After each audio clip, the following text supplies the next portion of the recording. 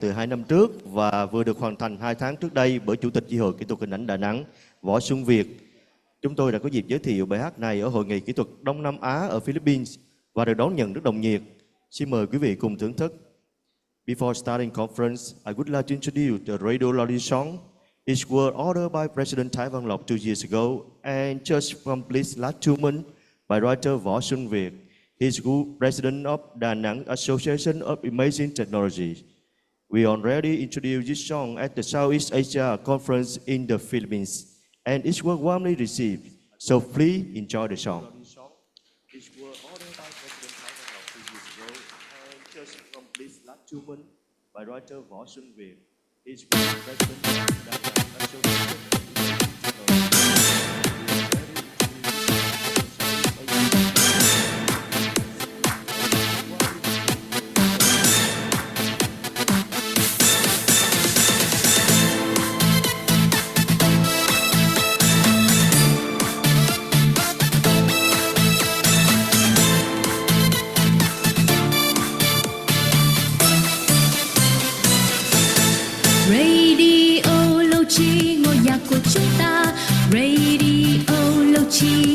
Chung thế giới, radio lâu chi màu áo trắng anh nghi, radio lâu chi màu áo trắng thiên thần. Chúng ta chung một nhà, ngôi nhà chung thế giới. Chúng ta chung một nhà, ngôi nhà radio lâu chi. Radio lâu chi ta đồng lòng sát vai. Radio lâu chi đâu nề chi gian khó. Radio lâu chi cuộc sống sẽ đẹp hơn. Ta bên nhau chung tay vì sự sống con người. Chúng ta chung một nhà, ngôi nhà chung thế giới. Chúng ta chung một nhà, ngôi nhà radio lâu chi.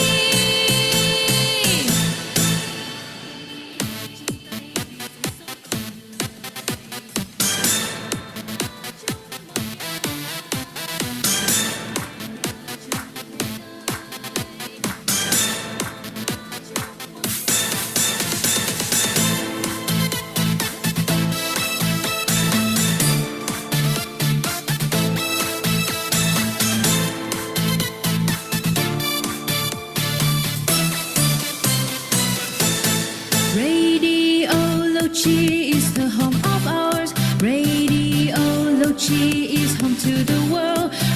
Uniform is the white coat of ours. Uniform is the angel white coat. This same home is ours. Is the global home. We share global home. It's home radiology. Radiology, shoulders by shoulders. Radiology, we stand our challenge. Radiology, we remain alive. Together we stand for our human pride. This same home is ours. Is the global home. We share global home. It's home radiology.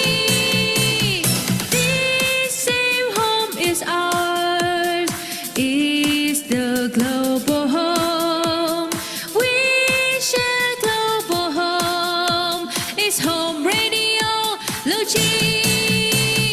Chúng ta chung một nhà, ngôi nhà chung thế giới. Chúng ta chung một nhà, ngôi nhà radiology.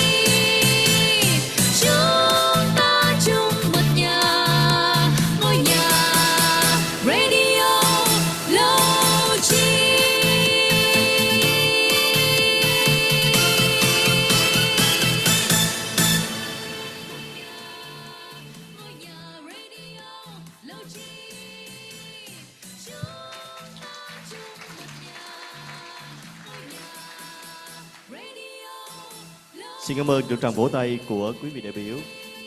Và để bắt Và để bắt đầu chương trình khai mạc hội nghị, xin mời quý vị đại biểu đứng dậy chuẩn bị trang phục làm lễ chào cờ. Please stand up for the flag saluting ceremony.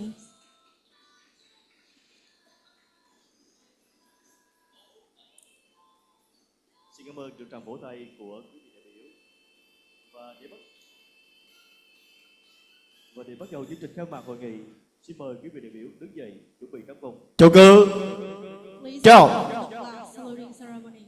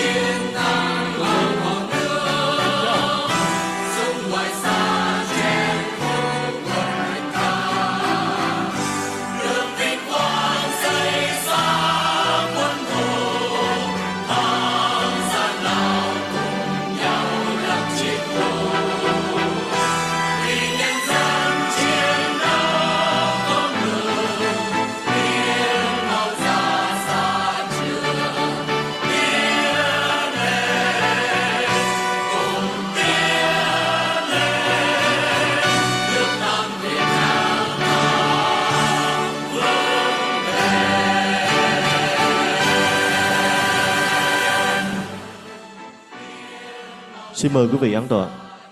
Thank you. Please have a seat. Chào mừng quý vị đại biểu, quý vị khách quý cùng toàn thể quý anh chị đồng nghiệp tham dự hội nghị kỹ thuật hình ảnh quốc tế do Liên chi hội kỹ thuật hình ảnh y học thành phố Hồ Chí Minh phối hợp với trường Đại học Y khoa Phạm Ngọc Thạch tổ chức và đồng thời được phát trực tuyến trên các kênh truyền thông của chi hội kỹ thuật điện quang và y học hạt nhân Việt Nam VART. Good morning, delegates, distinguished guests, and on colleagues. Welcome all of you to International Imaging Technology Tech Conference, organized by Ho Chi Minh City Association Radiological Technologists, in collaboration with Phạm Ngọc Thạch University of Medicine, and also broadcast on the media channel of Vietnam Association of Radiological Technologists, VART. Kính thưa quý vị đại biểu, các quý anh chị đồng nghiệp, trọng tâm của chủ đề hội nghị lần này là xu thế kỹ thuật hình ảnh từ nghiên cứu đến thực hành, nhằm nhấn mạnh vào sự cần thiết của việc nâng cao kiến thức và kỹ năng chuyên môn của các cán bộ kỹ thuật hình ảnh y học trước sự phát triển đột phá của các công nghệ trong giai đoạn hiện nay, đồng thời duy trì cơ hội giao lưu và chia sẻ kinh nghiệm trong công tác chuyên môn và báo cáo khoa học cho các quý vị đồng nghiệp đang làm việc trong lĩnh vực kỹ thuật điện quang, y học hạt nhân và xạ trị trên toàn quốc. Ladies and gentlemen, the theme of this conference is Trends in Medical Imaging Techniques from Research to Practice, emphasizing the necessity to improve knowledge and professional skill for radiological technologists, facing the breakthrough development of technology in the current period.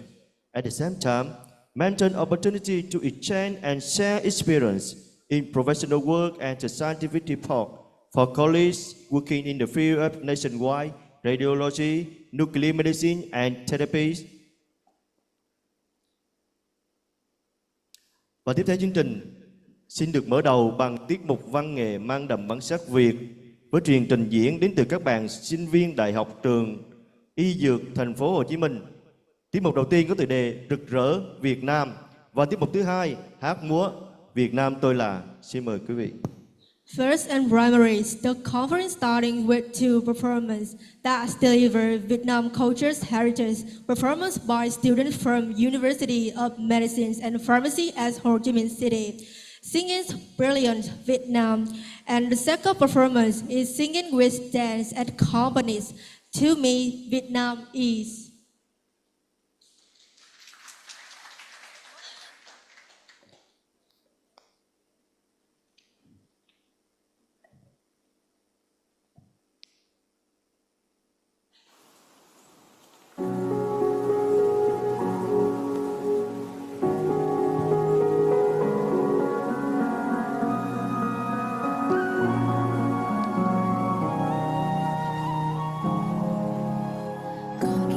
Trên đốt che già nhiều thăng trầm lịch sử đã qua và lũy che xanh phụ về giấc ngọt lành che với mình nơi đất khô cằn, người mỉm cười đi qua khó khăn.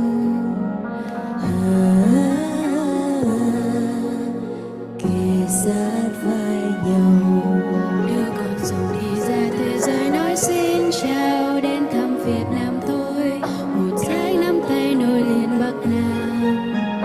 mũi cà mau dày đến lúc cuối.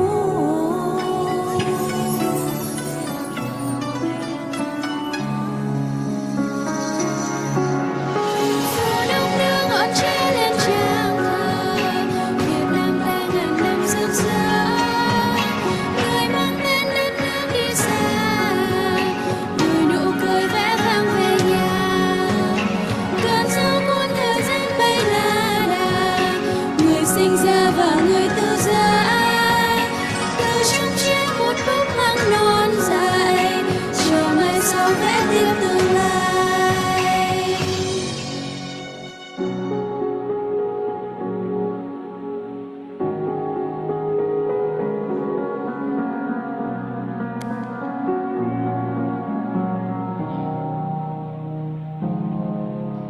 Che vươn mình nơi đất khô cằn, người mỉm cười đi qua khó khăn.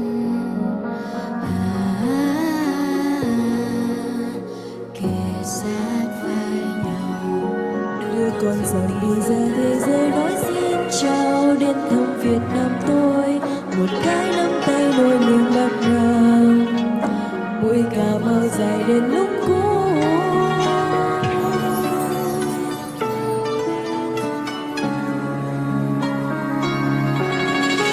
phố đông đưa ngọn tre lên trang thờ, Việt Nam ta ngàn năm rực rỡ.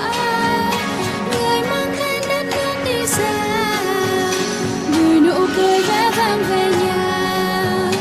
Cơn gió cuốn thời gian bay la đà, người sinh ra và người từ giã. Từ trong tre một búp măng non dài, chờ mai sau vẽ tiếp tương lai. Việt Nam ta ngàn năm rực rỡ, người mang tên đất nước đi xa, người nụ cười vẽ vang về nhà. Cơn gió cuốn thời gian bay la đà, người sinh ra và người từ giã.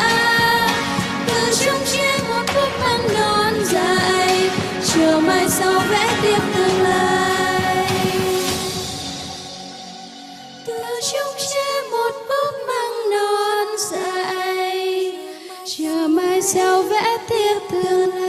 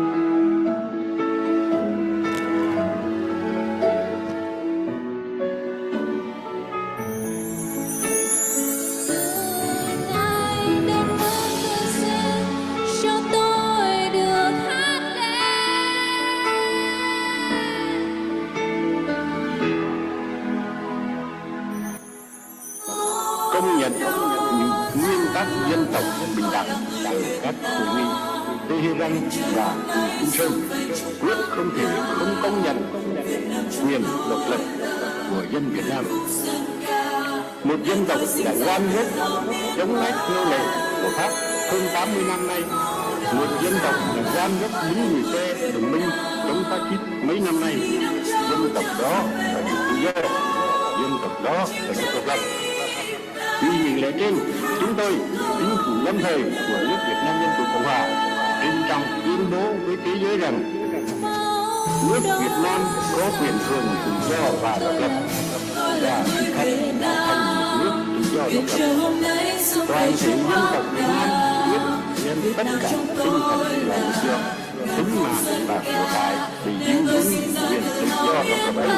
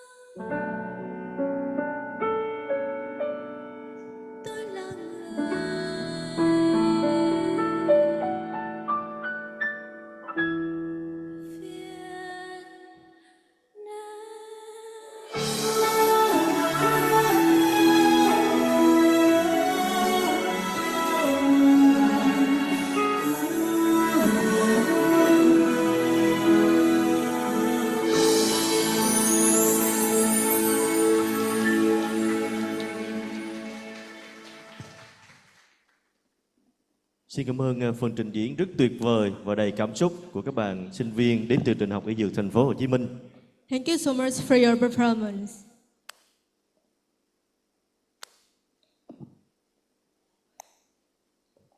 Đến dự hội nghị quốc tế ngày hôm nay, về phía khách mời, chúng tôi trân trọng giới thiệu thầy Nguyễn Thế Dũng, nguyên giám đốc Sở Y tế Thành phố Hồ Chí Minh.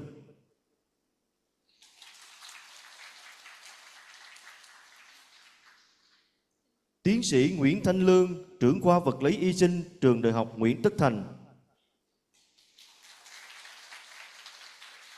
Về phía ban lãnh đạo nhà trường, xin trân trọng giới thiệu tiến sĩ điều dưỡng Đặng Trần Ngọc Thanh, trưởng khoa điều dưỡng kỹ thuật y học, trường Đại học Kỹ thuật Y khoa Phạm Ngọc Thạch.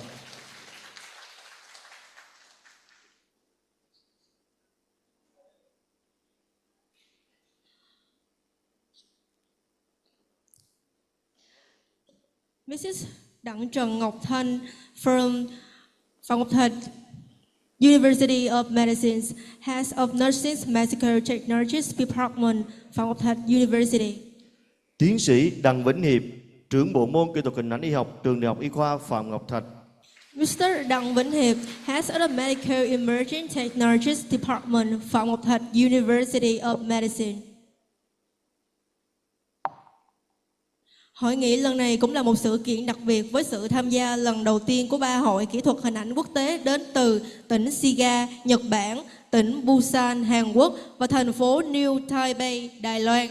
This conference is also the special event with the first participation of 3 international Radiological Technologists Association from Shiga Prefecture, Japan, Busan City, Korea, and New Taipei City, Taiwan.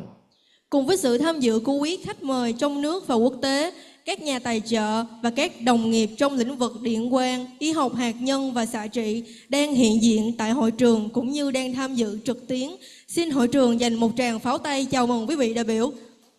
With the attendance of national and international guests, sponsors and colleagues in the field of radiology, nuclear medicine and radiotherapies who are presented in the hall as well as participating online, please give applause to welcome all of the delegates. Thank you.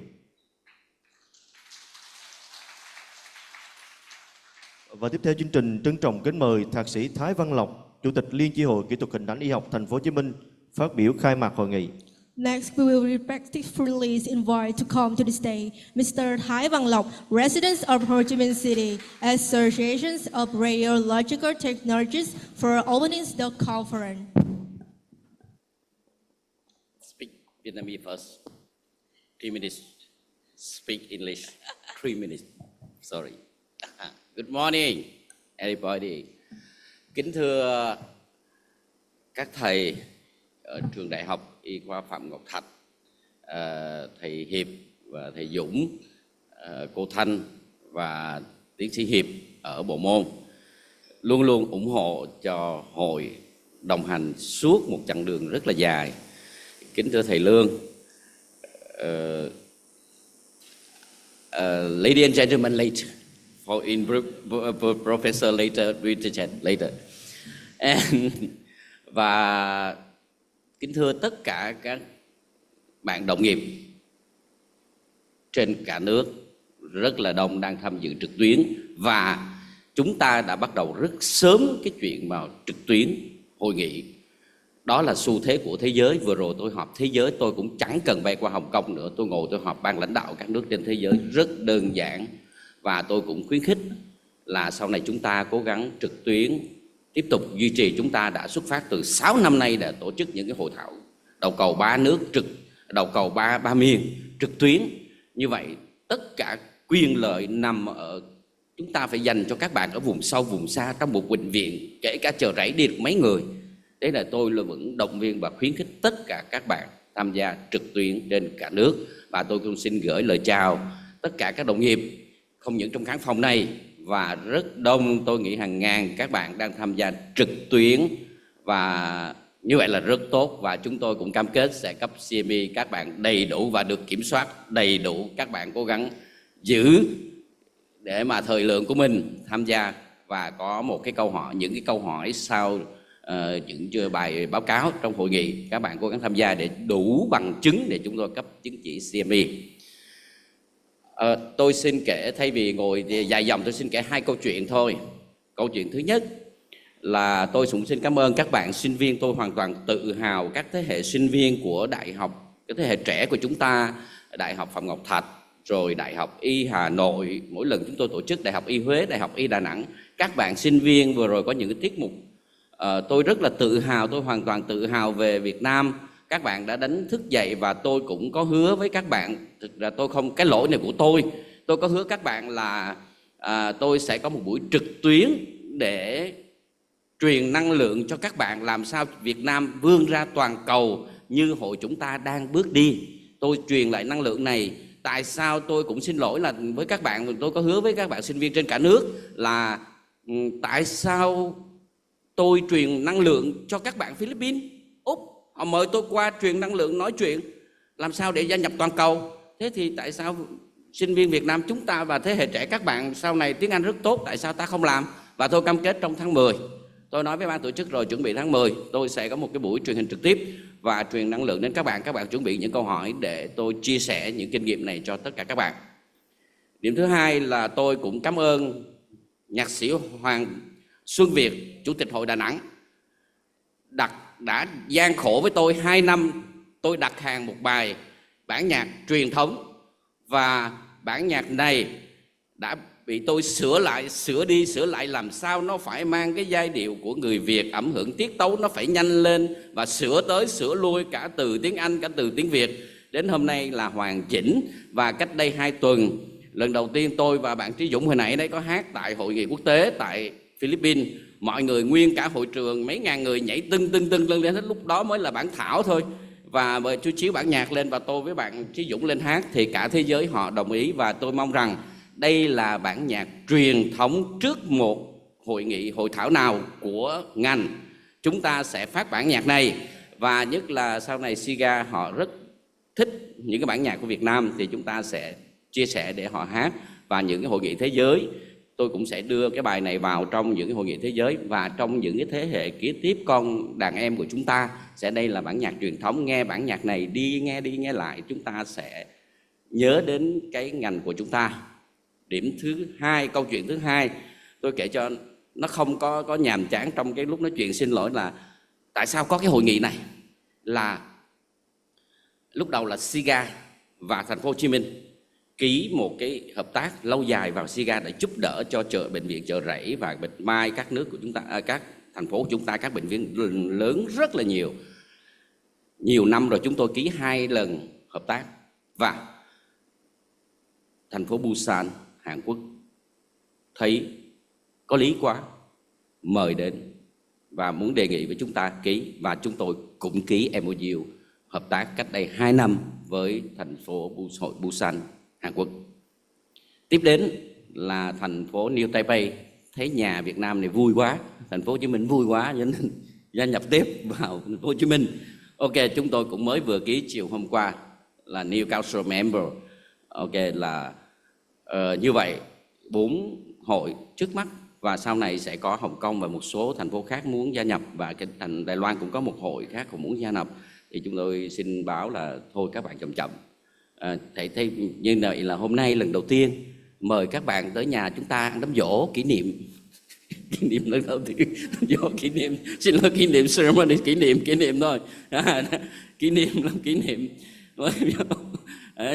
Cho nên là, và kết quả ngày hôm qua chúng tôi họp báo cáo với tất cả các bạn trên cả nước là ngày mai bắt đầu năm 2025 chúng ta sẽ tổ chức tại Busan. Và chúng tôi, sau khi các bạn đến đây thì chúng tôi đã thống nhất với nhau là thành một cái group của các thành phố, và 2025 tại Busan, 2026 tại New Taipei và 2027 tại thành phố Shiga, sau đó quay chuyển lại Việt Nam, và sắp tới sẽ có một số thành phố khác. Thật sự đó là kinh nghiệm của tôi đã thành lập những cái chương trình đào tạo xuyên suốt. Trong những người founder đã thành lập những cái chương trình đào tạo liên tục cho 22 quốc gia trên vùng khắp lãnh thổ vùng châu Á, châu Úc. Cho nên nó là kinh nghiệm, tôi lấy cái đó tôi chia sẻ cho các thành phố như thế này. Các bạn rất mừng.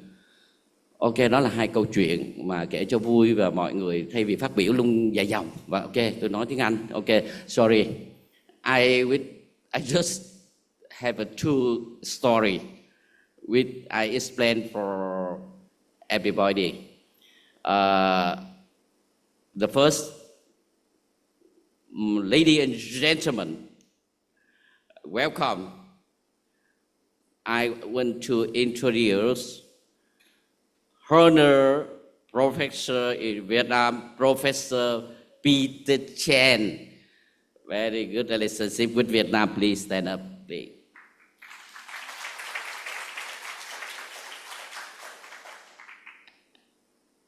I don't introduce the Vietnamese, Dr. Nguyễn Thế Dũng, former president,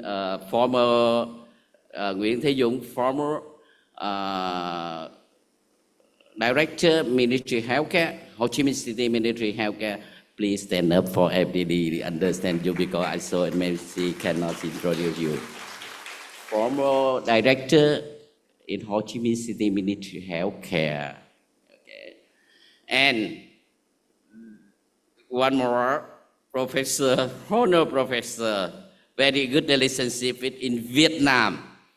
In long times ago from Japan, Professor Mong Zen, smart homic professor, intelligent professor, very sensitive. Thank you, Professor Mong Zen.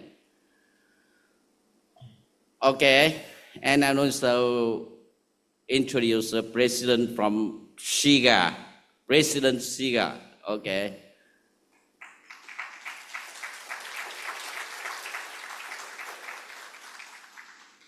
Thank you. President Busan, sorry, my brother, young brother. His young brother, my brother. Thank you. And representative for in New Taipei, Mr. Yu. Thank you. Okay. Okay, thank you so much, all friends in the world. It is always support for us. And I summarize yesterday meeting, very important meeting, the first time we have a meeting to have a for society. And next year, maybe May in next year, 2025, conference in Busan. Also in Busan, 60-year memorial in Busan, and then everybody support you. In Shiga and New Taipei, and support you. And 2026, in New Taipei Society. Okay, and 2027. How about a cigar? You don't laugh. Okay. And I'm very happy. The first time we have a meeting and want to get with us. But I looked at welcome dinner tomorrow after meeting. I looked at everybody connect collaboration. I'm very happy. I'm very happy with everybody. I'm talking with Professor Peter Chan. Or everybody want to get and Busan, New Taipei, and Shiga want to get. Oh, I'm very happy. I think we try to keep in touch, and next time, okay, I believe I can share my experience with everybody in how I can do connect with all 22 country, society, and then I can share for us. And I think the next year, not only we host conference hybrid, offline and online together. How a SIGA member, only leader, only VIP SIGA go to Busan. And your member can attend online, okay? And New Taipei also, okay? I will share for everyone my experience. The last thing, thank you so much, everybody. John with us, all the way support for Vietnam. We all the way from my heart, all the way learn from you a lot. Learn from you in Shiga. You are my teacher. And also learn from Busan and New Taipei. Thank you, everybody. Take care. Thank you. Thank you so much. Xin cảm ơn lời bài phát biểu khai mạc hội nghị của ông Thái Văn Lộc. Thank you, Mr. Thái Văn Lộc, for your speak session. Hội nghị rất vinh dự được đón tiếp thầy Nguyễn Thế Dũng, Nguyên Giám đốc Sở Y tế Thành phố Hồ Chí Minh. Trân trọng kính mời thầy có đôi lời phát biểu. Chào mừng hội nghị. Next, I would like to invite Dr. Nguyễn Thế Dũng, former director of Ho Chi Minh City Department of Health, come to the stage for expressing a few words.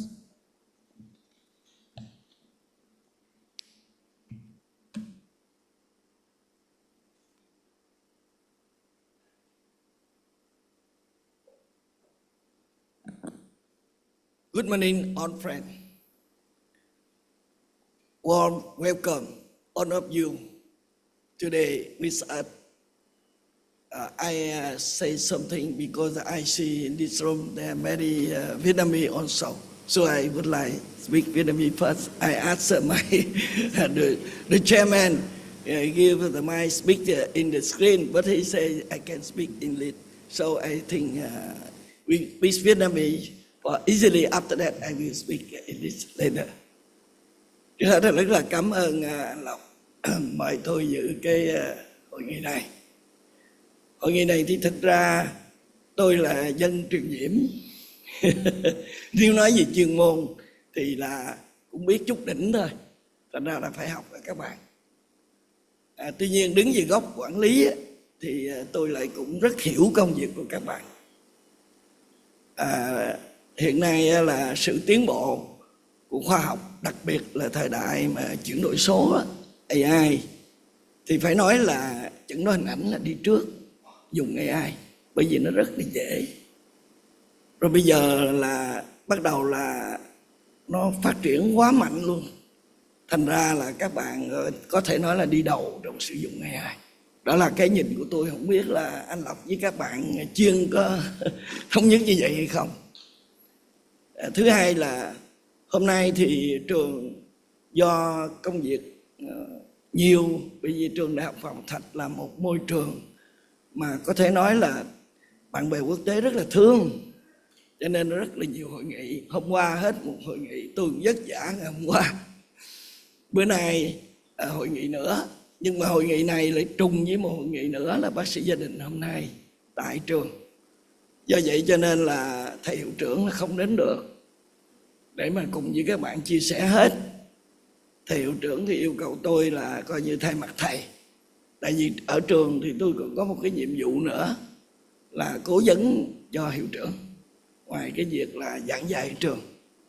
Cho nên là rất vui chúng ta có mặt ở đây để cùng nhau là học tập, chia sẻ, siết chặt cái mối quan hệ hợp tác để thúc đẩy cái khoa học, để đóng góp cho ngành y tế Việt Nam và thế giới, để mà làm sao mọi người được sức khỏe. Đó là cái ý nguyện của chúng ta. Có lẽ là các bạn cũng đồng ý với tôi như vậy chứ gì? Nếu đồng ý vỗ tay. Sorry, because I have to speak Vietnamese first. Maybe my English not fluently. So I afraid I can't address all of my idea. Firstly, I would like to thank you very much for your kind heart, your everyone with us here in Vietnam, in Ho Chi Minh City, in Hart-Sart-Brta University. Our university built in 1989. That means now 36 years only. That is very young. But we have a history of collaboration in internal and external. So today, Mr. Lộc have a good idea to set up this conference in the digital transformation and AI area. I think, I said with our Vietnamese colleagues, because now digital transformation and AI has changed a lot. I say changed tremendous the societal model of society. And your specialty, that means medical, imaging, science, technique, is the first use AI for clinical after that, because imaging is very clear. So, according to Vietnam, I think you agree with us. The A is the tray of our soul. The A. So you are imaging technique. So that means the A first. That you have a good heart, very good heart, kind heart. Yeah, that's my idea.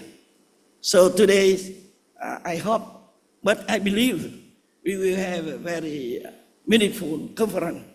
We learn together, as Mr. Lộc said before, to learn together, but to share. Because now AI, that means automating, connecting and sharing our knowledge to improve our healthcare system. Now in Vietnam, next time I will present my presentation, I will learn from you a lot. I believe you have a good day in Vietnam, in Ho Chi Minh City, and in our Hart-Sart-Brta University. Thank you a lot.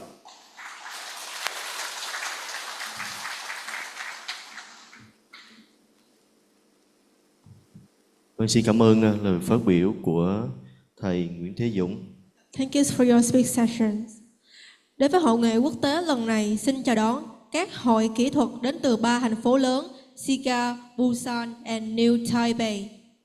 Coming in this international conference, please welcome 3 Radiological Technologists Association from Sika Prefecture. Please stand up for welcoming from Sika Director. Yeah. And yeah, I would like to invite President of Sika to go to deliver short welcome.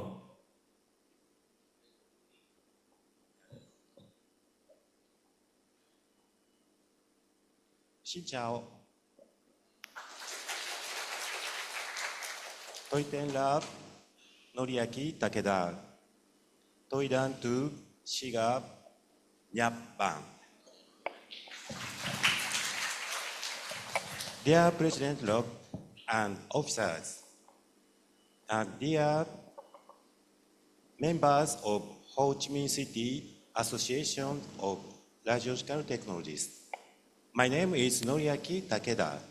President of SIGA Association Radiological Technologists.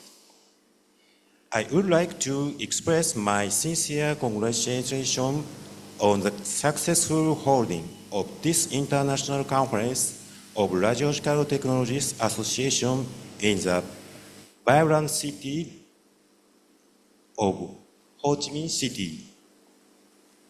Our association signed MOU agreement with Hart in February 2014, but we have been collaborating with HART in various ways before that, including human resource development and academic cooperation.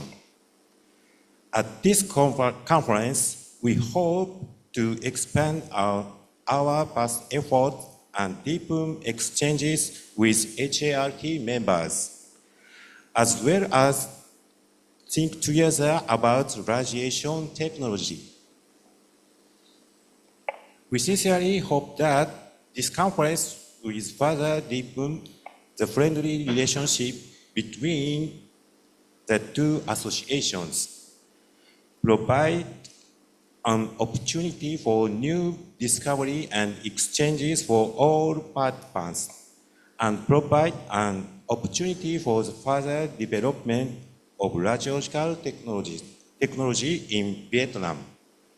Finally, we would like to express our deepest gratitude to the conference organizing committee for their efforts in organizing this conference, and we sincerely wish all participants the best in their future endeavors.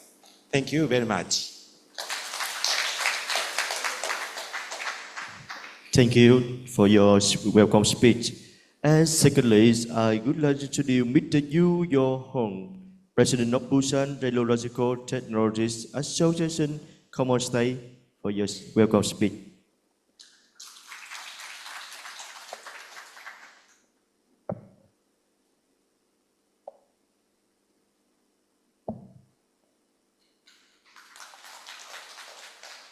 Xin chào. Hello, everyone. I'm Ju Ho-yoon, President of Busan Radiological Technologists Association. Nice to meet you.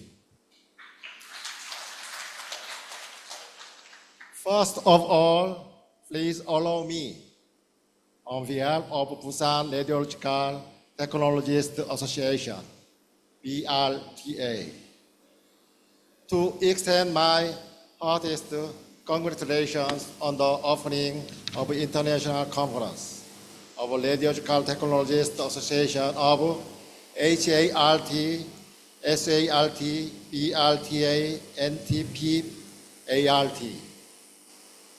I'm very pleased to attend this conference, and I'm very grateful for your warm hospitality. HART and BRTA, we signed MOU last year. HART and BRTA, we had taken their first step toward international academic exchanges.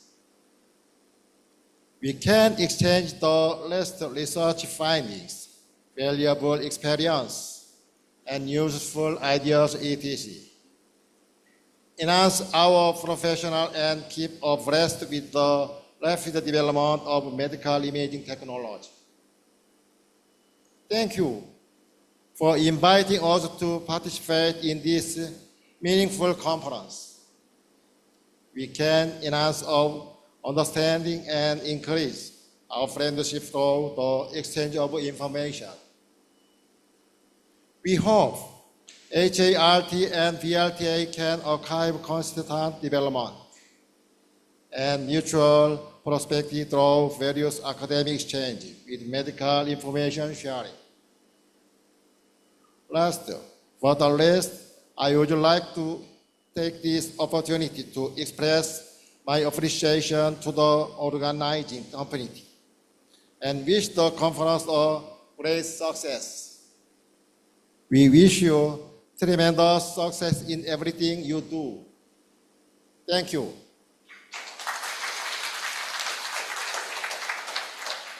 Thank you for your welcome speech.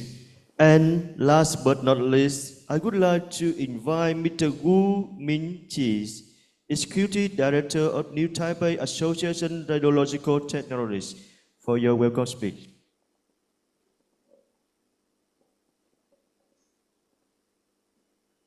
Xin chào, everybody, hello. I'm Minzhe Wu, an Executive Director and New Taipei City's Association of Radiological Technologists.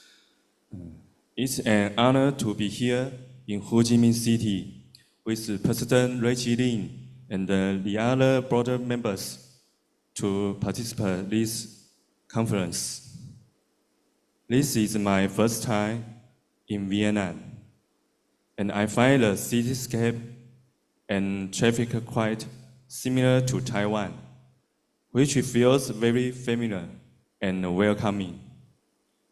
New Taipei City has 52 hospitals, including 3 medical centers, and our association has about 800 members.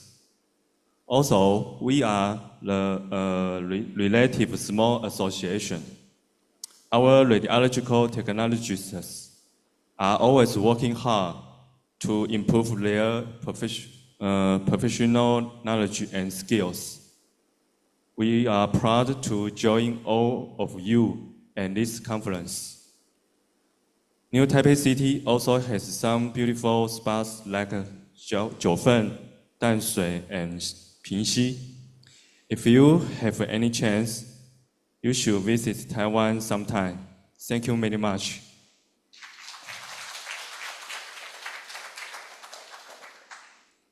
Thank you for your welcome speech.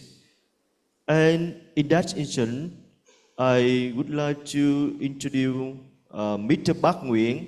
He leads MRI radiographer at Oslo University Hospital, Norway, who will have a keynote lecture online today.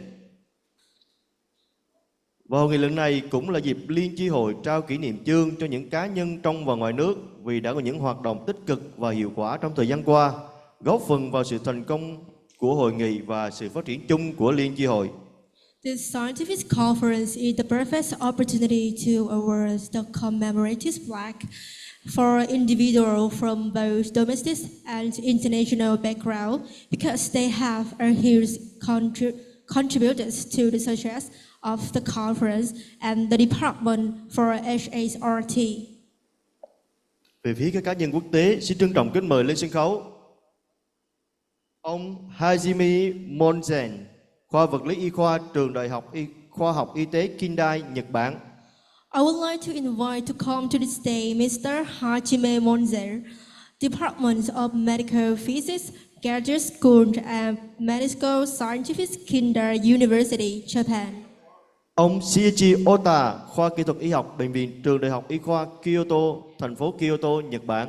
I would like to invite Mr. Shiichi Ota, Department of Medical Technologies, Kyoto University, Kyoto Prefecture, Japan. Ông Satoru Matsuo, nguyên chủ tịch Hội Kỹ thuật Hình ảnh Y học SIGA, Nhật Bản.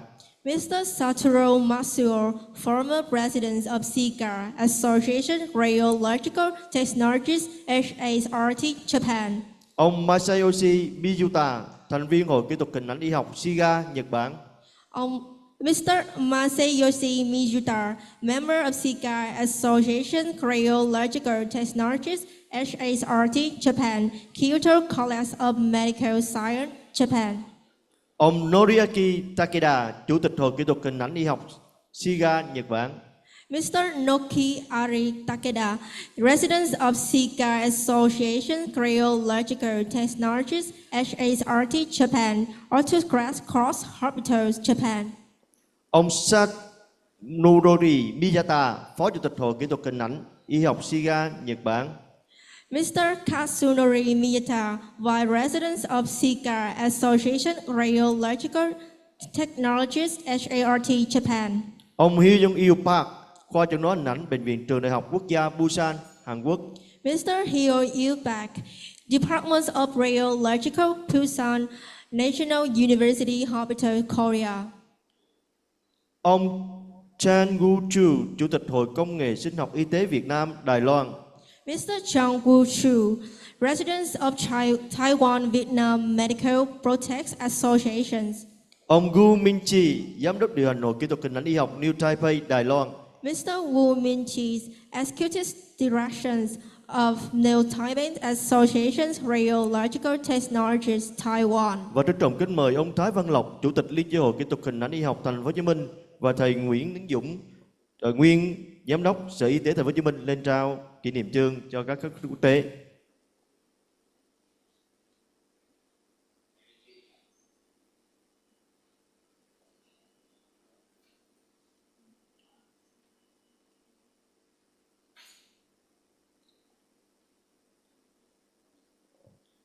I always thank you. Tôi xin báo với các bạn trên cả nước, đây là những con người từ đoàn SIGA Nhật Bản và các người đã luôn luôn ủng hộ cho ngành chúng ta và ngành y tế Việt Nam. Đây là những lời chân tình và chúng tôi luôn luôn muốn cảm ơn tất cả những con người đã có một thời gian rất dài, hàng chục năm đã ủng hộ, không những bệnh viện Chợ Rẫy rồi Bạch Mai rồi Đại học Y Huế. Thank you so much. You are honor guest awards. Now today you get an award from in my heart, from the Vietnam heart. Always you always support, always take care for us. Every year, long time ago. Thank you so much. Và xin được trường cho tràng phổ tay đến trước quý khách quốc tế.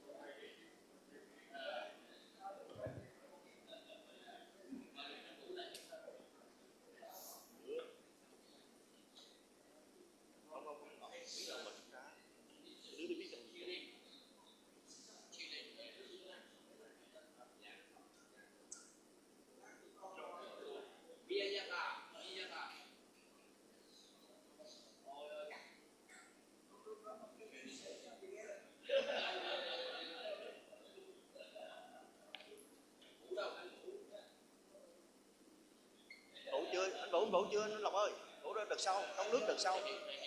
Trong nước đợt sau.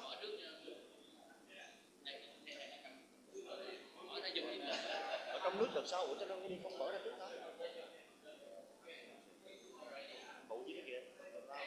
Lo chi luôn đó.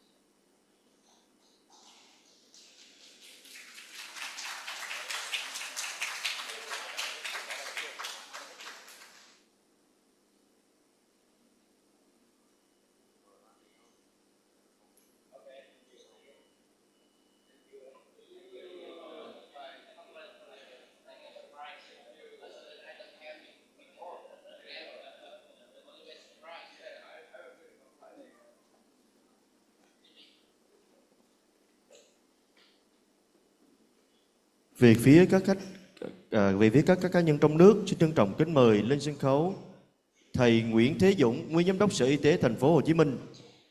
Tiến sĩ Đặng Trần Ngọc Thanh, trưởng khoa điều dưỡng và kỹ thuật y học, trường Đại học Y khoa Phạm Ngọc Thạch.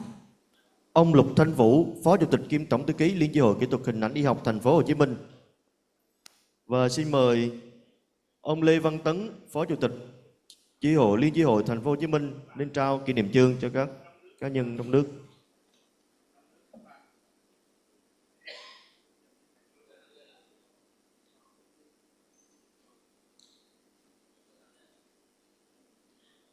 I would like to invite Mr. Lê Văn Tấn, Vice President of the Ho Chi Minh City Association of Radiological Technologists, come to the stage for a word the commemorative plaque.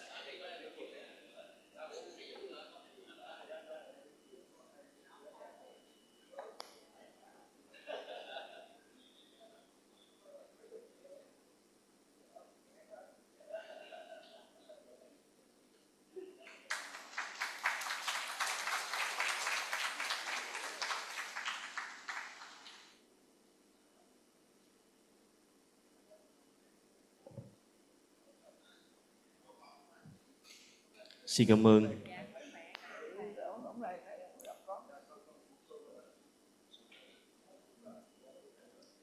Chương trình khai mạc đến đây là kết thúc. Tiếp theo xin đi vào chương trình khoa học của hội nghị. Các bài báo cáo sẽ được chia làm hai hội trường. Hội trường A là hội trường chính, các bài báo cáo quốc tế. Hội trường B là các bài báo cáo Việt Nam. Và xin nhắc lại, hội nghị đang được truyền trực tiếp trên YouTube, VART và Zoom 1, Zoom 2. Xin cảm ơn. This opening ceremonies has now come to the end. Next, we will move to the scientific program. We have two hosts, host A mentor for the speaker international and host B for the speaker Vietnam. Please be reminded that the conference is being broadcast live on the YouTube channels of VART, consists of both Zoom 1 Hall A and Zoom 2 Hall B. Thank you and enjoy. Bắt đầu chương trình khoa học tại hội trường A, xin kính mời chủ tọa đoàn, bác sĩ Nguyễn Thế Dũng, thạc sĩ Thái Văn Lộc, bác sĩ Shichiota. Xin mời chủ tọa đoàn lên chủ trì hội nghị. To begin the conference today, we are honored to invite our chairman to the coordinator decisions presentation, Dr. Nguyễn Thế Dũng, Mr. Thái Văn Lộc, Dr. Seiji Ota. Please take the list in the residence over the conference.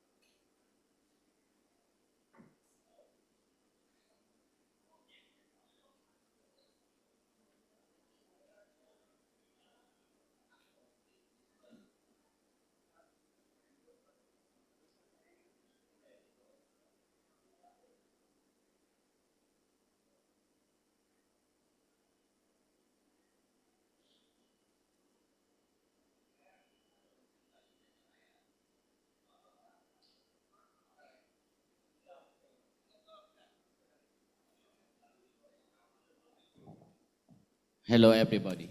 Thank you. Now we start in session, internal session. Yeah, today we very honor invite Professor, very power professor. The first I would like to now we have on the keynote, the first Dr. Jung and Dr. Monjan and the Peter Chen. After that, we have the number 4 keynote speaker, Mr. Park from the Norway. The number 4. I will say hi to Dr. Park, Mr. Park from Norway later. Okay, and after that, we will have a question, any question for speaker. Q&A after finish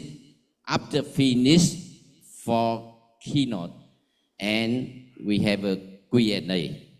Okay, thank you so much. The first time I would like to invite Professor Jung. He is a former director in Ho Chi Minh City Ministry Healthcare, and he also president in LA. Thank you. Invite Professor Jung.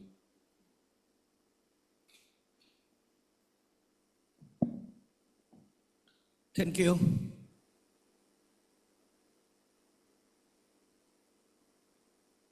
I'm very happy to present our Vietnam healthcare to all of you under our situation. Yeah, and the challenge and the opportunity in the AI area. My presentation did the outline in 3 parts. First, Vietnam. Second, challenge. The third is opportunity and our strength. Vietnam, I would like to present to you 4 parts: economy, demography, geography, health system, and healthcare. You know, we are a developing country. That means now we have to deal with wealth gap. They're the rich, they're the poor. Thank you. It is very difficult. Our population is about 100 million in the 15 in the world. It is big challenge too, but it is a good opportunity too for healthcare. Our life expectancy increase year by year. Now in 2023, around 75. That means population become aged. Vietnam geography, we are very beautiful. Do you agree with that? Okay. Vietnam very long, and we have the long beach. I think very happy for us, but we have to deal with the climate change a lot. You know, in this month we have the big storm in Vietnam. Yeah, very long, you see. Yeah, and there are three marks from here to about here. This is north, and here to here. This is the center. Here to here. This is in the southern. But I would like to emphasize on. We have the highland. We have the forest land. We have riverland here a lot. But in the north, in the center, we have also riverland. But I would like to emphasize on rural area. We have to deal with this problem.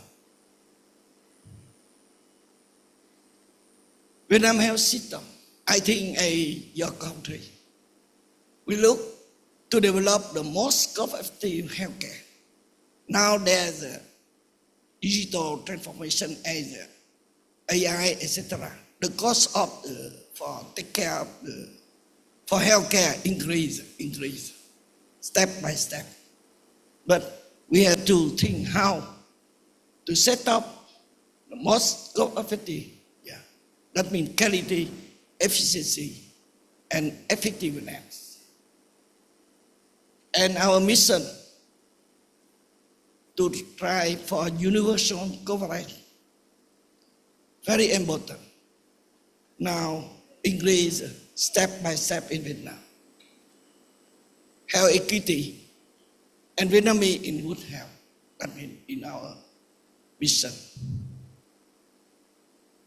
Our Vietnam health system may be different with your country.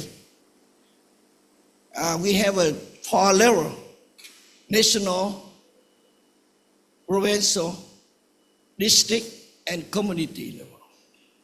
It's very important for us. You see, I would like to say about community level. We have World Health Station set up by Pham Ngọc Thạch.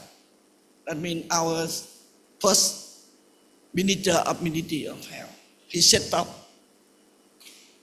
World Health Station. It's very important for our healthcare system. But the problem, until now, we don't have family doctor network yet. Our university is one of the outstanding university to educate, to train for family doctor now in our university. We have a long collaboration with all over the world, especially at Belgium University, Liège University, and we set up a big program how to set up family doctor network in Vietnam, in Ho Chi Minh City. But until now, not yet. Still beginning only. In our Vietnam healthcare, we have 5 pillars of Vietnam healthcare. Firstly, health promotion. Secondly, health prevention. Third, medical care. 4, rehabilitation and palliative care. Now, you know, we have to deal with accident. I think a year. Now, accident. So rehabilitation, very important for us. We have the policy, how to set up rehabilitation in inside, in community. Yeah. And the 5th, elder care. About Button disease, look like over the world, the same. Now we have to deal with communicable disease, non-communicable disease, but injury. I just said with you. Yeah. A lot of problem. Challenge. We have many challenges. But in this conference, I will emphasize on challenge, on medical imaging technique. I will say about that. Firstly, I appreciate Mr. Lộc a lot. He set up this conference to improve our workforce, our health workforce, especially on imaging healthcare workforce. Firstly, is IT workforce. We stop there. Secondly, biomedical workforce, stop there also. And for health informatics workforce, maybe not yet, we don't have. So I would like to thank you, my closer friend, Professor Betty Chen. Yeah, he will collaborate with us to set up health informatics department for our university. This is department we start to train health informatics worker, health workforce in this field. Because now we have IT, we have medical workforce, but how we will get, we don't have. So IT think another road, medical health worker think another road, how to to link, to bridge the gap. We need health informatics workforce. And here, this is I think, Mr. Long, you will pay attention on biomedical workforce, especially on radiology. Yes. And say about our equipment. In private sector, no problem. For example, in medic, that means one of the big center of medical diagnosis, no problem. But in public, there are problem. Private, no problem. But public, two big problem. Not synchronous and not simultaneous. When you work with our public sector, for example, hospital, you meet with a big problem. But we have the strength and opportunity to. We have made to them to deal, to pass over the attack. Firstly, this is Vietnamese. I would like to say Vietnamese with our collect Vietnamese. Đây là nghị quyết của Đại hội Đảng lần thứ 13 đã nhấn mạnh nâng cao chất lượng dịch vụ y tế. Đó là một cái rất quan trọng. Bởi đây nghị quyết của đại hội mà. Cái thứ hai là bảo vệ môi trường sống và sức khỏe nhân dân là mục tiêu hàng đầu. Rất là quan trọng các bạn. Mình nói tiếng Việt trước. Thứ ba là đây là cái rất là quan trọng đây, là thực hiện đường lối đối ngoại độc lập, tự chủ, đa phương, đa dạng hóa, chủ động, tích cực, hội nhập quốc tế toàn diện, sâu rộng có hiệu quả, giữ vững môi trường hòa bình ổn định, không ngừng nâng cao vị thế uy tín quốc tế của Việt Nam. Cảm ơn Lộc, hội của anh đóng góp vô cái màn này. Now, this is English. You know, this is the resolution, that means the policy of our Communist Party in the conference 13. Pay attention, focus on improving the quality of health service. First one. The second one, protecting the living environment and people health as the top priority. And the third one is the collaboration with all over the world. So I thank you very much for your attending with her. So Vietnam is friendly for all countries. For all countries, we are friends. Hey, Dr. Lộc, you just say about that. You just have the how to say the word for all of your contribution in our country. Collaboration. I would like to thank you a lot. COVID-19. You may ask may ask question. Why I appreciate COVID-19? Very surprised. Because COVID-19 helped us to close and help the technology advance a lot. Do you agree with me? I think very short time, but we have a vaccine. But in the COVID pandemic, we close to have together. Vietnam, thank you very much for the help of all countries to us to deal, to struggle with COVID-19.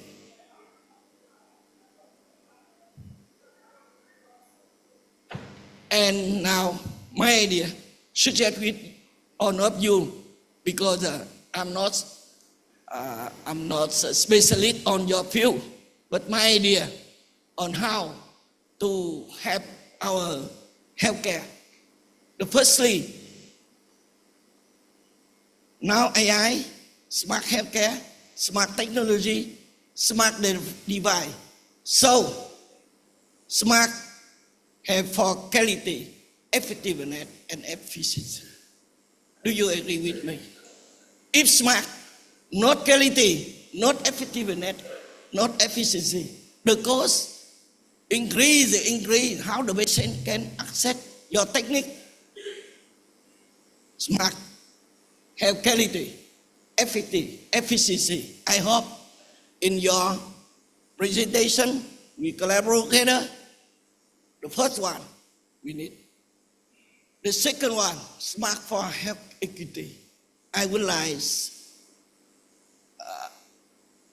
emphasize on this one also. Last week,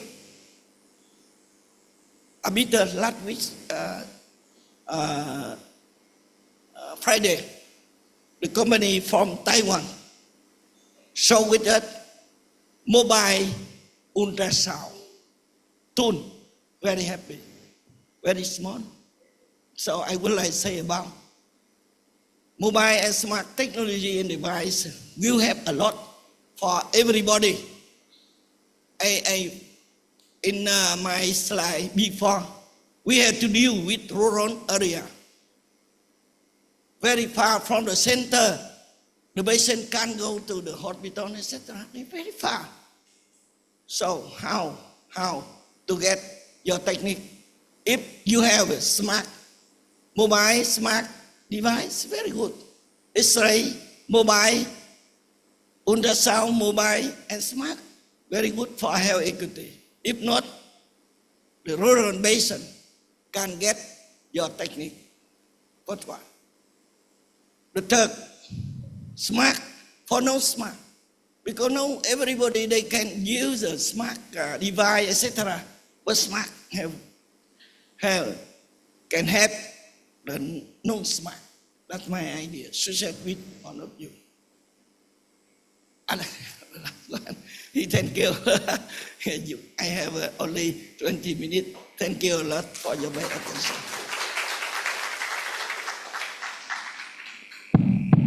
Thank you so much, Dr. Dung. Thank you so much. You are well. I'm agree with you. And AI now, AI in century AI. I want to tell with every young body, young guy in Vietnam and any country. I'm honored.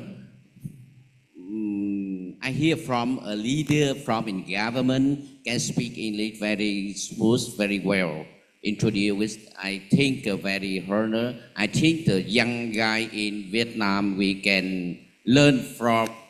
He is like a glass for everybody learn him. Okay, very honored. A leader from in government can speak English well. Introduce. The order for you, I book for you 2026. We host Asia Conference and Australia Conference in Vietnam, in Ho Chi Minh City. I want to tell Dr. Thanh and Dr. Hiệp in 2026, if University Phạm Ngọc Thạch okay, we can host in Ho Chi Minh City again, in university again. 2026, Asia and Australia Conference in Ho Chi Minh City on 25 countries. I will invite her here because I available everything very good, available everything good, and around here I can invite everybody come here. And please support for us 2026. Okay, thank you, Dr. Dung. Thank you.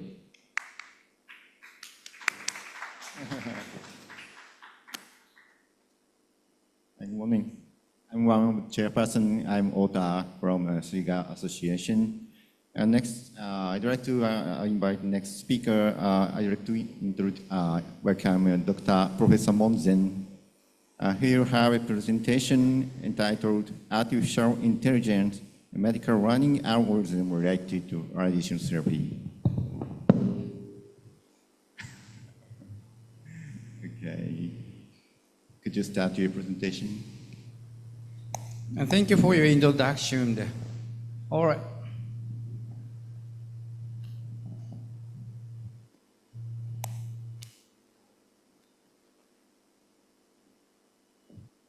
Is it okay? Okay, xin chào quý vị. Tôi là Hajime Monzen. tôi đến từ Nhật Bản. Tôi đã đẹp trai. I không nói bài as a kid.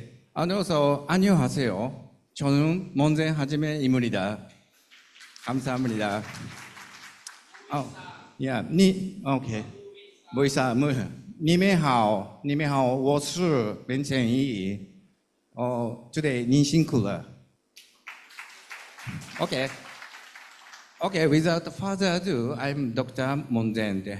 I'm a specialist of radiation treatment area. So my presentation on topic artificial intelligence and machine learning algorithm related to radiation therapy. But I prepared a very, very brief slide, so you will catch my English very easily. Yes, this is a nostalgic slide. We invited Vietnamese training in 2000. Mr. Min, where is Mr. Min? Maybe, Mr. Min, good morning. Yeah, he visited our SIGA Association 2000. Yes, more than 2 decades ago, we invited Mr. Min-san. After that, we applied to perform the JICA project, meaning grow up radiation therapists, radiation technologists. And we invite the SIGA Association more than 15 radio technologists and medical doctors. Yeah, Mr. Min-san is we call him the godfather, right? And so after that, we met Mr. Locke. He made a big effort to collaborate Hart-Sart-Brta-Ntpart. Yes, today's content consists of 5 contents. First, I introduce my lab. Yes, called the Monzel Lab. We are radio technologists and we consider the medical doctor. We develop many kind of material. First, focus on the radiation protection material, radiation protection paper, or this is a very soft tissue. This is a styrofoam, but patients are very heavy weight, more than 600 kilograms. So we use a radiation therapy, and CT Hans-Field unit is minus 900. They're very easy to use. And also we develop many things. And we sometimes use a Monte Carlo simulation for radiation therapy. And then now we try to use a radiation treatment planning system by using a machine learning, artificial intelligence. It's a circle, but our lab goal is social implementation. Social implementation is we want to use in the clinical field is very important for research. Today, I'm going to talk about AI and machine learning. This is have a look at this picture, it's very important. This is a proof of the patent in Japan. Yeah, maybe it is very difficult to obtain the patent.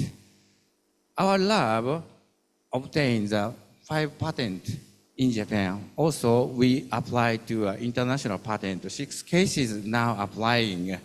Yeah, it is very important to clinicians to apply a patent.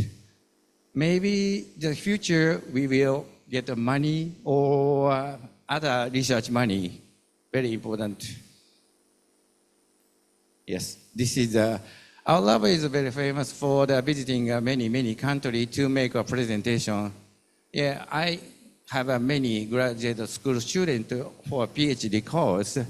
So we sometimes traveling many countries to make a presentation. But my policy is only standing 10 minutes is okay. Make a presentation is very fine.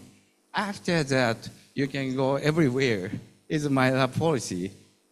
Then our lab slogan is work hard, have fun. Yeah, have fun is very important things. Okay, let's move on to main topics. We have to learn the industrial revolution for AI. Yes, have a look at the industrial revolution. The first revolution in late 18th century, we got power, water power, and steam power. And the second revolution, mass production car or something, later in 19th century. And the third revolution, the computer and automation, later 20th century. Very important things. And the fourth, right now, cyber physical system is developed.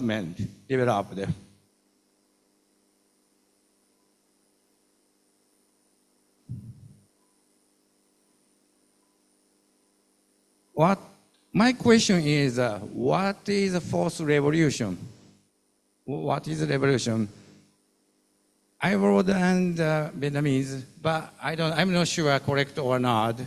But what is the fourth revolution that consists of 6 parts? Does anyone can answer at least one thing? Does anyone can answer? Very easy, very easy. 3D printing, AI, big data, VR, IoT, drone is the fourth revolution. Very important things you should learn. And we have to think about how we transfer to a medical field is very important things. And also that we have to think about next fifth generation is what? 2 years ago, I always use AI, and I generate by my PC, and I generate a baseball player. And you can see the baseball player 2 years ago. Yes, almost fake baseball player. And also I typed radiotechnologist and radiation oncologist and radiologist. As you can see, the eye and the face are a little bit fake imaging. What is this? What was my type the prompt command? Could you guess this picture? This picture, I typed the prompt command with what is radiation therapy. 2 years ago, AI generated this picture. Now, perfectly fake. And now we obtain the GPT-4. I generated this one is a diagnosis field. What is a diagnosis field? And next, this is what is radiation therapy. Almost perfect, generated by GPT-4 Pro.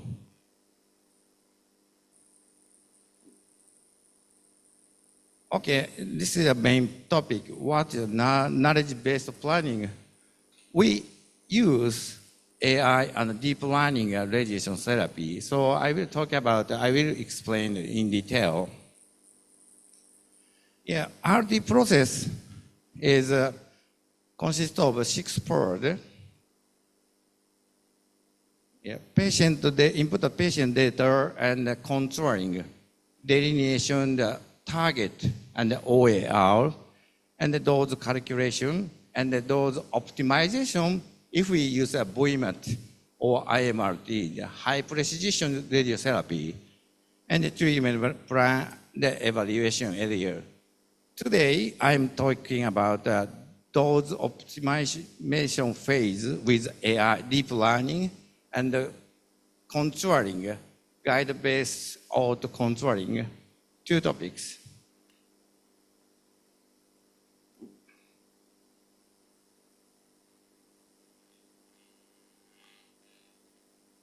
This is shaking, maybe running out of battery.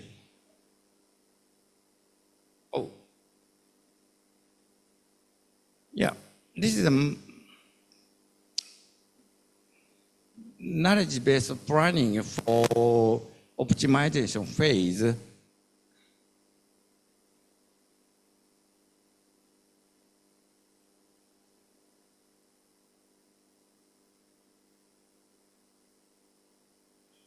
Yeah, with supervised run and the regulation and the classification we use for KBP.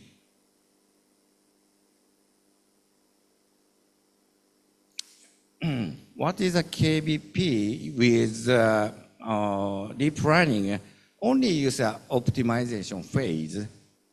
Input data, obtain the patient data by CT and MRI, and analyze data, the finding pattern, prediction by machine learning. Machine learning, shaking hand radiation therapy is knowledge-based planning. We call the rapid plan Eclipse, which produced by Barrier Medical Systems. Oh, does not work.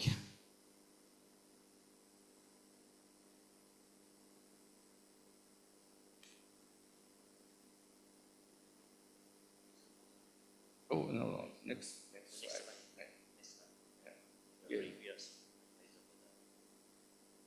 Laser button is moved. Next slide. Okay. Yeah, this is a very difficult slide. I'm going to skip. Yeah, what is the problem with the planning? Yes, very important. Very important. Yes, novice, beginner hospital cannot make a good quality plan. Large variation in plan quality, radiation planning quality among the planners and the institution. Beginner hospital cannot make a good quality radiation planning, but the skilled and experienced planner and the institution can make good quality radiation treatment planning. Also, the beginner novice a long time in the optimization process, very long time, yes. We need a time controlling.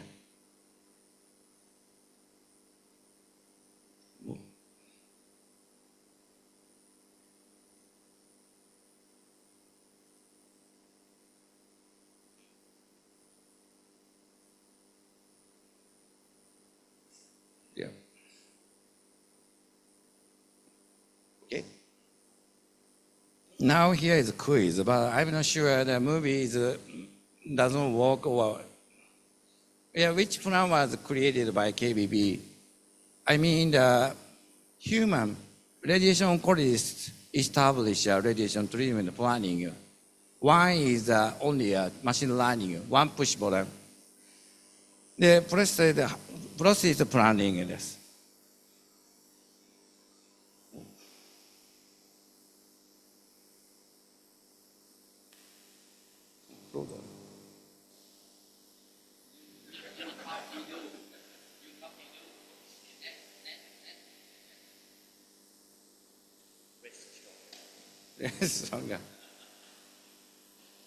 How do I use a movie?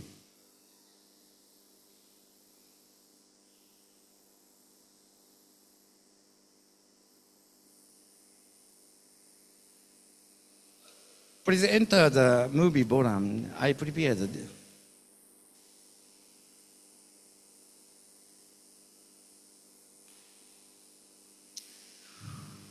Try to guess.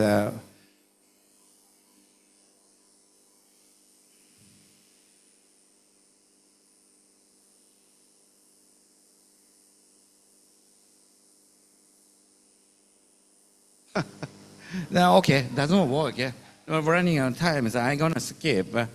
Yeah, clinical manual plan made by radiation oncologist and medical physicist time is about 2 hours or more. But KBP plan can be made established maybe within 10 minutes.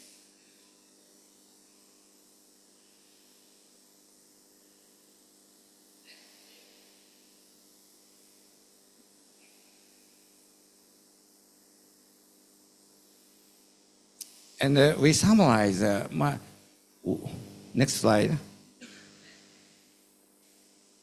And my graduate school student published a very famous study we call the Cooper study, KBP using machine learning for optimization phase. This is a clinical manual plan, 30 cases established by medical doctors.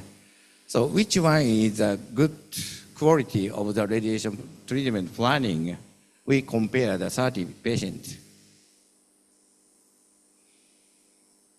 Oh. Yeah, previous. So we obtain a good result. If we use machine learning, KBP planning is superior or comparable to clinical acceptable planning, or reduce variation in plan quality among the planners, and reduce optimization progress time. Yeah, we save the time consuring.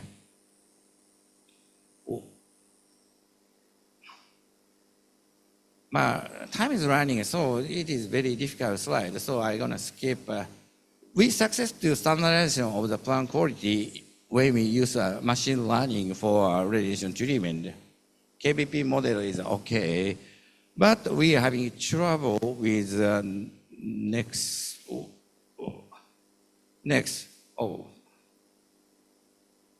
Can we use our established machine learning KBP for other institutions? Answer is no, because plan design, delineation, the OAR, PTV, and the target precision dose and the controlling method was different. So we cannot use my institution model for other institution. And Australia verification, the other institution in Australia, they create the KBP model by machine learning is a success to establish KBP planning. Share is possible, but they announce the same precision dose and the controlling method. It is very easy to establish machine learning KBP data.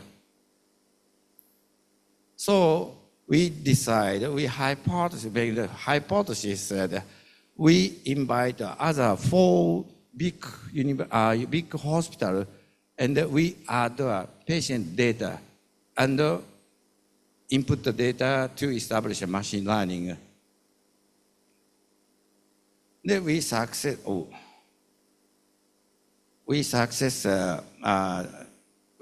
established the big model, input the data more than 500 patients. And each single instead model compare with not the same plan design. However, sharing is possible with the big model. We published a scientific report.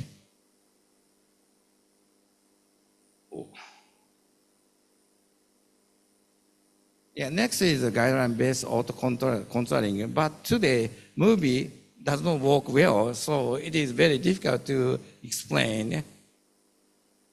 Yeah, Siemens is one of the supporters of this association. They prepare the automatic controlling. Controlling means the delineations are aligned. They prepare the head and neck like brain, the brain stem, and lens. Yeah, more than eight parts they prepare the auto-controlling. Also, I was very surprised to see that they prepared for nude, meta-losses area that they delineate very easily, one click. they can delineate a new area. This is a real first CT scan. We obtain the image of the lung area from the head and neck. CT scan, and we use a single view to auto delineation. This is the real time there.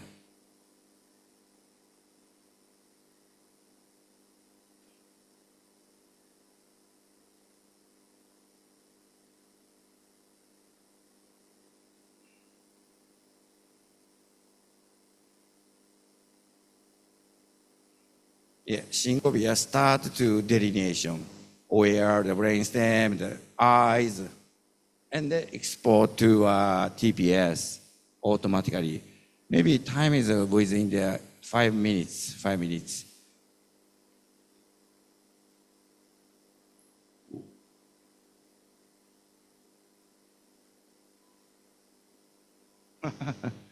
Yes. Survey on the workload, external radiation therapy in Japan. It is very important slide. Average time on contouring by irradiation method, 3CRT, the average time is about 40 minutes. And the SBRT is almost 1 hour. IMRT is more than 1 hour we need. However, if we use this system, auto-contouring system, maybe estimated average time saving. We contour the head and neck more than 20 minutes we will save.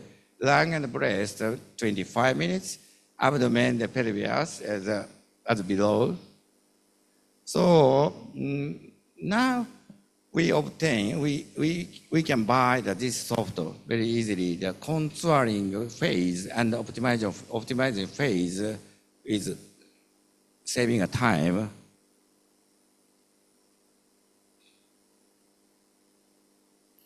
Can we move this movie, auto contouring phase?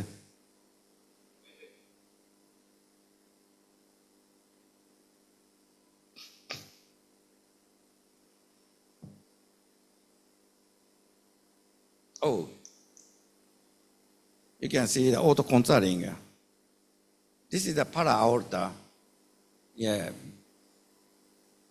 para-aorta region is delineation is very difficult, but single view is very easy to contour this area.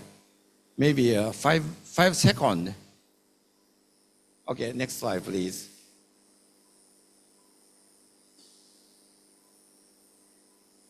This is the head and neck area, brainstem, and the parotis, and the parotid area, and the mandibular, and the ribs. They're contoured automatically. Okay. Could you move? This is a breast patient. The brachial plexus is very old. Yeah, very easy. Breast and heart, very easy to contour. The next step of AI, step of AI that I summarize in radiation therapy field, AI-driven real-time data analysis and the robotic arm precise patient position, and personalized radiation dose management. Maybe next generation we will import the patient's genetic information and the tumor characteristics to provide to optimize the radiation therapy.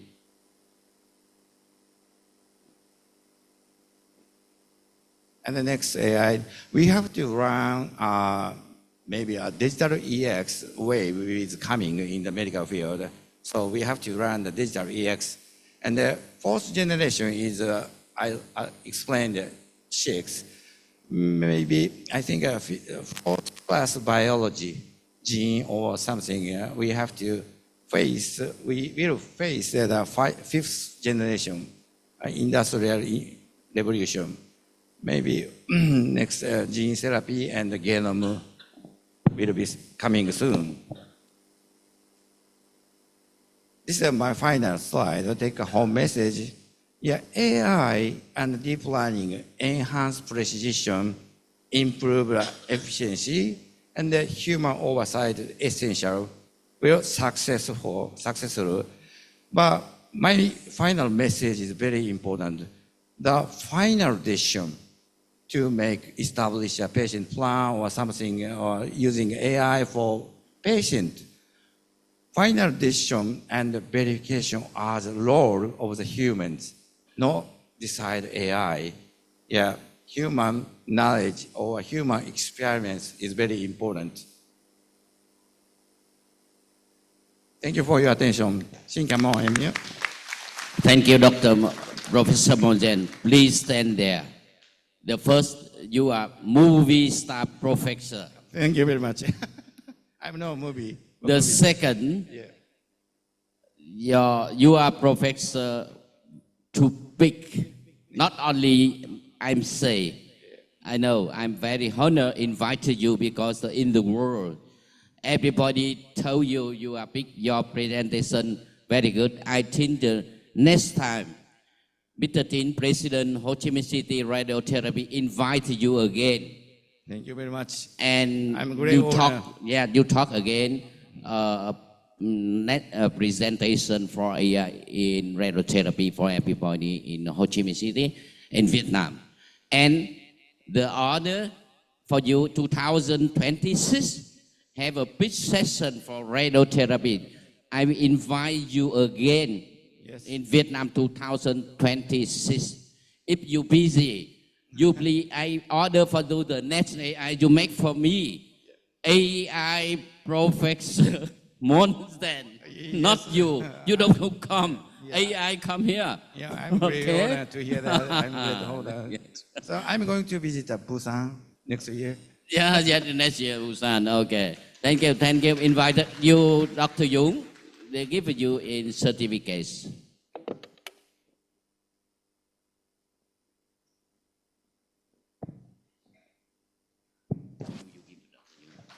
And Dr. Jung, please stand here. And Dr. Ota, okay, also give a Dr. Jung in certificates. Yeah, Dr. Jung, please stand. Yeah, okay. You can give a Dr. Jung, okay, after get the photo. Okay, Dr. Jung, you get certificates from Dr. Ota, yes. Yeah.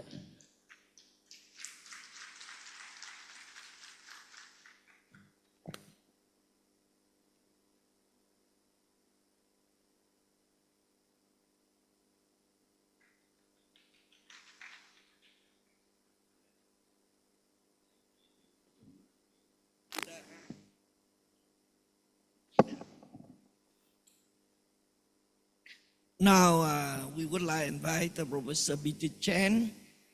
He will present on current and future AI in healthcare in Taiwan. Please, Professor B.T.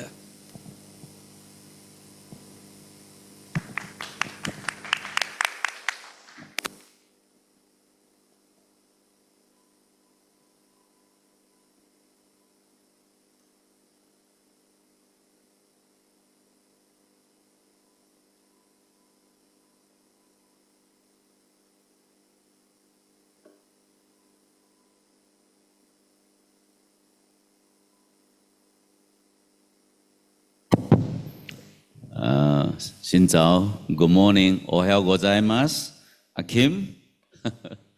早安. It's my great honor to come here again. If I try Vietnamese, Zabudun Gabang. Very pleased to meet you here. Actually, Phan University of Medicine, also my second home. My second home. Because I've been a senior advisor to the university scientific committee 2 years ago, yes.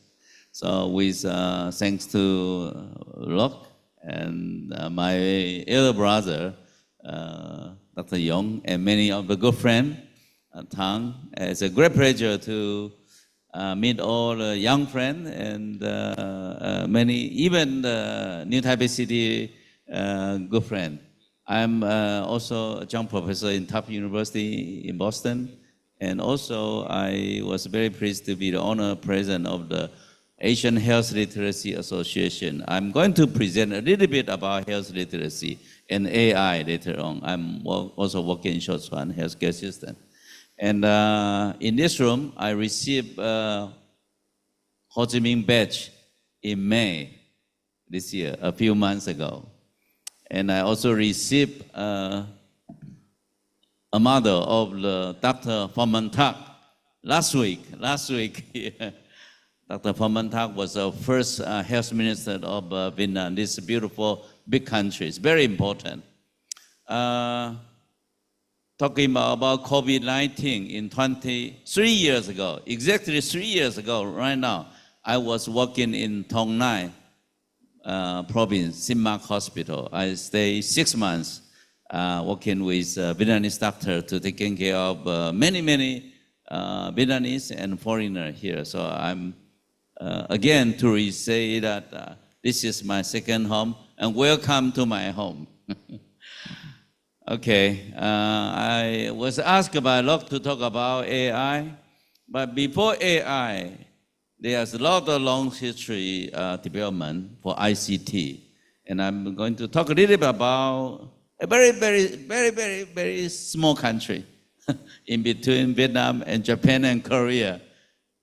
Taiwan now is leading economy in terms of the global share of IC design, number 2 behind USA.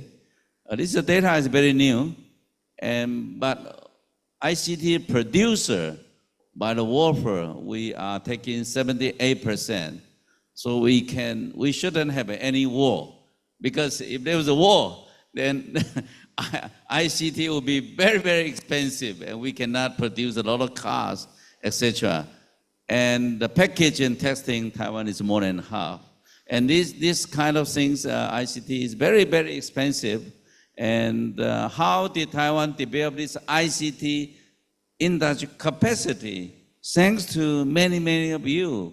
Korea, Samsung, so good. So we always compete with them. And Japanese, Hitachi, many, Mitsubishi, they're very good. So they give us a lot of learning. And so I think the ICT, without ICT, there's no AI. On the left-hand side, the TSMC, the big producer of these chips, now they are in Kumamoto. They build a very big factory in Kumamoto. I learned my friend in Japan say that the house prices in Kumamoto increased very dramatically recently. I was too late to come to Kumamoto. And they also built a plant in Justin, in Germany, and also in USA, Arizona, Washington, D.C., and also in China. And actually, most of the TSMC capacity is still in Taiwan. And right hand is the patent. I'm very pleased to see Dr. Hachime mention about many important research outcome become patent. And ICT also has a lot of patent. This is the patent holder by number. TSMC has more than 8,000 patents. And Guangda and Pentagon, they are. And I think in ICT, we are one of the very important holder for the patent, because the patent is developing evolution. Without patent, we are not moving ahead. We just use it. So we need a lot of research on this area. Now, I talk a little bit about AI. You know, our president, Mr. Lai, on the left-hand side, he's my good friend. So I show his picture. President Lai, he was elected a new president. His Lai with AI, right? Aero AI. His name is with AI already. And the former president, the lady president, Madam Dr. Tsai, his last name also with AI. So I'm going to become Peter Pai, P-A-I.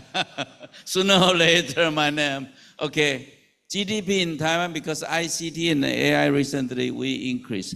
Before, we always learn from Japan, Korea. We're running behind Korea and Japan, but IMF says that this year we catch up with Japan and Korea. Now the IMF this year say Taiwan GDP per capita is slightly more than Japan and Korea.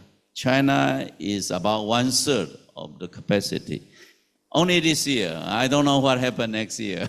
We have to work very hard. So AI is so important for many things, particularly for Asia. So I want to move to another topic related to AI, but Dr. Yong mentioned this morning, we not only produce AI, expensive machines, but who is going to get the benefit of this new development? And this young man, Bill Gates, he's, Microsoft, but he said, if you get health, what are most important? Money? Health. Actually, health, without health, all the money is useless, right? So if you get health, then you have opportunity for literacy. If you get health, you know how to learn, how to improve yourself. For health first, then literacy. Once you have literacy, then you have a chance to bring in the new tools of communication. So literacy helps us to do communication and let people reach out and have access to the latest advances. Mr. Bill Gates, I like him. So in WHO, health literacy is the ability to access, to understand, to appraisal, and to use information to make healthy decisions. So by WHO. So if I put it easy way, health literacy is strong predictor of individuals' health status, education, racial, ethnic group. Why we talk about AI in health literacy is, for me, I get my PhD. I only have one PhD in 1992. My PhD is radiation biology, and we spend a lot of time to see how to reduce the radiation doses for patient and for radiotech in order to protect them. So I think in 1995, we lowered down the safety limit for radiation exposure, for radiologists, for radiotech. It's very important. So I also contribute a little bit about this safety, radiation biologists. And I think maybe that's the reason I have the excuse to come here to learn from you. So it's important that we use the new technology. So over the left upper side is what's going on in USA. Health literacy was developed in 1995, around 1995. The story why USA NIH started to go into health literacy is that they went to Johns Hopkins University, they're going to Stanford University Hospital, and they visit the patient which received health care from prominent, outstanding professor. After patients seen the doctors, they go out and they did an interview. They asked, what kind of disease did you get? More than half of the patients don't know what's going on. Okay? They ask him again, so how are you going to deal with your disease? More than half of the patients in the USA, in this teaching medical center, they don't know how to do. So they know there's a big problem. These professors, doctors, very prominent. They go to medical centers. But when you receive the treatment, you pay, you don't know what's going on. And that was the really beginning of a health literacy exercise. Now, USA, the patient with low health literacy, it's moving here, they are likely to go to emergency room very easily. They stay in hospital longer than necessary. And they are less likely to follow treatment. You tell them what to do, they don't know what's going on. And they eventually die early. They spend more time. They get very little because they have no health literacy, because they don't know how to use the medical knowledge and technology. So make a Health Literacy Association in 2013. It's already 12 years already. And I think health literacy is important, particularly many professors, outstanding scholars here. I hope health literacy empower patient, not only profession, but also the patient on health. There are 4 functions of health literacy to my, I create this quote: reduce illness and increase prevention. Says that you don't get a disease, you start to exercise, do a lot of nutrition control before you really get sick. The second one, it recover easily in treatment because they know what's going on. They receive better treatment. The doctor, the nurses, everyone tell them their recovery much easier. The third one is that it's also important, empower health professionalism. Because nowadays, there are so many patients, a lot of new technology. We as medical professions, sometimes we are lost. AI replace us. I would lose my job. No, because if we use health literacy in our health profession, we got proficient, we respect, and we receive. And also, lastly, because every country spend a lot of money, Korea, Japan, Vietnam, spend a lot of more money on healthcare, but sometimes you don't get that money back, right? And health literacy enhance effectiveness. So when we talk about smart hospital, this morning my elder brother, Dr. Young, smart hospital, not only smart technology, we need smart patient and smart interaction between patient and hospitals. And AI is going to play the role. That is the interest of my, so this is some of my work study before. I worked in Malawi before, and there's a lot of HIV patient. In Malawi, by the time, maybe even today, there's no patient recall, no recall. Everyone go home, brings a piece of sick, like a Bible home, and up to 2 months they come back, they lost. So we have to use fingerprinting. I think it's very common, right? You use fingerprinting to do registration, patient follow-up, pharmaceutical service. So it worked. And now we don't use that, right? In Japan, Korea, we don't use that. But some of the countries, they need that. We use IT. I went to Swaziland in Southern Africa. And they have a European Union, WHO set up a lab for heart treatment, for HIV treatment.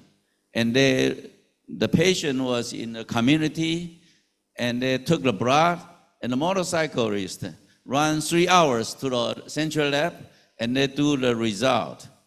But the result put in a mailbox. The result put in a mailbox. Sit there 3 weeks. And patient and doctor in a village have no information. And that was in about 10 years ago in Taipei Medical University. I asked IT person to send this message to the doctors, and the doctor give to the patient. So with a good communication, really we can help the patient. And so now I'm come to how AI should work more to help us and the patient. We have all these charts, right? Every hospital have all these charts. And we have we accumulate a lot of this kind of chart. And we have a lot of X-ray films. When you have an X-ray film of 1,000 patients, how did you get it? You need a robot machine to pick up the film for me. So it doesn't work. We need a better system. But unfortunately, when we got a lot of medical data, we put information in there. We have a medical information. If they are correct, we make a medical decision and planning and replanning and prevention. And with this algorithm, Professor Hajime just mentioned, sometimes we are exhausted. Before we save the patient, we were too tired, right? Too much. So really, this medical data is important with this, and we need to go into AI. Now, I talk a little bit about how Taiwan healthcare system from 1995, we have national health insurance system. It's very close to what Korea and much behind Japan. And through years, we collect a lot of medical information. And this is the government spending from 1995 until now. You see, government is going to spend a lot of more money. They have to produce more and more medical profession, but sometimes the patient was not very happy, right? So this is the data report by Reti Association. Medical image utilization in Taiwan from 2000 to 27 annually increase about 200 to 300, 400%. Means the big demand for radiotech people to practice CT, MRI, etc. Right? It's good, but how good is that? The salary. This is a salary based on international data. How much money Taiwanese RT make around per month? About 8,000 US dollar maximum. I think it's a good job. But with more and more imagination and examinations, they will be exhausted. So AI, I will skip this slide. AI can do a lot of things. And I'm going to real example. So in this year, Taiwan used $2 million US on AI only healthcare. It's not enough. It's not enough. Many AI companies in Taiwan go into hospital doing healthcare. They're still working on the way. So I hope our association help this AI technology to come to practice. This is precision healthcare. So based on many of the image taken in our national health insurance system in the last 30 years, we are able to use those information for precision healthcare. You talk about COVID. So before, there was a lot of AI healthcare development technology already, but they have no time, no opportunity to use it. Why is the reason? You have a technology, there's a demand, but technology cannot come into the hospital healthcare service. Why? Because hospitals are very arrogant. They are so proud of themselves. They are resistant to AI. My understanding is that. So they are too slow. But COVID-19 really helping us because the hospital really facing big challenges. So they start to take in AI in many of these capacities. Now, AI come to hospital in many different ways, in facial recognition, height. I would not go to details. This is the hospital I serve, Shouchuan Healthcare Service. They use many parts in their AI, like MRI, CT, AI diagnostic, like nursing. We don't have a lot of nurses. We don't need to hire a lot of nurses. They hire AI to help monitor the patient. And for robotic surgery, usually we have a big operation for the patient. Patient has to stay many days in a hospital. Now we have a very small incision, use robotic machines to do, and they need a lot of AI assistance. And AI go to patient award. Now, I will talk about two things, particularly this is sonography. Dr. Chen is my good friend in the hospital. He's a sonographer. In the lab, you see there's a lot of sonograph for heart. This is a real case in our emergency room. And with the sound and assistant, they can identify this. And this is only possible analyzed by the AI. They know how to rescue this patient and then use that AI design to do catheter. And this guy was able to recover very well. So before you need a lot of people, a lot of machine, but now with AI assistant, they can rescue this patient in the emergency room. That's important. AIM company, actually, Dr. Lee actually come to Hong Kong University. They have a deep X-ray to do osteoporosis and osteodegenerative disease, and they are doing the heart now. They are doing the sono for the heart. So AI really helping. And actually, one thing Dr. Yong mentioned, AI not only helping in the hospital, but working in the system. This is the example, our hospital. Our hospital is not in a metropolitan, it's in a rural area, not rural, suburb. And we have to use AI to mapping where the cancer patient go. After treatment, they go home, but we have to know how far they are from the assistant. And we use this information. This is my hometown, Jianghua, Dr. Yong visited that. So we use AI to provide health service outside the hospital. And this is how to allocate EKG monitor, continuing monitor, and in a rural area. So I think, I believe in Japan and Korea also have such an experience. We need to use that in Vietnam, particularly in the southern Mekong Delta region, when there was a scale, much less healthcare resources. How can we help this patient, and how help the health centers to provide this assistance? I believe mobile technology and AI should really come to play the goal. I talked with Locke before on this. And Taipei Medical University, I think some of you know very well, they also have very strong AI diagnostic, portable iPad to look at how the films and the disease diagnosis. And this one is interesting. We have a long-term care. You talk about regenerative rehab. You talk about long-term care. Patient, they use AI to see, are the patient moving? Are they moving in the wrong side?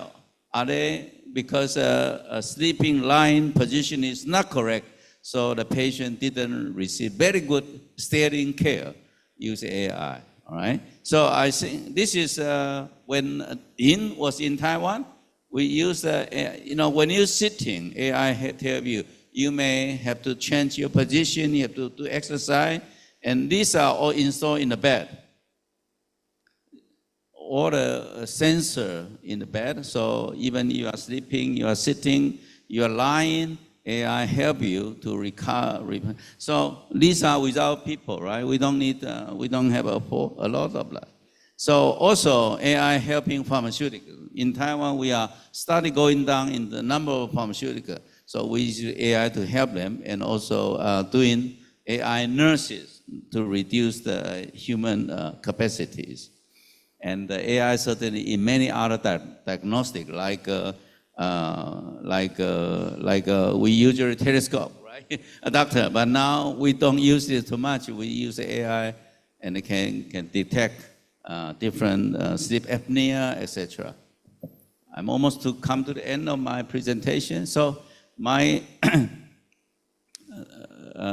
recommend is that AI improve the patient-physician interaction by reducing efficiency, focus more on a conversation with our patient, and continuation, extension of the health service, what AI can do. So now we need a lot of this AI telecommunication tools. And the last slide, come back to how health literacy should be in the core of the patient and the hospital communication. If we use AI smartly, AI should make us smart, but we have to use AI smartly. AI should be in our healthcare service to reduce, make better understanding, friendly information to the patient by AI, empower patient and communication by AI, which really can do that, provide better effective decision by AI, by the patient, and also AI assistant to self-management. Even we don't have adequate resources around, AI can still help. And AI is a companion, it's a person AI. So I know Dr. Hajime is going to send you AI, Dr. Hajime AI, to Busan or to Ho Chi Minh.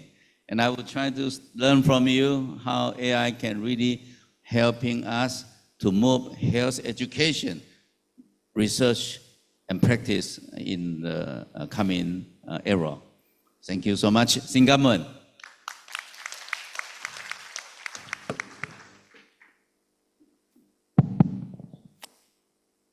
Thank you, Professor Peter Chan. You have very wonderful presentation on AI in healthcare in Taiwan, and especially on health literacy. Maybe some you here don't know him. He appreciate a lot on health literacy and his presentation. So he the founder and now honorary chairman, president of Asian Health Literacy Association, and I'll be with you in the future, AI Health Literacy Association. Thank you a lot. Yeah. Now, Peter, stand there. Peter Locke send to you certification. Yeah.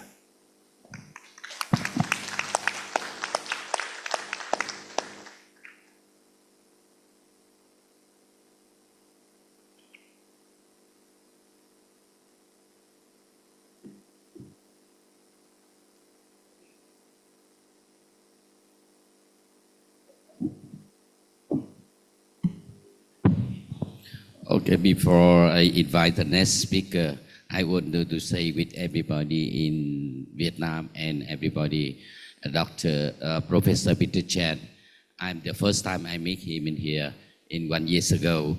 I'm surprised. I'm sorry, the first time I don't know you, but I saw in your presentation, I surprised you. I want to talk with some new Taipei member. Remember, Peter Chan, I surprised you very well. Okay, and after that, I'm joined with you and invited you. And I think you promised for me, I want to show you with in our member, our participant, our customer member in the world. I will invite you in 2026. Yet, very honored to today I invited you. Thank you so much on the support for me. Thank you so much. And special today, we have one honor guest from the Norway. He in Vietnamese, pack already now. Now everybody can connect for me in packs. He in. Hello everyone. Yes. Chiếu lên màn hình đi. Sorry. He Vietnamese, but he born in Norway, and then he speak in Vietnamese not so good, and he speak English well. Okay, and I'm surprised he very famous in the MRI, and he have one YouTube channel. He have a YouTube channel, a lot of views, maybe more 10 billion views in the world. I'm surprised, and most presidents in the world know him. And then today I'm the second time that now I will introduce for everybody and say hi. I'm say hi, Park Nguyễn. Okay, I'm blocked here. You can open camera. Say hi with everybody first. Oh. Can you see me? I want to see you. Oh, can you see me now? Yeah, wait.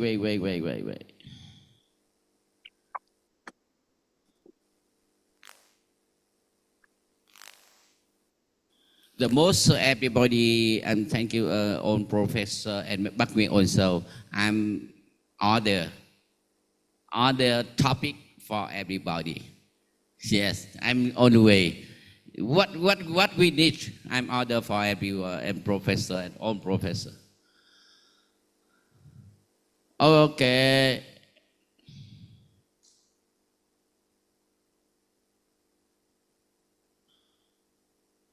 Hello, Bắc Nguyễn. Hello, everyone. Thank you for having me here.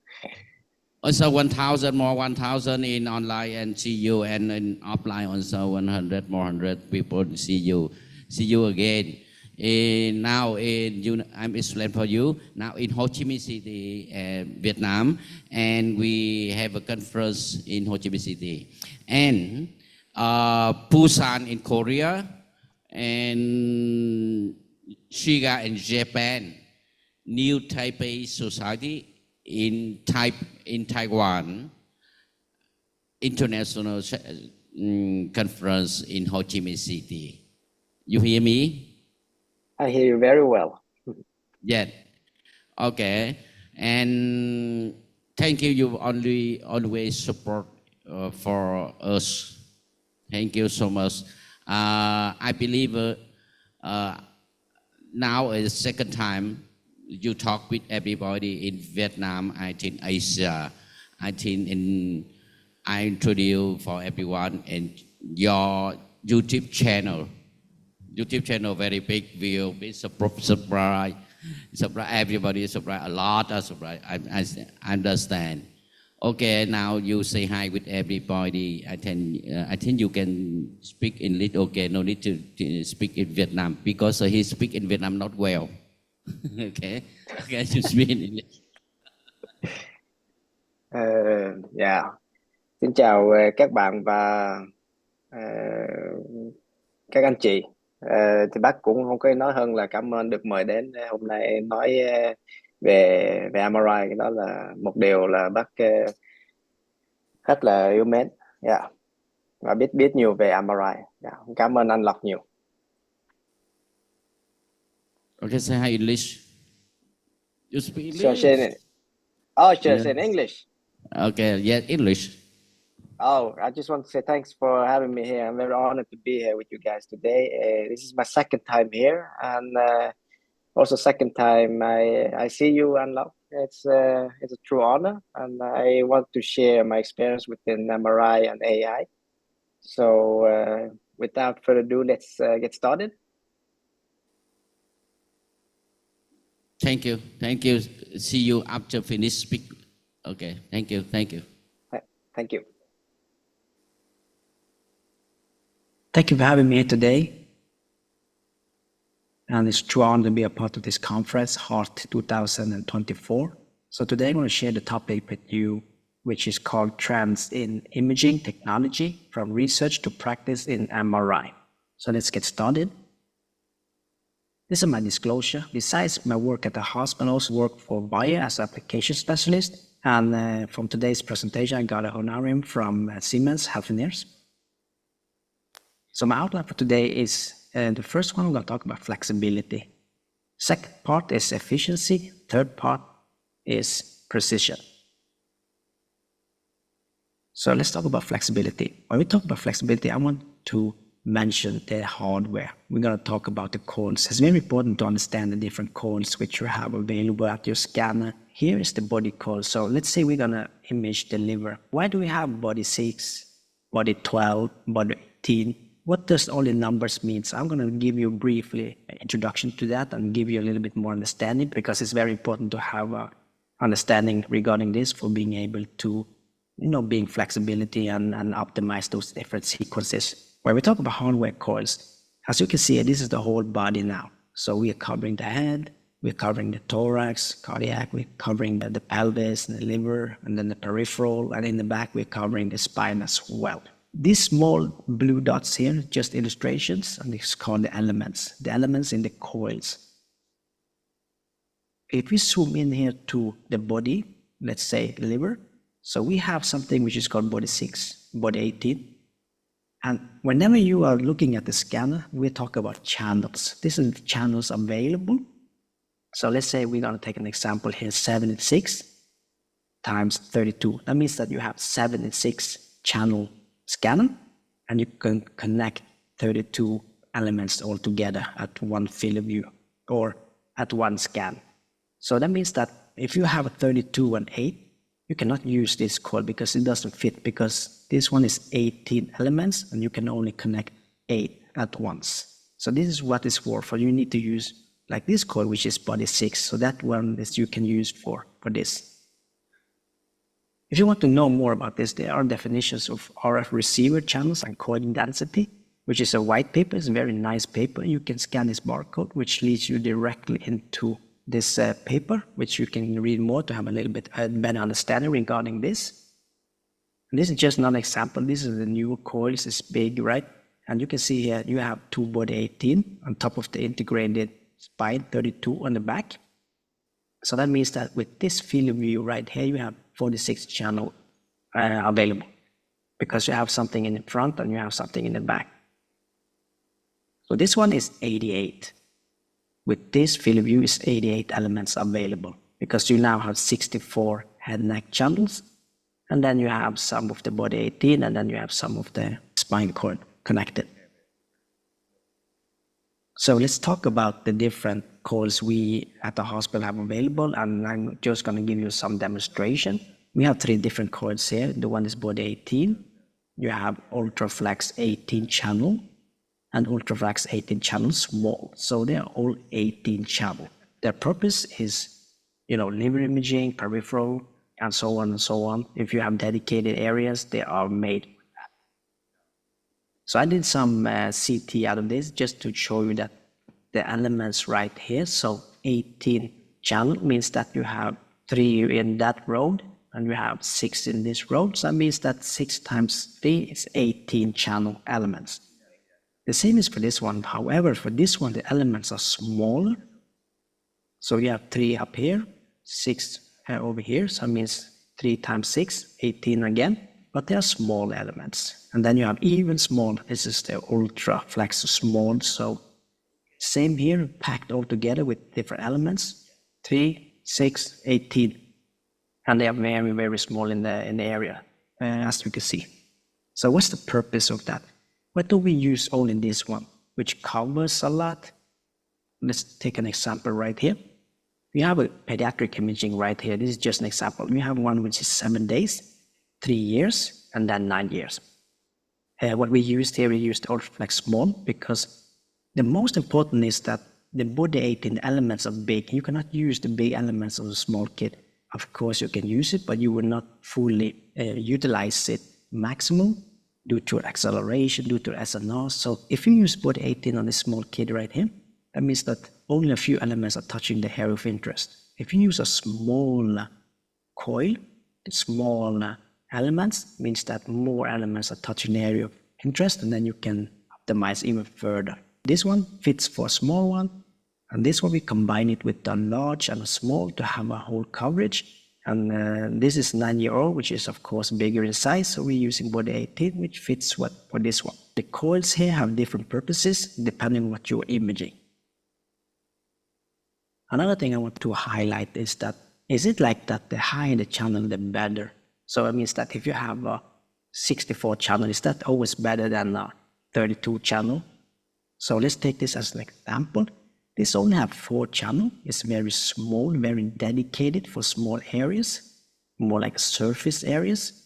If you take a CT of this, you can see that there are 4 small elements packed in this very small coil right here. An example of this is that if you're going to image an area in the surface, just like this one, you can see if you're placing this coil, you can see you have signal right here, and then you start to lose the signal up there and back there and here. So by using this, you have to be very careful when it comes to position the coil. You need to be very precisely.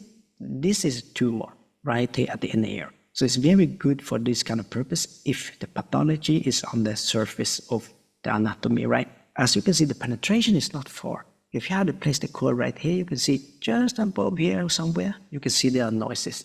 And there are noises here, here, and here, so you need to place it directly at the area of interest.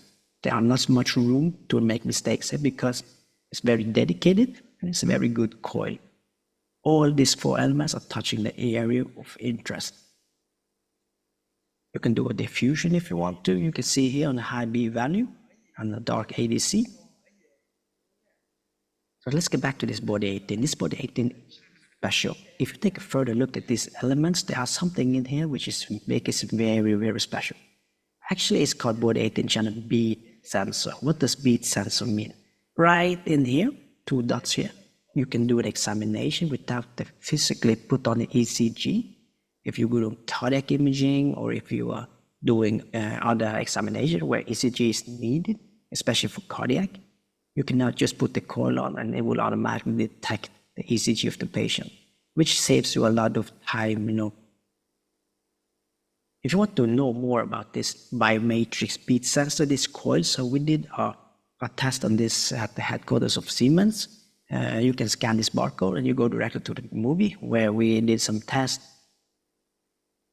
And another thing, and this is equipment from Siemens, but all the vendors have some kind of equipment like this. This is physically the ECG, you need to put it on. However, for breath hole examinations such as liver imaging, this respiratory belt here is very needed because you can see how the patient is breathing whenever you are giving instructions. So I have a story I wanted to share with you because a few years back I have this patient who didn't understand much English or Norwegian. However, she was okay with the breath hold, so whenever I told her to breathe in and hold the breath, it took 5 seconds before she was really holding her breath when I told her to hold your breath. That means I could watch how she was breathing and then adapt my protocol to her breathing. So if I didn't have this respiratory belt right here, it would be very difficult for me to know exactly where she was holding her breath. Because usually whenever you're saying, hold your breath, it takes around 1 second or so before you start the sequence. If I did that on this patient, I would start too early, which means I wouldn't get respiratory artifacts. So it's very helpful. However, nowadays now we have respiratory sensors built on the table. This area here, which is called a head area, and if you do in the feet first, you can also have it available. So it's 2 sensors there, which makes that you have this respiratory available all the time. Having this automatically detection available is so useful. You can see how the patient is breathing all the time. And this is an example I want to show you right here. This is for liver imaging. The patient is just breathing gentle, and then I talk to her, are you doing okay? She's answering me. Are you ready for another breath hold? She's answering me. And then I will give her instructions because I know she's ready. Okay, breathe in and hold your breath. And you can see that she's holding her breath perfectly, and now I can start the sequence. So having this available at all time means so much. It's much easier to adapt the protocol to how they're breathing and so on and so forth. We'll talk to flexibility of the calls. This is just a test I did back in the days to see how far I could push the calls. I just want to see how many calls I could connect at once, just doing one ISO center and go back and forth inside the scanner without doing reposition of the patient to see how many anatomy I could cover it at once. So you can see I could do a TMJ, I could do a liver imaging, hand wrist, and I could also do a foot ankle and more if I wanted to. For this, all the calls are available, one ISO center, and then you can keep your reference lines if you are going from ankle to wrist, down, upwards. If you have contrast agent and you need to do post-gadolinium, you will not lose the time, you will not lose the reference lines, and so on and so on. So I did a video on this as well. If you want to watch this video, please scan this barcode, it will lead you directly to this video. Another thing you can do with the flexibility with the coils is for kidney imaging. We did a test here because we know that in the spine coils back here, the elements are big. So what we did an ultraflex large on the back, and then we did body 18 on the top. My idea was that the ultraflex, that's like I show you the elements are smaller. Whenever they're smaller, it will also touch the area of interest, which is, for me in this case, kidney. Let's watch some results. This is the body 18 combined with the spine 32. This is the diffuser sequence. So this parameter set, we tried this parameter on 2 different positioning of the patients. First, body 18, spine 32. You can see there's a lot of noise here, B800, which means that you need to have more SNR, of course. And then we did a combination here, body 18, and now we're not using the spine 32. It's there, but we are turning off the elements of the spine, and then we're using the ultraflex large. And you can see, like I told you, the elements are now more packed together at the area of interest, more coverage. And when it comes to elements, the secrets are the same. The parameters are totally identical, just the coil changes right here. And you can see that images is totally different. I want to share with you some case studies. We have a 12-year-old boy, no sedation. The patient cannot stretch out his legs. We're doing feet first, and he's watching a movie through the tunnel, and he has to lie like this. He cannot lie on the side. It's very challenging. He's also used a wheelchair for last month. They're asking about arthritis or muscle problems. So what we did here was think outside the box. We know that he's lying on the spine 32. That's good for a coverage in the back. And then we put the body 18, one here, and ultraflex right there, and then another body 18 right there.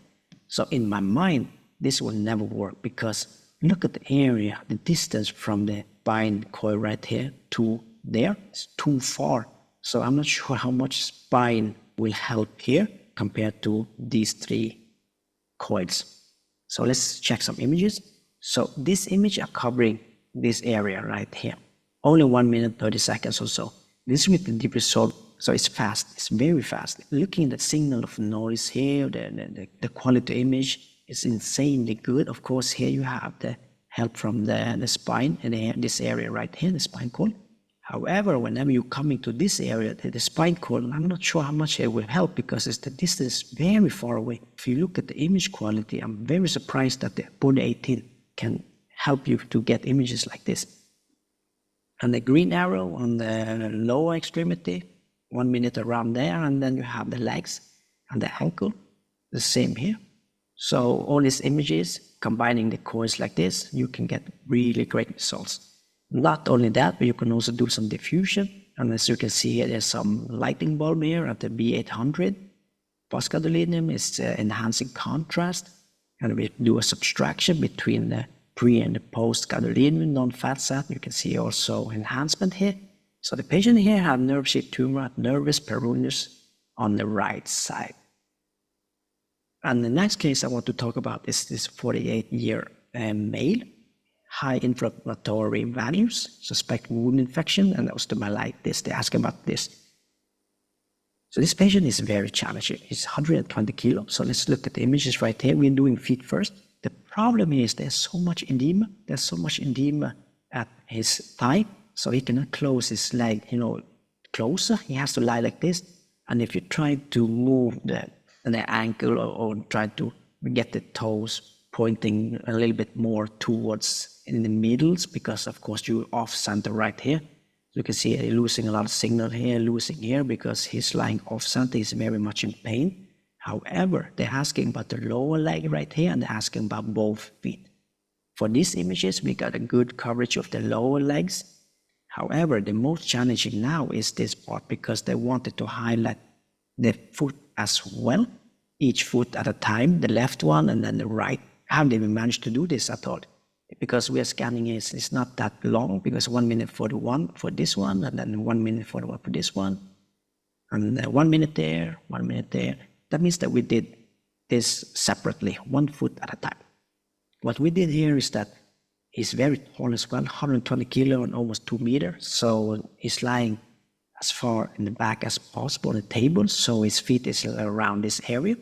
What we did here was try to slide the whole patient to the side as much as possible without him hurting his other foot. So we could try to get this foot as more possible towards the middle part. You can see the toe is cut here because we are totally off center. The only coil which is helping here is the ultraflex small. We're placing the ultraflex small on the top of the foot. There is no coils in the back because the spine coil starts around here. We didn't have a chance to get any coil in the back. He was too much in pain. The results, however, is amazing. I can see there are some noise here in the calcaneus. However, the image in general is more than good for a case like this. So we did this on both of his foot, and you can see the left foot he cannot that much, so we are cutting the toes. On the right one we move a little bit, so we managed to get almost hold the toe. Challenging, but we managed to solve the case of this. So let's talk about the deep result. What is deep result? A lot of people asking me, is deep result good? However, usually I'm responding that yes, if you're using it correctly, it's totally a game changer. For many people out there, what is deep result? So let me talk a little bit. Deep result is from Siemens. So if you want to read more, you can scan this barcode.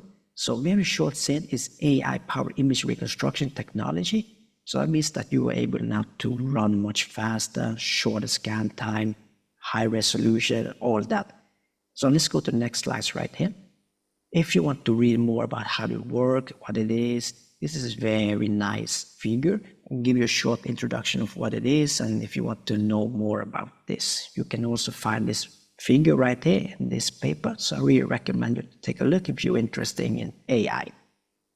And I just want to briefly say that what kind of impact it has for our hospital, where we are having this Siemens 3T Vida Fit. Whenever we got the Vida Fit with the Deep Resolve available, we managed to have a reduction time in neuro around 23%. For the head necks around 16%, but for the MSK it's over 50%. And then we have abdominal pediatric. We don't have much of those cases there, so I don't have numbers. The reason I'm showing you this is that we are divided in 5 different organs. So neuro, head neck, MSK, abdominal, pediatric at the hospital. Most of the cases for neuro, head neck, and MSK, we have numbers because we do a lot of those cases there. The reason for MSK is very high because Deep Resolve is available with 2D tubus per echo, which means that for MSK it's a lot of 2D sequences. For neuro it's not much 2D, there are some 2Ds, but we use a lot of 3Ds, which per day is not available yet. I hope there will be in the future. And also for the head neck, we also started to do a lot of 3Ds there, and some of them are 2Ds as well, but MSK has the largest impact due to the availability of the 2D tubus per echo sequences.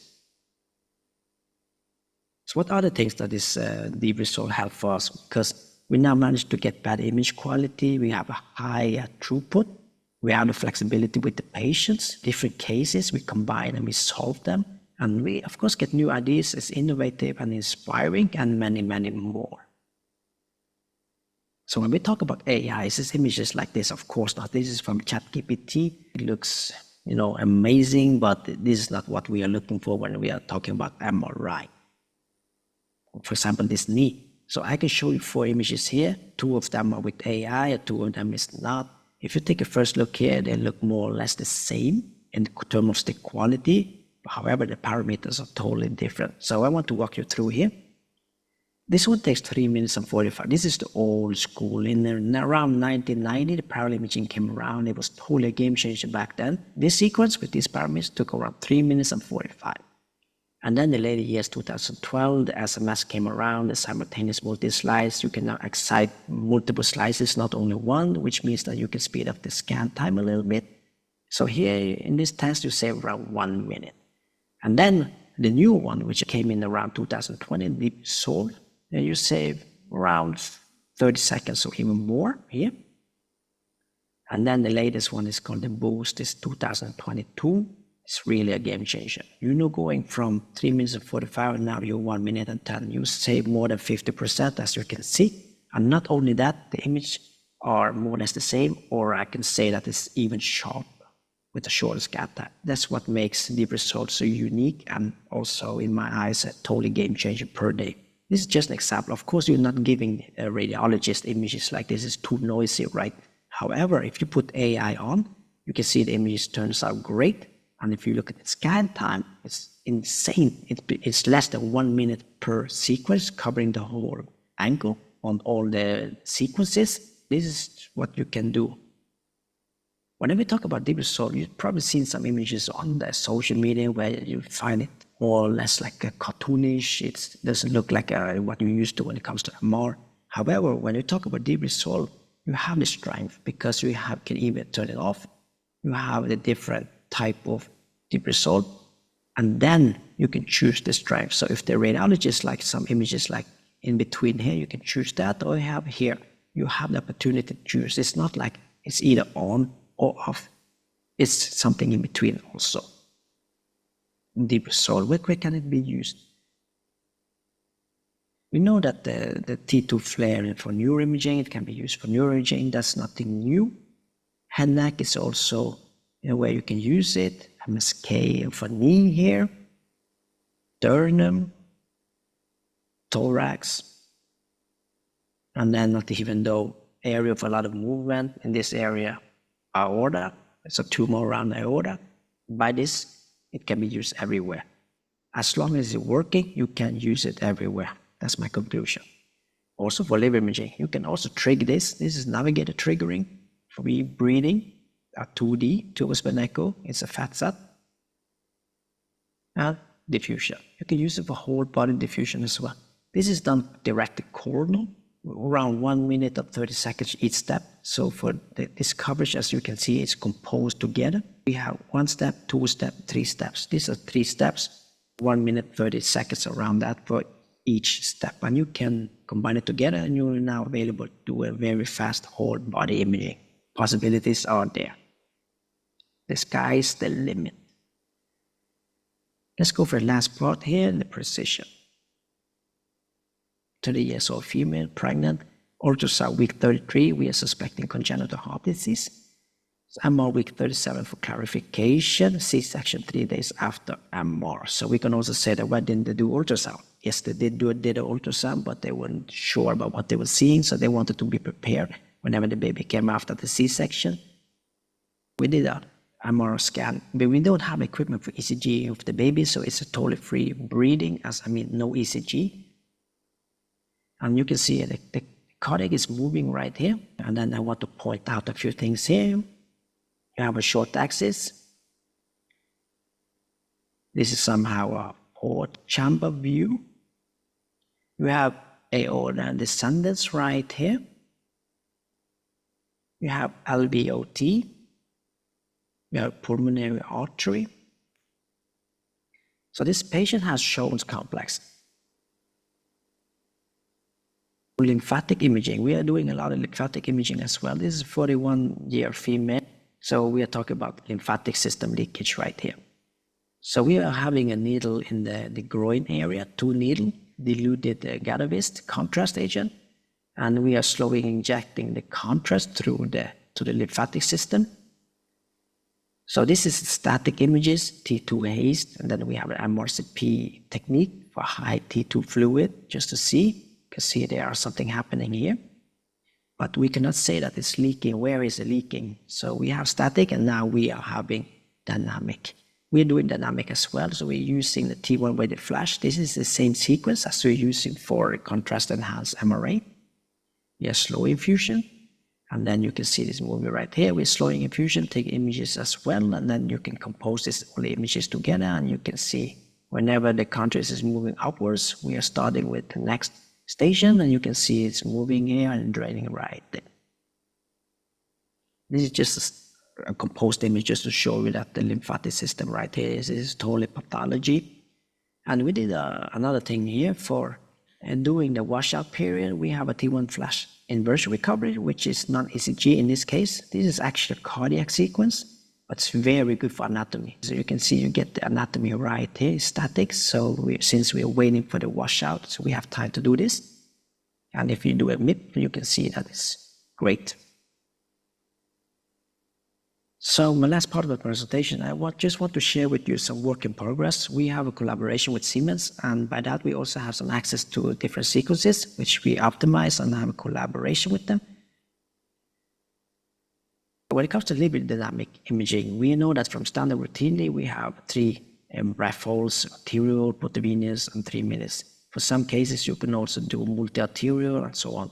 So this is more or less like routinely at a place. 3 millimeter takes around 15 seconds. Depends on the coverage, depends on the scan, of course. So we did this with a limit-specific agent.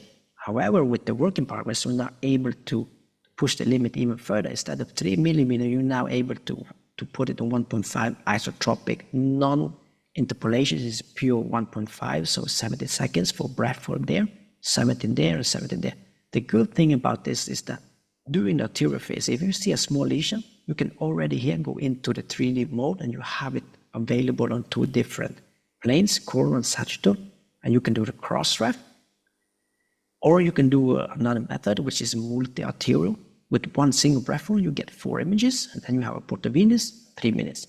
Why is this important? The reason for this, you can see the arterial phase is not only arterial phase. You have something which is called early, something in the middle, and something late. So here we're catching the whole arterial phase with 1 single breath hold. Each of this takes 4.5 seconds, totally 18 seconds. If the patient is struggling holding the breath, you can cut 1 and only do 3. Of course, the total scan time will be shorter. And then you have a 70 seconds there and 70 seconds there for portovenous and 3 minutes. And at the hepatocyte phase, you can really push the limit because you have so much contrast now in the liver after the hepatobiliary phase whenever you're using the Primavist. So it is a contribution of extra SNR. And you can really push the limit, and the radiologist is available now to do the post-processing in all the planes. MRCP. What was the possibilities for MRCP? Well, we are now highlighting the bile duct with a thick slab, which is also combined with a deep salt. But then you can also do a thin slice with 3D space as a respiratory. You can see that we did a oblique coronal right here, and then you can do the reconstructions, all planes, and you get amazing images with the deep result. And for the pancreas as well, it's also available there. For the brain neuroimaging, MPRH takes around 5 minutes today, and now you have around 2.5 minutes with the same quality or even better. It's sharper. And of course, this is a work in progress, it's not a product, so it's still working, it's still developing, so we're not knowing yet how it will end up. However, images are like this per day, and we're still optimizing. So this is a reconstruction out of the MPRH in different planes. And for the flare, it's also available here. The flare will save a little bit scan time, not that much yet, but hopefully in the future. And brachioplexus is also available here. This is something we optimize. You see, this is with non-contrast. It's very good suppression of the fat saturation, and the nerves stand out very great. You have possibilities to do the reconstructions. The only pitfall is it takes around 5 minutes and 30 today. In the old sequence, we have one which is around 5.5 or 6 minutes, and the quality is not near this at all. It's not robust at all. This is 10-year-old. It's actually my daughter. I brought it to work to test out the sequence to see how robust it is for kids, for pediatric imaging. You can see it's extremely robust. Same sequence. And then we have a case here. It's a plexus brachial palsy, 5 months. You can see the nerve stands out very nice. Which this is totally unique for me. I've never seen like this before. We have many of those cases, and with the old technique, without the deep result, it was very difficult to highlight nerves on a very small children. When it comes to lumbar plexus, it's the same here. It's available here, and you have the possibilities to really optimize here and highlight the plexus nerves. And this one takes also around 5 minutes or so, 5.5. When it comes to internal auditory canal, IAC, you have the possibilities to have an extremely small field of view right here. So by that, I really want to say thank you for listening to me, and always keep exploring, engage, and then elevate. And move forward with your knowledge and keep up the game. And sharing is also important, because whenever you're sharing your knowledge, you will also elevate your own knowledge. Well, thank you very much.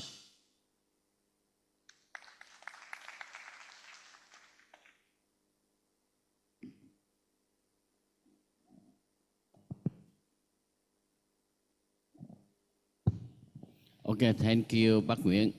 Bác Nguyễn, you already or you go to sleep now? No way, probably no way now. Okay, thank you, Bác It's Nguyễn. very early in the morning. Thank you. At what time? What time in Norway now? It's 6:30 in the morning. 6:30 morning. Okay, early morning. Thank you. Thank you so much. Thank you. You waiting me. Okay. Okay. No I think now not enough time for Q&A. Not question for you. Okay. I will help you support for us in Asia. Not only Vietnam. You support for Asia-Pacific. Okay. I will try to find Philippines also want to invite you. I will tell in Philippine society. Okay. Thank you, Bác Nguyễn. Okay. Have a nice day. Thank you. Everybody Thank you. Say hi. Thank you. Okay. Okay, thank you. I'm close. Sorry, now we over time and 30 minutes, and then I'm so sorry. And because it's raining tomorrow early morning and raining, and we start too late. And now I've closed Keynote program scheduled to this morning. And now tea press, 5 or 10 minutes. And our duty, Chairman stop here now. Okay, and then another one, a chairman. I said, oh, sorry, I'm stop now for chairman, my chairman. Okay, thank you.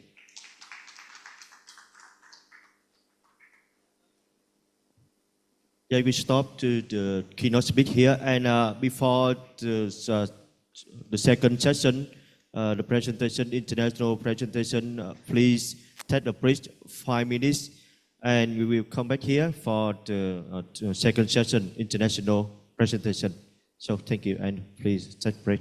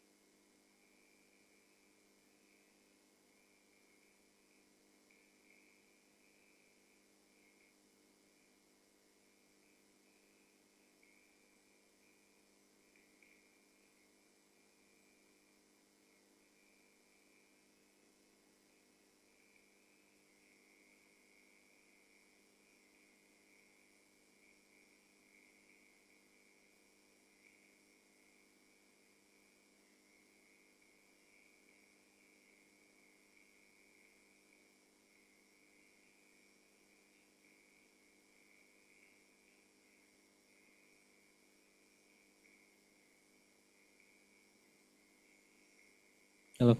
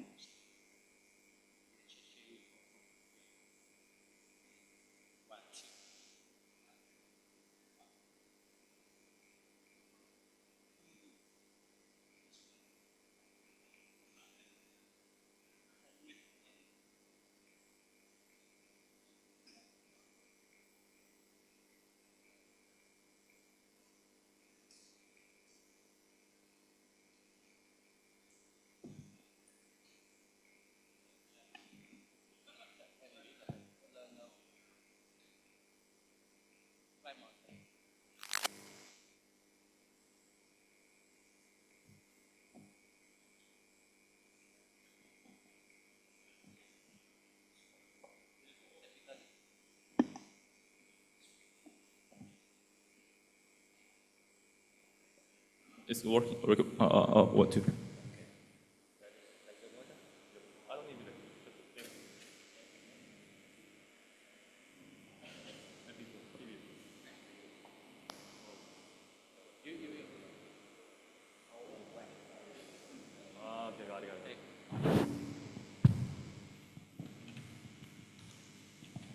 Okay, ladies and gentlemen, we are going to start the second session. So we are standing 30 minutes or 1 hour behind. So please summarize that within 10 minutes. Every speaker, 10 minutes, within 10 minutes. Okay, I'm going to invite the first speaker from Korea, right? Yep. Yeah, Mr. Hyun Kim-san. Yeah, please start. Good morning. This is Hyun Kim, and I'm an international manager of BRTA, and I'm working in the Radiological department at Busan National University Hospital. I'm going to talk about the evaluation of special tools for portable X-ray examination according to the distance using Monte Carlo method. My presentation will proceed in the following order. The purpose. According to the development of the portable X-ray devices and for the diagnosis of the patients, the frequency of using portable X-ray examinations is increasing in the hospitals these days. The following graph shows the average number of DR portable X-ray exams per day at 3 major university hospitals in the Busan, Gyeongnam, Korea. In my hospital, perform more than 300 portable X-rays a day.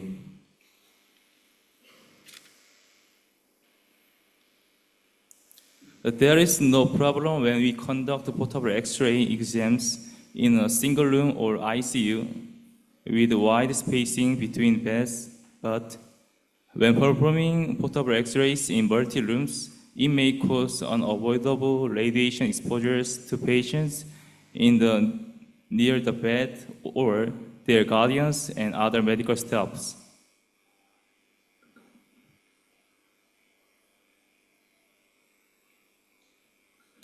In accordance with the enforcement regulation of the Medical Service Act promulgated in 2017, the spacing between beds in newly built or expanded hospitals is stipulated to be 1.5 meters, but in the case of existing hospitals, the spacing between beds is stipulated to be 1 meter. These regulations are designated for infection management to prevent infectious disease, but not for radiation dose management. Therefore, this study was conducted to find the distance where the spatial dose reaches a background level close to zero based on the background radiation standard in Korea and to provide guidelines for the safe distance for indirect radiation exposure. and materials and method. This is a portable X-ray device used in general inpatient radiology room and emergency center of University Hospital in Busan. This is a SIMACH equipment, and we conducted a simulation experiment based on the characteristics of the equipment X-ray tube and the exam conditions for each examinations. And those are the specifications of the portable X-ray equipment simulated in this study. The following are the conditions for each examinations, and each shows the examinations conditions for chest and abdomen. We obtained the photon spectrum, which generated from the X-ray tube during the chest examination using the SRS-78 program developed by IPEM based on the equipment characteristics and conditions of the portable X-ray generator. And next, same condition that I mentioned at a previous slide, we obtained the photon spectrum which generated from the X-ray tube during the abdomen examination. As shown in the picture, the subject was simulated as a MIRD type phantom. And the distance between the X-ray source and the detector was fixed at 110 centimeters, and the size of the X-ray field was configured as 14 multiplied 17 inches.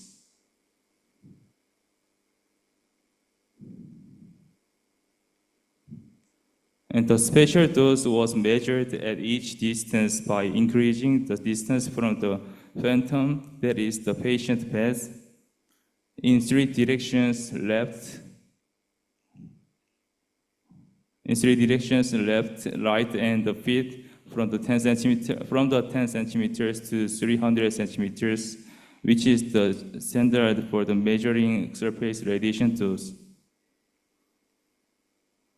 We conducted a simulation experiment using the MCMPX program, and in order to reduce the statistical uncertainty to less than 3%, the number of replicates per distance was estimated to be 9 means of 10 times, that is 1 billion simulations.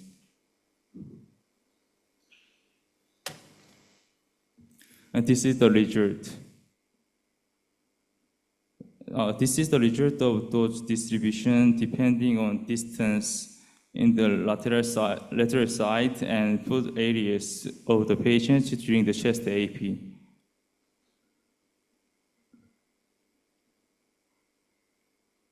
In the case of chest AP, when comparing the natural radiation dose in our country with the dose rate compared to chest AP options, and at a point more than 10 centimeters from the subject's bed, it was found that a less dose was measured.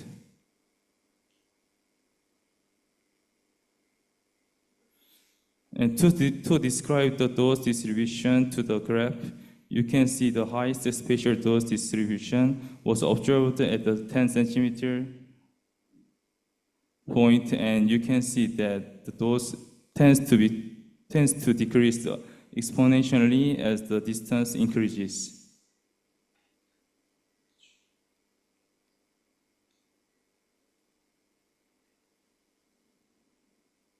And this is the result of the dose distribution depending on the distance in the lateral side and foot areas of the patient during the abdomen examinations.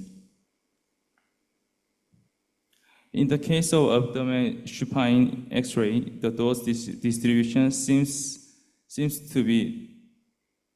like to the dose rate per irradiation hour converted from the natural radiation dose in Korea to the unit of abdominal X-ray irradiation time at a 0.100 centimeter lateral to the subject bed, and the dose distribution was lower than the natural radiation dose at a distance of 100 centimeters or more.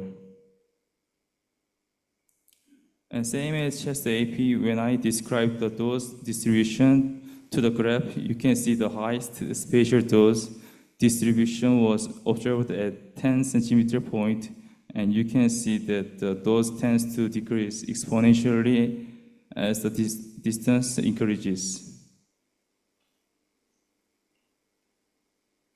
And its conclusion.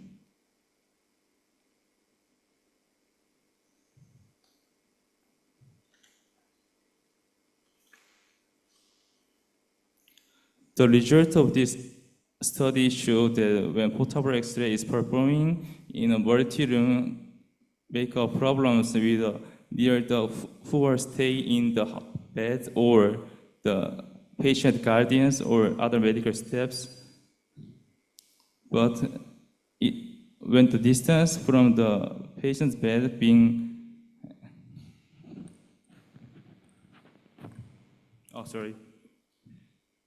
when the distance from the patient's bed being, when they get examined is 100 centimeters and more on the side and 10 centimeters or more on the foot side, the measured dose is lower than the background radiation.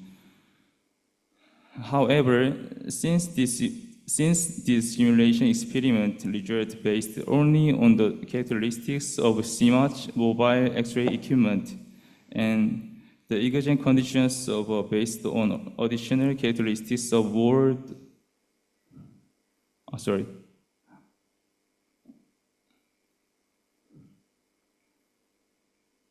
However, since this simulation experiment result based only on the characteristic of CMACH mobile X-ray equipment and the exam conditions of a standard body type subject, if we conduct research based on additional characteristics of more diverse mobile X-ray equipment and various photographing conditions in future research, it is expected that we will be able to produce more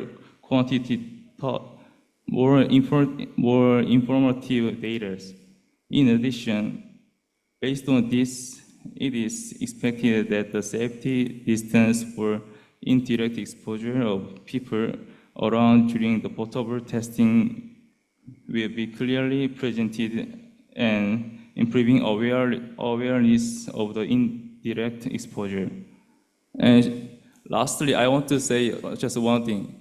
We should protect ourselves from the radiation in direction. We should protect ourselves from the radiation. Thank you. Thank you, Mr. Kim, and a nice presentation. Are there any questions from audience? I have one question. Why did you perform this study by simulation study? Actually, I'm working in the trauma center, and the base thing is portable X-ray, because every day the patients who are inpatient in trauma center, their body condition is very, very embarrassing or dangerous condition. So, in my opinion, the most important thing is the most important and the most base imaging is the chest AP and the abdomen supine imaging. So I just choose these topics for the study. Simulation, just simulation study. Okay, what will we do according to your result? Sorry? Do we need a shield or something? Yeah. What will we do for a patient according to your result?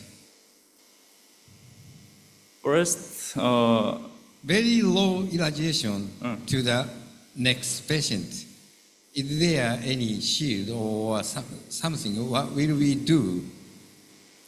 First, I will just check out who are in the place, actually in multi-room, and then no one is there. I just start to start to shoot the imaging, but if someone is there, and I have to notice about it, are we going to start the X-ray imaging, and please get out of here, like that. Get out here.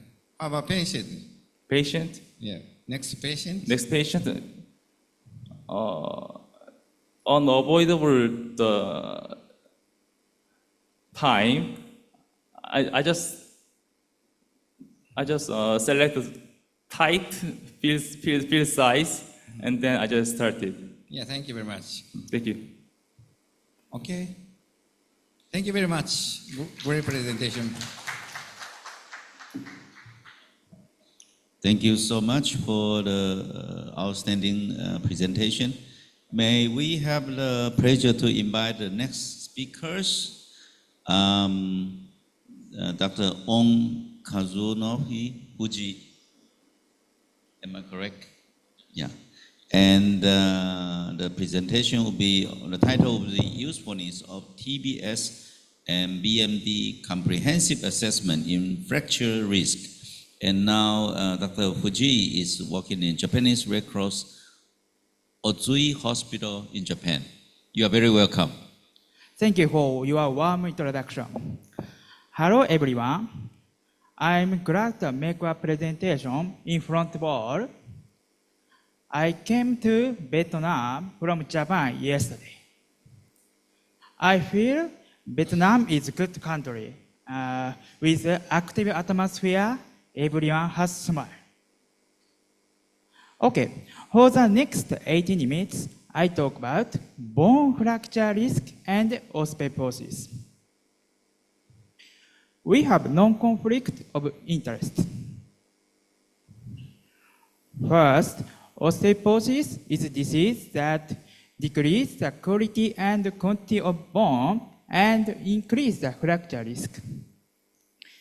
This disease is assessed by bone density examination. 50 million. What do you think this is? This is estimated number of osteoporosis patients in Japan. Today, Japan is aging society with more than 29% of total population over the age of 65. As a result, the number of patients with fracture due to osteoporosis is increasing. This is one of the challenges facing Japan. If bone fracture occurs, the quality of life is lower. Therefore, it is important to identify people at high risk of fracture at early stage. On the other hand, Vietnam is a good country full of young people and full of energy. In our prediction, even in countries like Vietnam, currently with young population, the need for bone density examination will increase in the future because of aging population. Bone mineral density BMD has been used primarily to assess bone fracture risk. BMD measures the lumbar spine and the proximal femur and assess bone quantity and osteoporosis. Recently, trabecular bone score TBS has received attention. This TBS assesses bone microstructure by using difference in brightness of pixel in the image. As a caution, however, this TBS currently can use to assess only the lumbar spine and only in femur. The purpose study is to investigate relationship between TBS and BMD and useful comprehensive assessment of BMD and TBS for fracture risk. The device used as shown on the slide. We use two methods for this study. First, method 1, relationship TBS and BMD. This study subject 206 female who were examined bone density examination from January to May 2024. The measuring method was dual energy X-ray absymmetry, measuring the lumbar spine L2 to L4 and proximal femur. BMD of the lumbar spine and TBS of the lumbar spine. BMD of the proximal femur and TBS of the lumbar spine were compared respectively. We perform a single regression analysis of BMD and TBS with relationship y equal Rx plus B, where X is exponentially variable BMD, Y is objective variable TBS. Method 2, fracture risk. From the 206 hole in method 1, we selected 37 female who had fracture and examined. Fracture risk classified using BMD and TBS, and each risk percentage was calculated. The fracture risk of BMD and TBS classified as follows. BMD compares young adults. The fracture risk classified by using percent young adult mean, percent young, 80% more classified as normal, 80 to 70% as bone loss, 70% or less as osteoporosis. TBS classified the fracture risk, TBS value. TBS of 1.338 more classified as low risk, 1.338 to 1.258 as middle risk, 1.258 or less as high risk. Result. Result 1, relationship TBS and BMD. Let me draw your attention to this graph. Figure 1 shows the relationship lumbar spine BMD, lumbar spine BMD. Figure 2 shows the relationship proximal femur BMD and lumbar spine. A horizontal axis is BMD, a vertical axis is TBS. A positive correlation was found between TBS and BMD, the lumbar spine and proximal femur in both cases.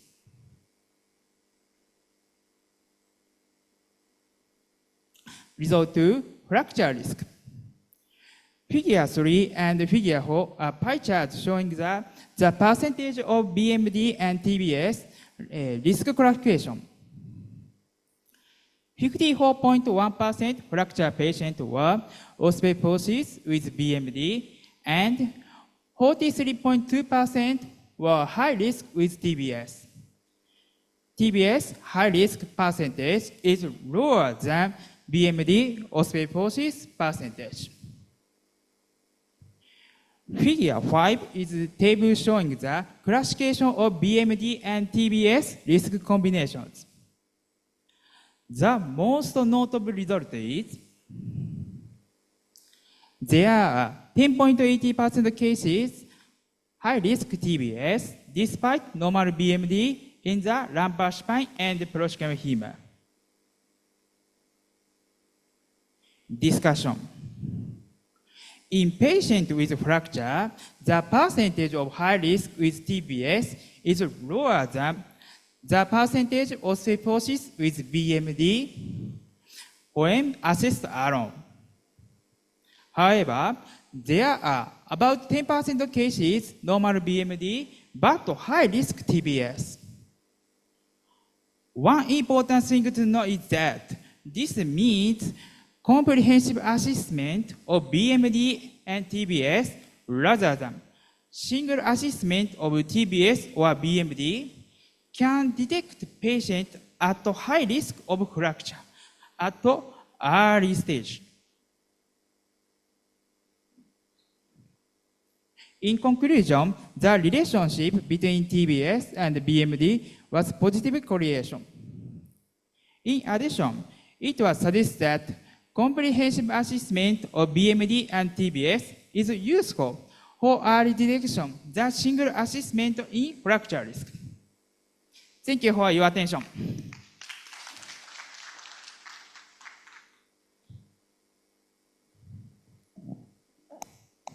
Thank you so much for Mr. Fuji. Very beautiful presentation and very interesting. Are there any questions to Mr. Fuji? I have a short one.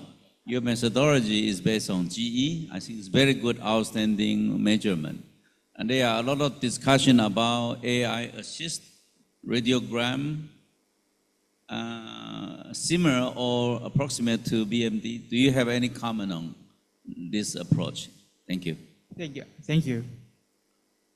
Oh, what? Yes. Oh, one more question, more slowly, please. So, by GE, Texas, very good, precise. But for resources limited area, for example, in Vietnam, and this GE machine may be not so popular.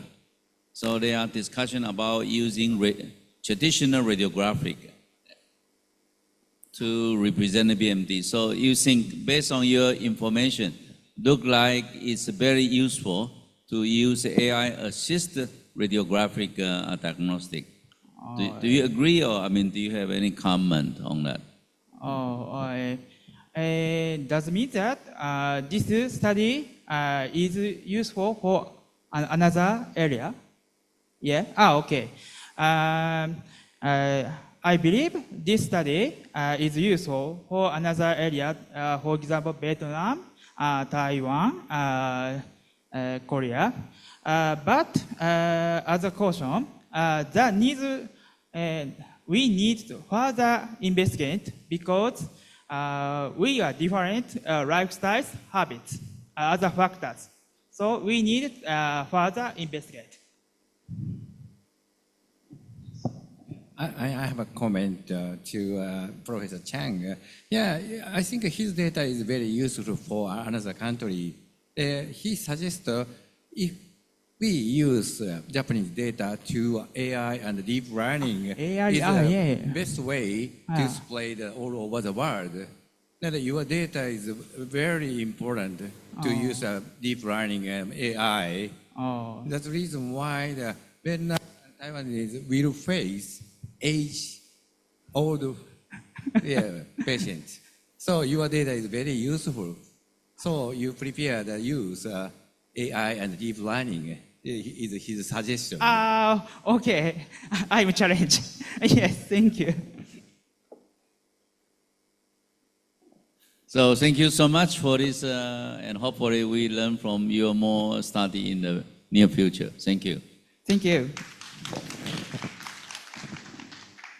Okay, by next speaker, I would like to invite Dr.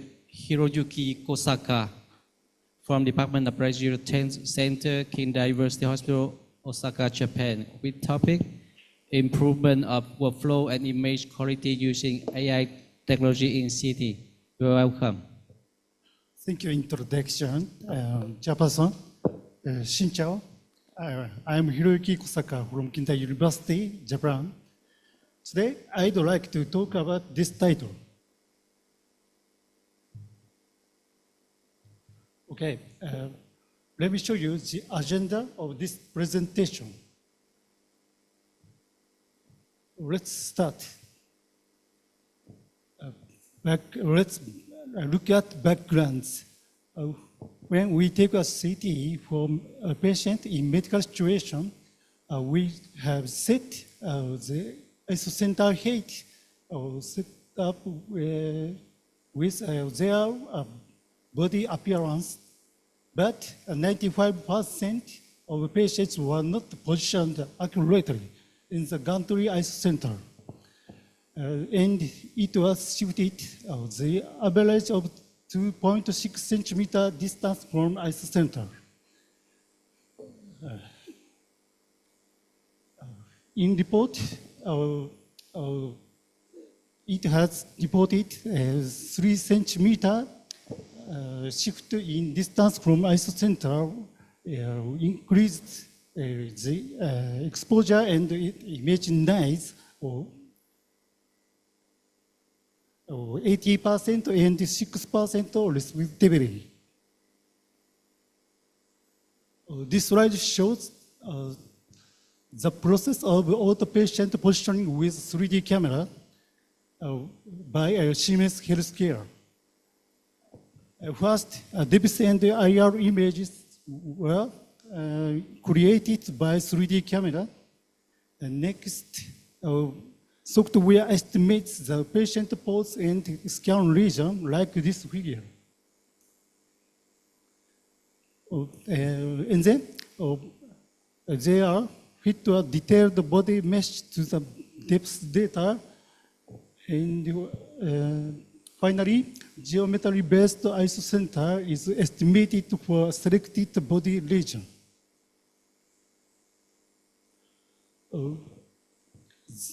This table shows the results of compared with positioning with 3D data, 3D camera with manual positioning. As you can see in report, the distance from isocenter was 6.8 vs 60.3 millimeter. SSDES of chest CT were 4.3 vs 5.7 milligray. The median scout times were 82 vs 140 seconds. And the median scan times of chest CT were 160 vs 179 seconds.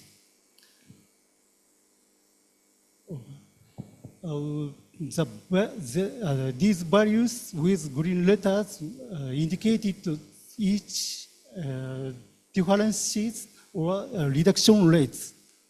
So the 3D camera improved the accuracy of patient positioning while reducing radiation dose and examination time. Next, I'd like to talk about DLR. Let's look at backgrounds.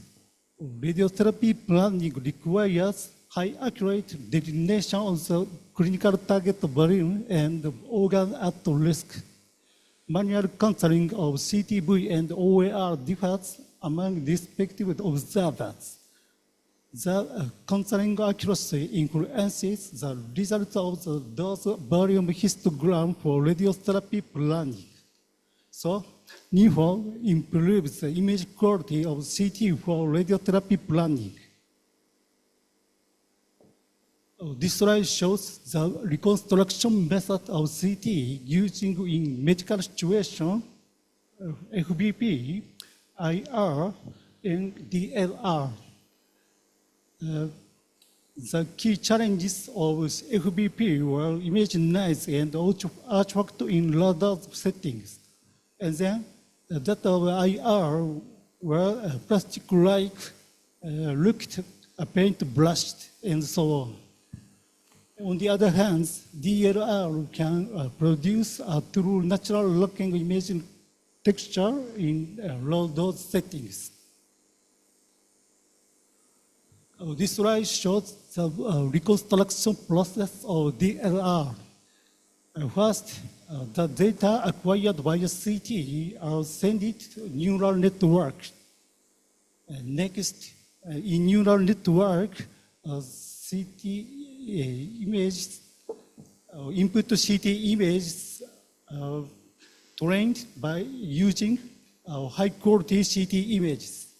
So, even low quality CT images can be converted to high quality by DLR. This slide shows CT images scanned in radars 50 milliampere second with FBP HIR blending rate of 15% and DLR with middle strength. As you can see, HIR and DLR could reduce image noise compared with FPP, but texture of HIR looked over smooth. So DLR can reduce image noise while maintaining the texture same as FBP.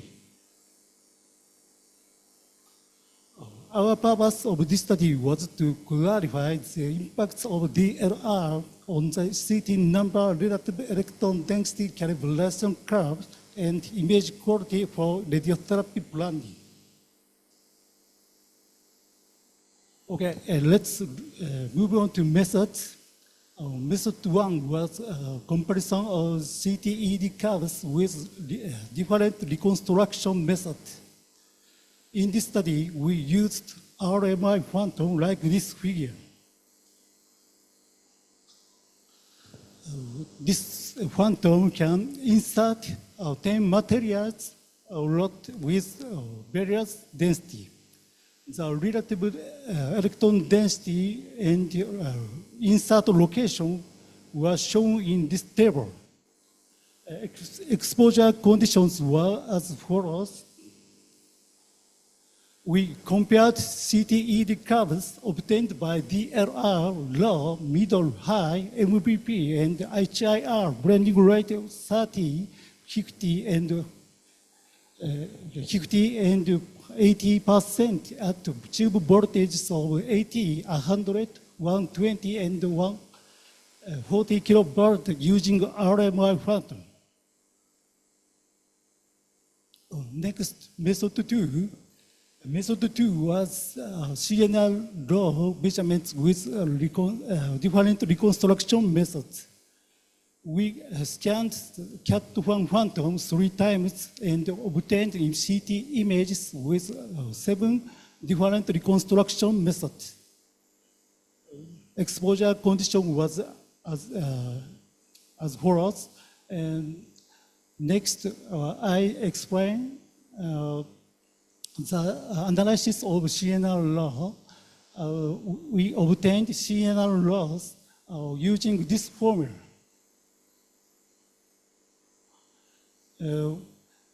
Contrast components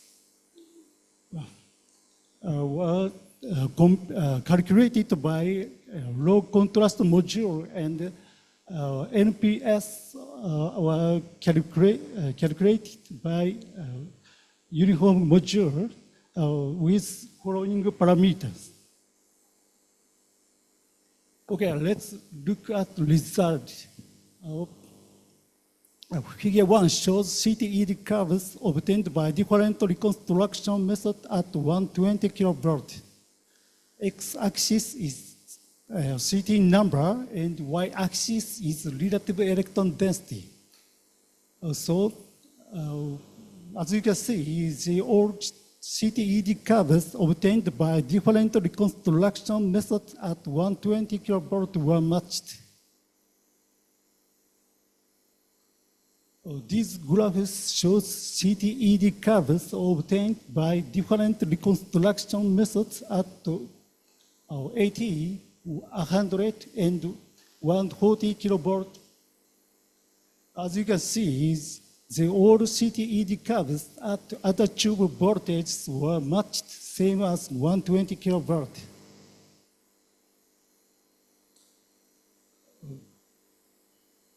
Next, result 2.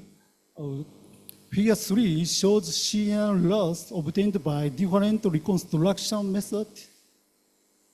X-axis is 7 different reconstruction methods. Y-axis is CNR loss.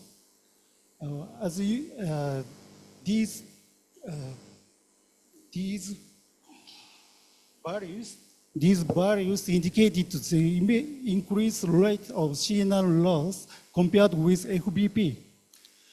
As you can see, CNR loss using DLR was higher than other reconstruction methods, especially CNN low of DLR high was the highest, increasing 48.9% compared with FBP. In conclusion, DLR high can improve the image quality of CT for radiotherapy planning without the impact of CT-ED curves. Thank you for your kind attention.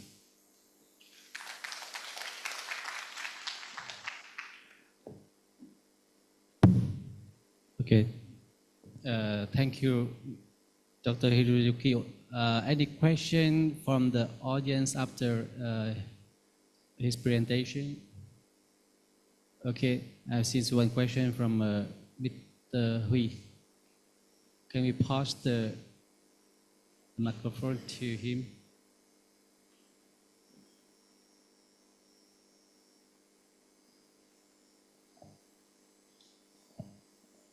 So thank you, speaker. My name is Hui from the military hospital 175 Ho Chi Minh City. I have a question. The first slide, you tell the DLR can improve the accurate the precision patient, and I had the exposure dose. Why the exposure dose when you use the different algorithm? Because if the patient maybe is in the and down or OBQ left and right, and the exposure dose is the same. Thì bây giờ em có thể quay về cái slide số 1 được không? Slide 1, số 2. The first slide, maybe it's first slide. No. Next slide. Next slide. Yeah. So you can see the conclusion. The cameras improved accurate position, patient position, or reducing the radiation dose or the examination time. You have why the radiation dose reduced? Because maybe it's patient in line the base. Sometimes it's patient the move left or right. The exposure is the same. Why to reduce the radiation dose?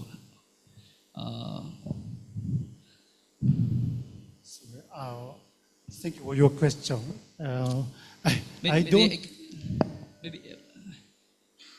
you can.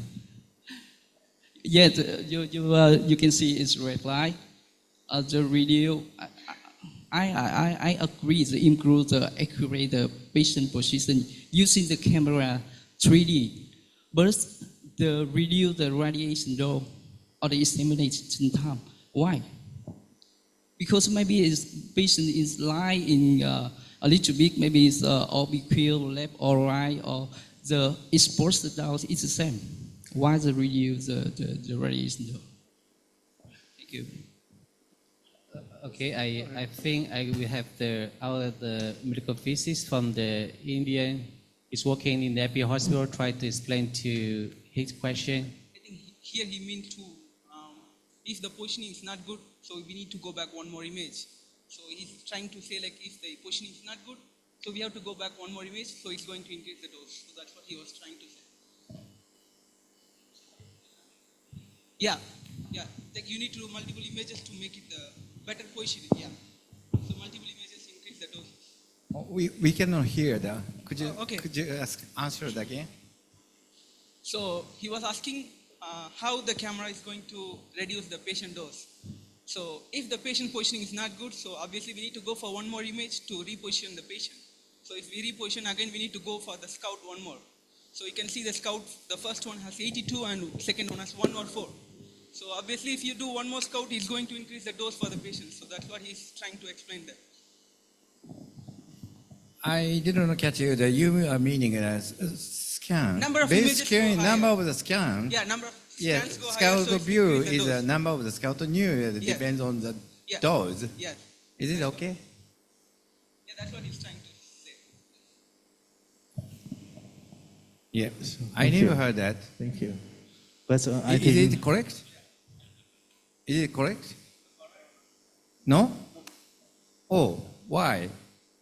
The increase the exposure dose compare with the CCD or manual.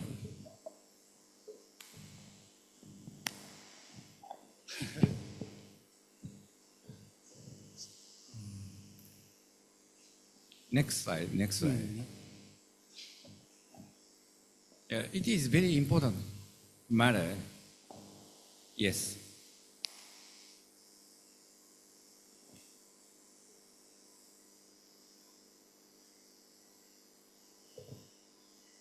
いや、これで、OK。マニュアルでポジションしたときと 3D でポジションしたときに被曝線量が変わるのはなぜですかと。スカウトビューの回数で変わるんじゃないかって彼は言ってるんだけど、あなたの正しい答えは何ですかって。I think shape of bow tie filter influence strong. Okay, because patient appearance not matched.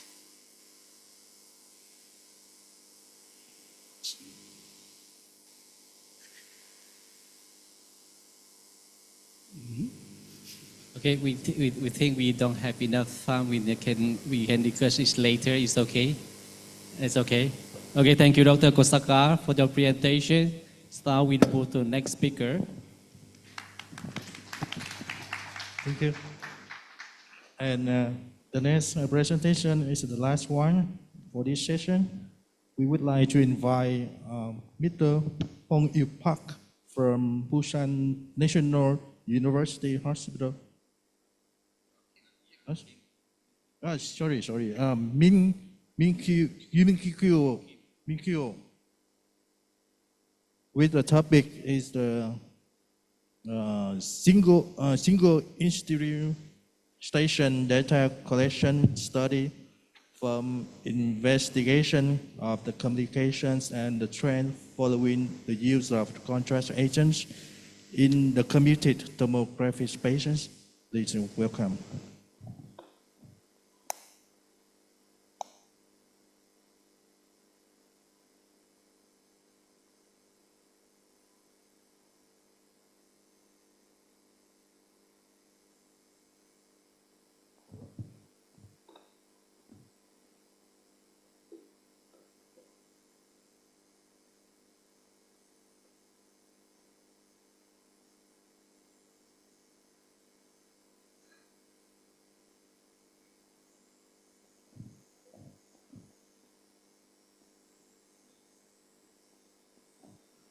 Hello, I'm Bin Kim from Tonghua University Hospital, and I'm presenting our study on investigation complications and trends following use contrast agent in CT patients. And this study has been approved by the RB.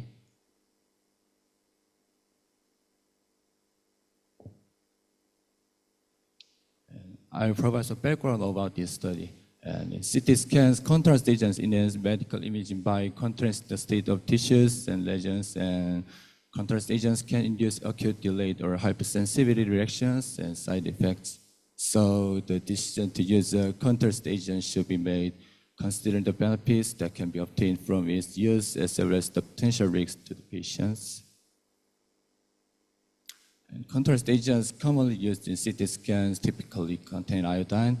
And the use of contrast agents can potentially induce renal dysfunction in patients with pre-existing renal impairment and those with diabetes. So the aim of this study was to identify patterns and predictive factors of adverse reactions associated with the use of CT contrast agents. We analyzed the data from 1,521 patients who experienced contrast agents adverse reactions out of 230,171 outpatients who received contrast enhanced CT scans from January 1st, 2014 to December 31, 2023. And patients under 18 years of age, duplicate registered patients, and patients with insufficient data were excluded from the study cohort. Contrast agents used in this study included Almepro, Alpamido, Alpitrido, Alhexo, and Ioboso. The study took into consideration general characteristics like age, gender, season like that, and year and months, temperature, and type of contrast agents. And we also consider the patient's past history of risk factors outlined in the Asia report, including like asthma, allergy, hypertension, diabetes, hyperlipidemia, heart disease like that. And we consider the COVID-19 pandemic. So we separated the data into before pandemic, during pandemic, and after pandemic.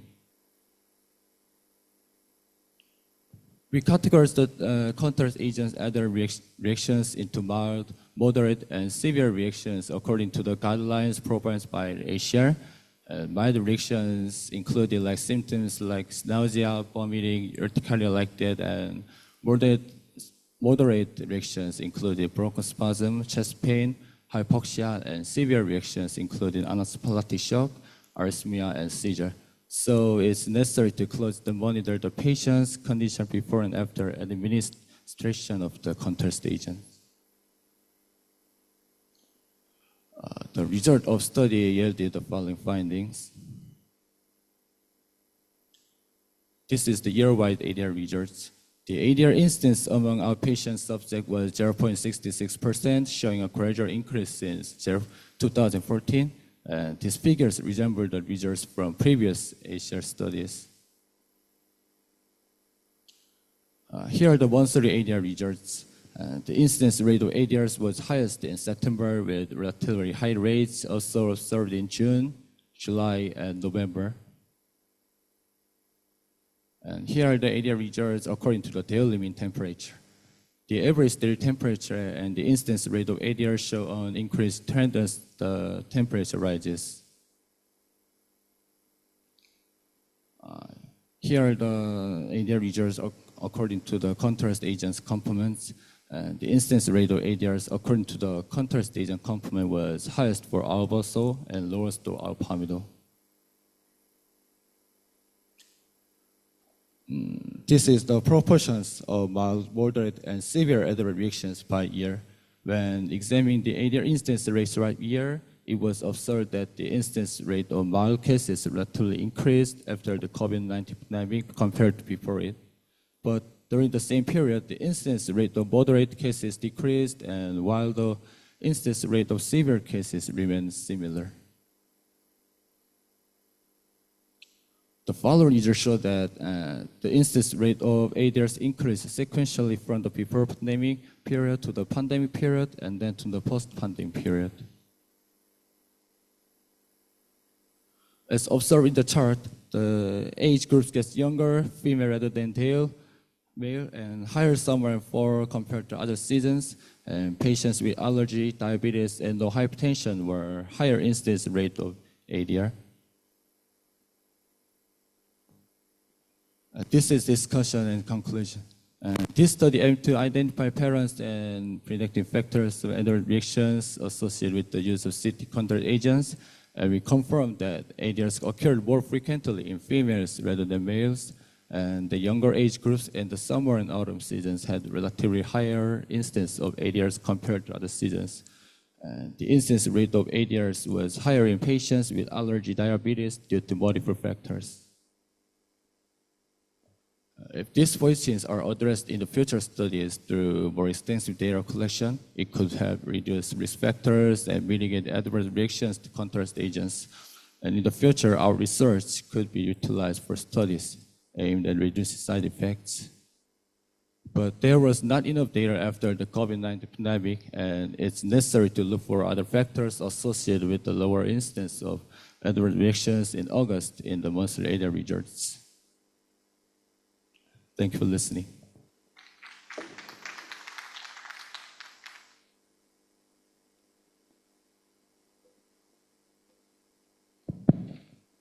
Thank you for your presentation. Any question for him? Sure. So if not, thank you for your presentation once again. And next, thank you so much.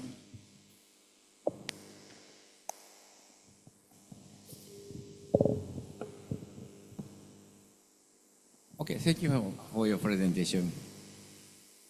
I will make a question after this session. I have many questions. You should I think you should publish your data. I think it is incredible data. So I will ask after this session. Thank you very much. Okay, I will invite the next last speaker from Korea and Busan, Mr. Hyun Il Parks.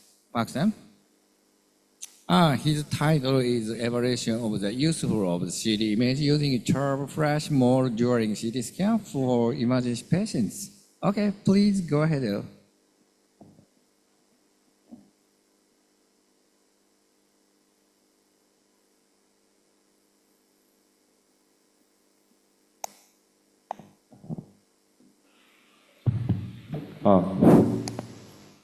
Good afternoon, ladies and gentlemen. This is Honey Park. I'm indeed honored to be here. I'm an international director of BRTA, and I am currently working in the Radiology Department at Busan National University Hospital. The topic of my presentation is evaluation of the usefulness of CT images using turbo flash mode during CT scan for emergency patients. My presentation will proceed in the order shown on the screen. First, purpose.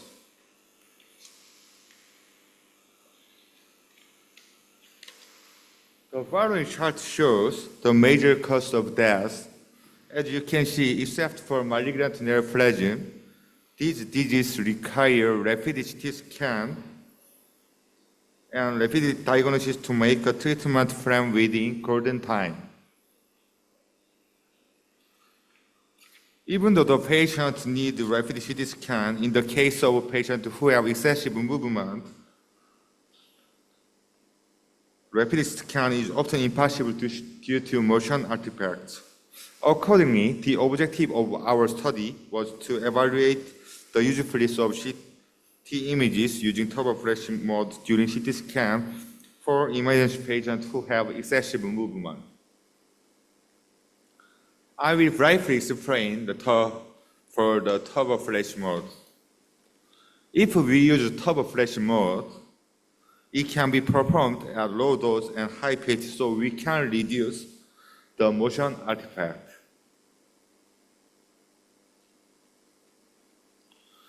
Turbo flash is technology utilized by dual source.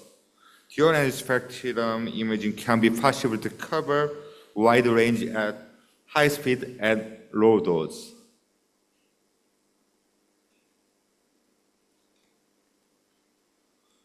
It can be quantified in subtle changes such as bone marrow defects due to be obtained the wide spectral distribution. The advantage of dual energy is independent kV and milliampere sec options for each tube, combined with dose reducing thin filters and improve the spectral separation. Dual source has the advantage of reducing the patient radiation also. Next, materials and method. In this study, Somaton Pro's dual source CT scanner from Siemens was used. This study targeted patients who undergone both routine scan and turbo flash mode scan among patients visited to the emergency center, Busan National University Hospital.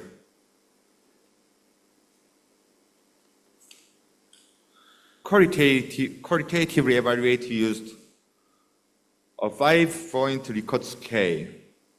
The reference value is 3 points, and 3 radiologists compared and evaluate routine scan image and turbo flash scan image for qualitative evaluation. This The scan protocol of each body part is described below the table. Table 1 is for chest scan protocol parameter, and table 2 is for abdomen scan protocol, and lastly, table 3 is for brain. We acquired each brain image by using routine scan parameter and top-of-plate scan parameter, and ROI of 4 region was set in each brain image, and CT number and noise were measured in order to compare and measure SNR. This is for chest HR imaging. Like the method measured in brain image, chest image was also measured in the same way. This is for general chest image. The method of measurement is the same. This is for abdomen. The method of measurement is the same. ROI of 4 regions was set in each image, and CT number and noise were measured. After that, as you can see, SNR was calculated. Next result. As shown in this table, this is the result of scan time for routine scan and top-of-flash scan. When top-of-flash was used, the scan time drastically decreased. This is the scan time graph in order to see that at a glance, scan time drastically decreased. As a result of qualitative evaluation of the image, it was found to be higher than the reference value. In the opinion of the 3 radiologists, there was no significant difference in image quality. So this table is average of CT number for measuring SNR.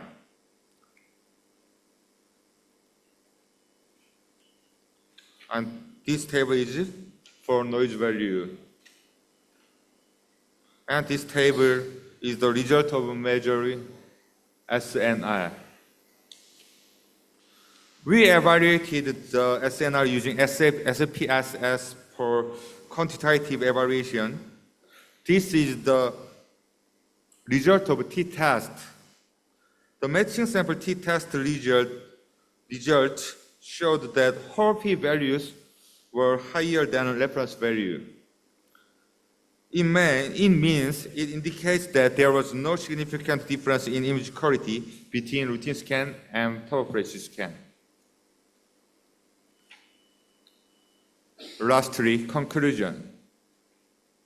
If we perform the top-of-flash mode for emergency patient, it can be drastically decrease scan time. So there can be also avoid motion artifact.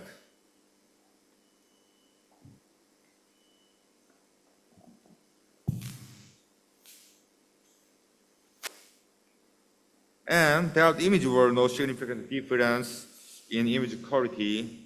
So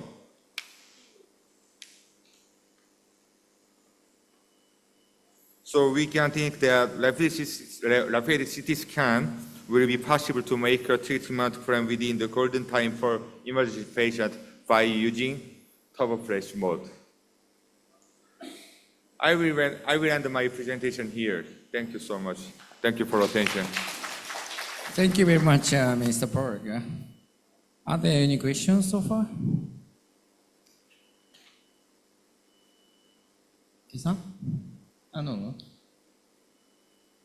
Yeah, I have one brief question. I visited Yonsei University as a faculty development, but I never seen the eye mobilization tool for CT. So, do you have any tips to eye mobilize a patient during a CT imaging?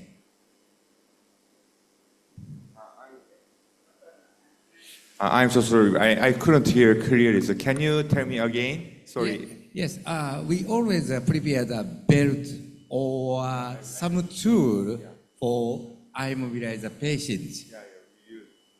You always use immobilizer, any immobilize to the patient?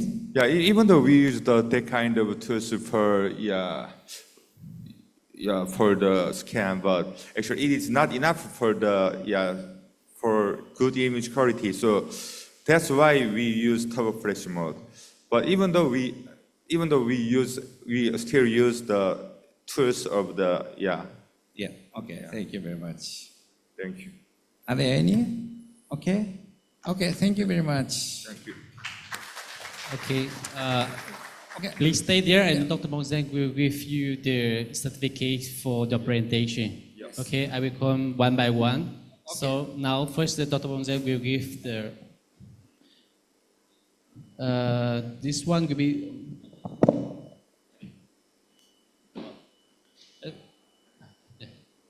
We invite Mr. Fuji,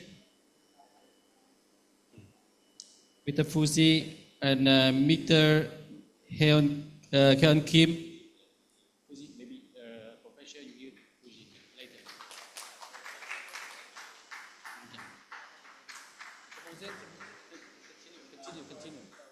Continue.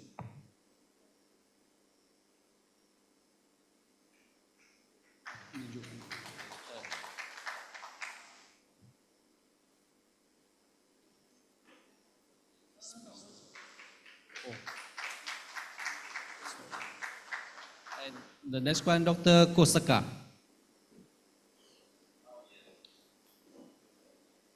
And the last one, Mr. Min Yu Kim.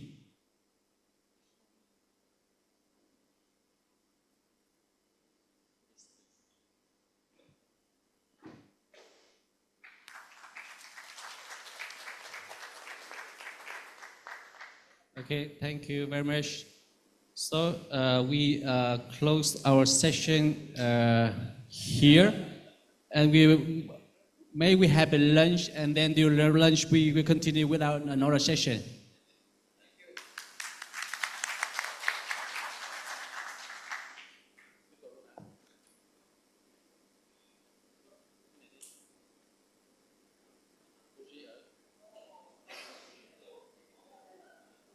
Đợi chút chưa?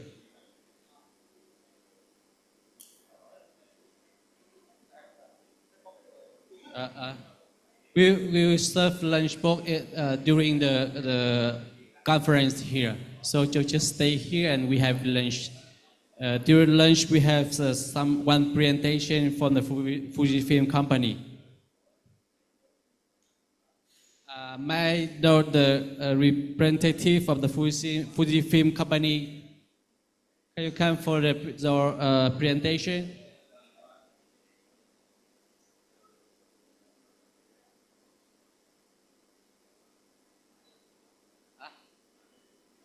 Okay. Ăn tại chỗ luôn. Ăn ngoài á? Ăn ngoài hả?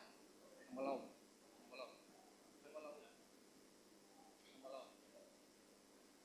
Tôi đây nghe được là do mấy ăn mà đúng không?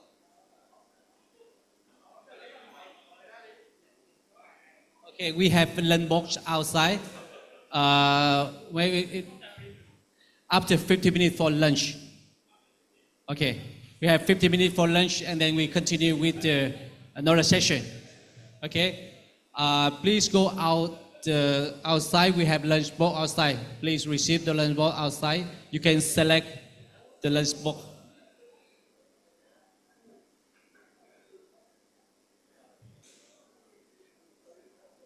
And we'll see you at 1:15. Everyone come back at 1:15. Thank you.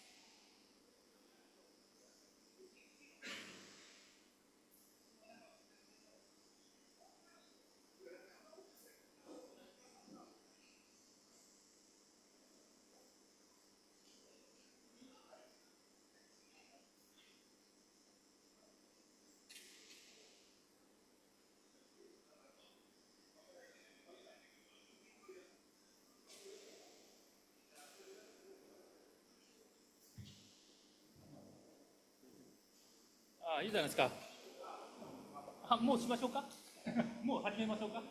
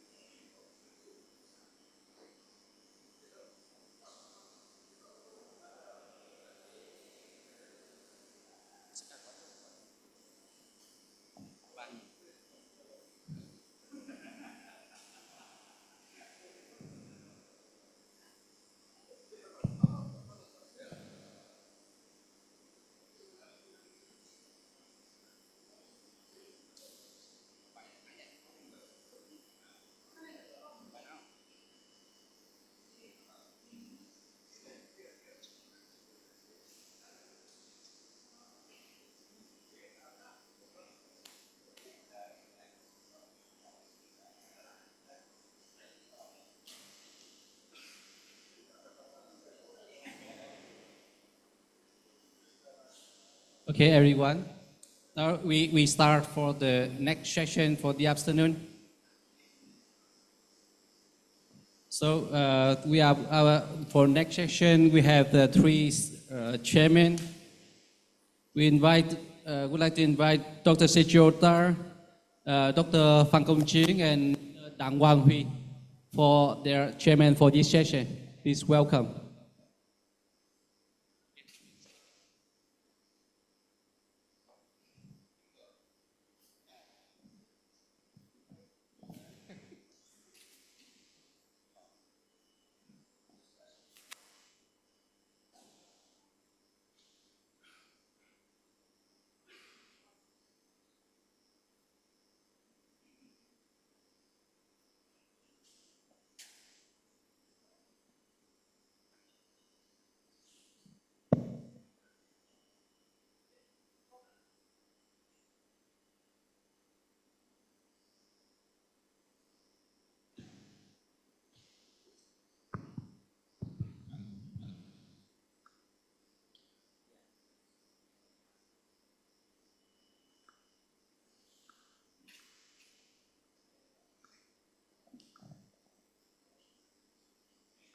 Yeah. Good afternoon. Yeah. Good afternoon, everyone. We'd like to start the next session. I'd like to welcome. Sorry. No name. Inside here. This is Hayakawa. Okay. Okay. Okay. I will start. Yeah, you can start. Yeah. Could you start your presentation? Actually, Hayakawa, our company, is Monzen laboratory collaborator, right? Could you start your presentation? Okay, just starting. I'm Shoji Kazuta, in Hayakawa, managing director, coming from Japan. So today, thank you very much for a valuable time spending our presentation.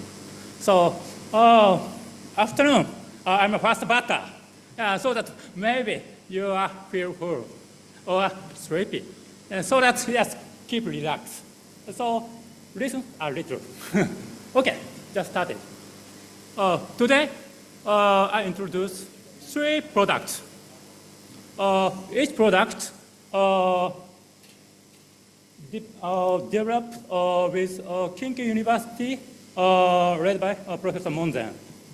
So only 3 items. However, I believe that this 3 product is very useful for everyone. So please remember these 3 products.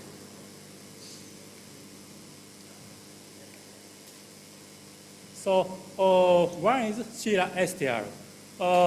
This is radiation shield materials made of rubber.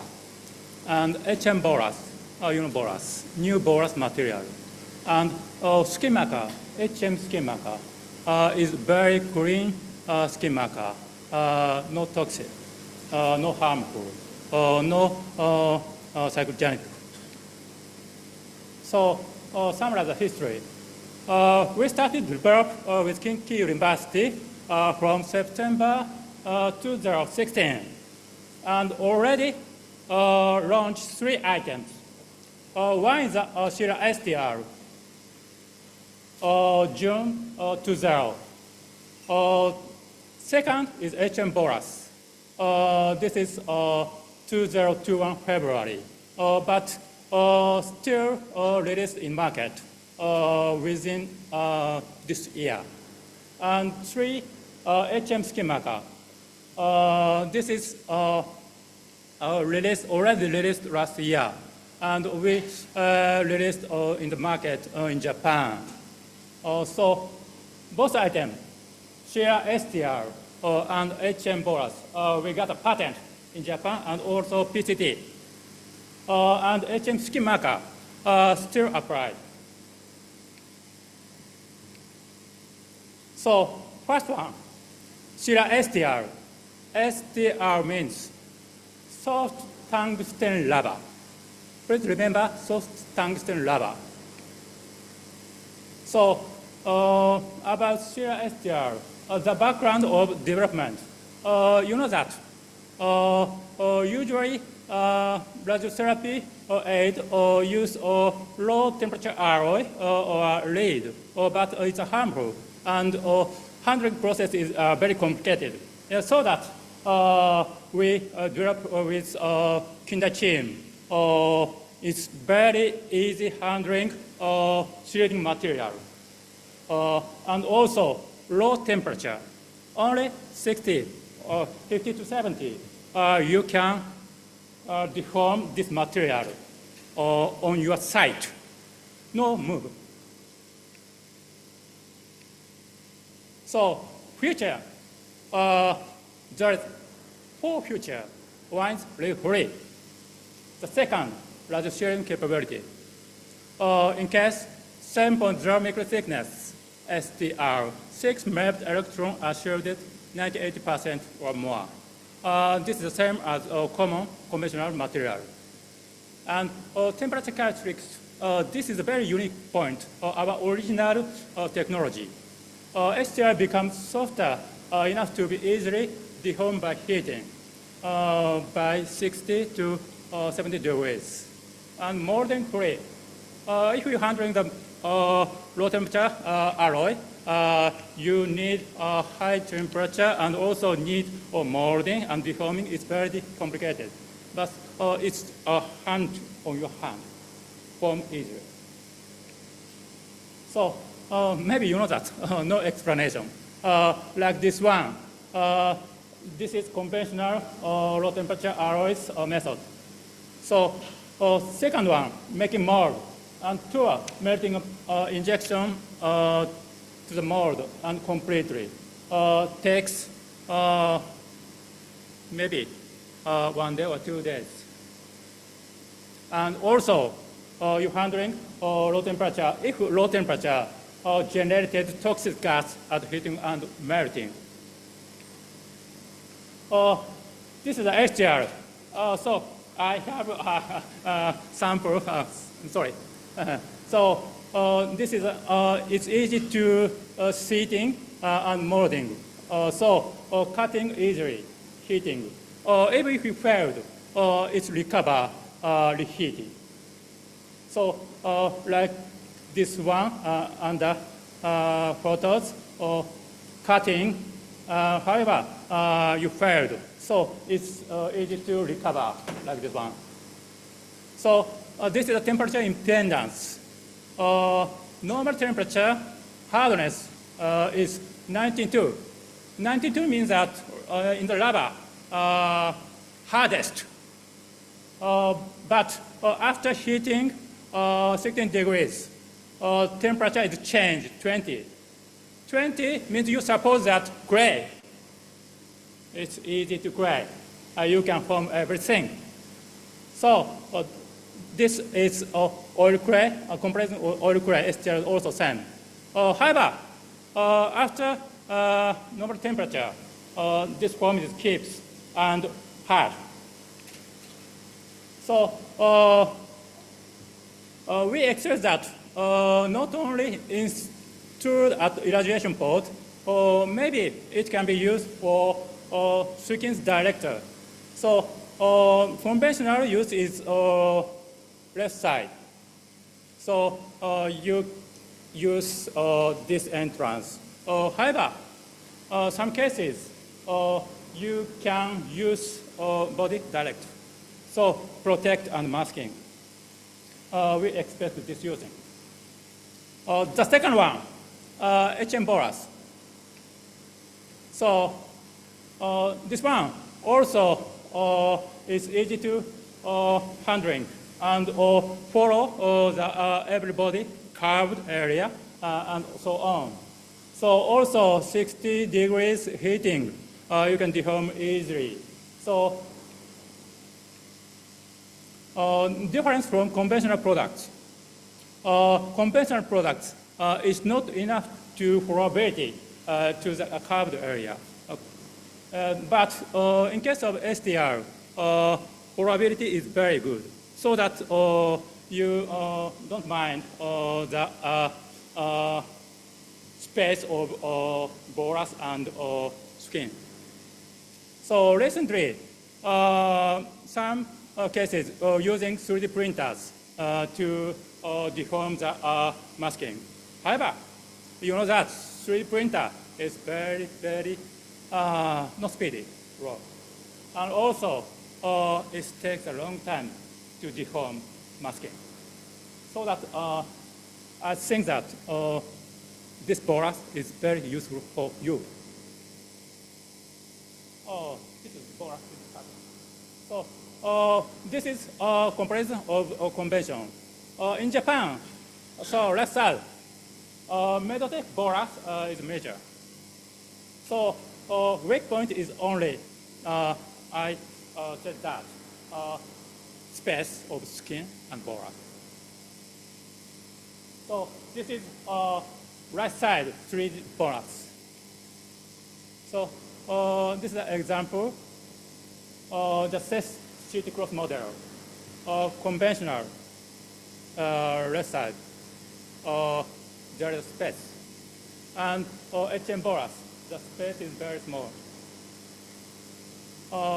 On temperature dependence is almost same as STR. This is a West model. It's incredible. First time I doubt, but Professor Mone said that real. Okay, this data catching. So handling is only heating. So hot water or heating is okay, and deforming. But please, to prevent low temperature burns, be sure to protect your skin with glove or another aid. So last, skin marker. So you know that this background is very easy. So Japanese government, not only the Japanese government, now methyl rosarine chloride is prohibited to use, so that everyone want to use replacement, so that we start to develop this material. This skin marker is very clean in the world. So maybe you use like this convention. So convention prohibit, already prohibit, you cannot buy everywhere. So tattoo marker.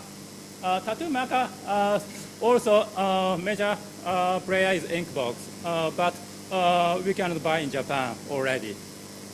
And recently, several makers released no methyl rosarine marker. And also, many persons use permanent marker. It's very cheap. So, this is point. Skin marker, carcinogenic, allergy, irritation, virility, water resist, retention, and tactical. All good. It's all good, really all good. But other skin marker, there is a problem, especially carcinogenic. Maybe many persons use permanent marker. However, this is not good for patient. So, okay. So this is for tattoo marker, like this one. Okay, this is waterproof resistance. HM skin marker, this is a water-based material. In spite of water-based, however, this is including waterproof material, so that keep line. This is a touch querying. We try more than 20 top of pen. So finally, I said that we have a patent. STR, we have patent, and also borax, we have a patent. Surgical skin marker, maybe we can have a patent within early next year. So if you want, please call me or email to me. I measure directly and I support you. Thank you very much. Okay, thank you for your presentation. Do you have some comment? Isang?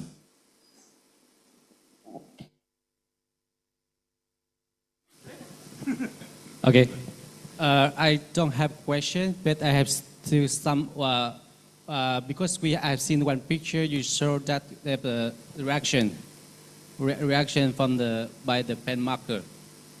Yes, our hospitals have some case after we use the pen marker, we have already some reaction like that, similarly. Yes, yes. It's not we become red, and for a few days we become release less, and the data time become normal. Just about some case, not one or two case, not most of the case. Okay. I think it's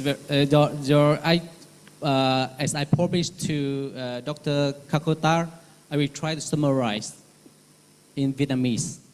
I hope that from all Vietnamese can understand his project, what we used, what he tried to show to us.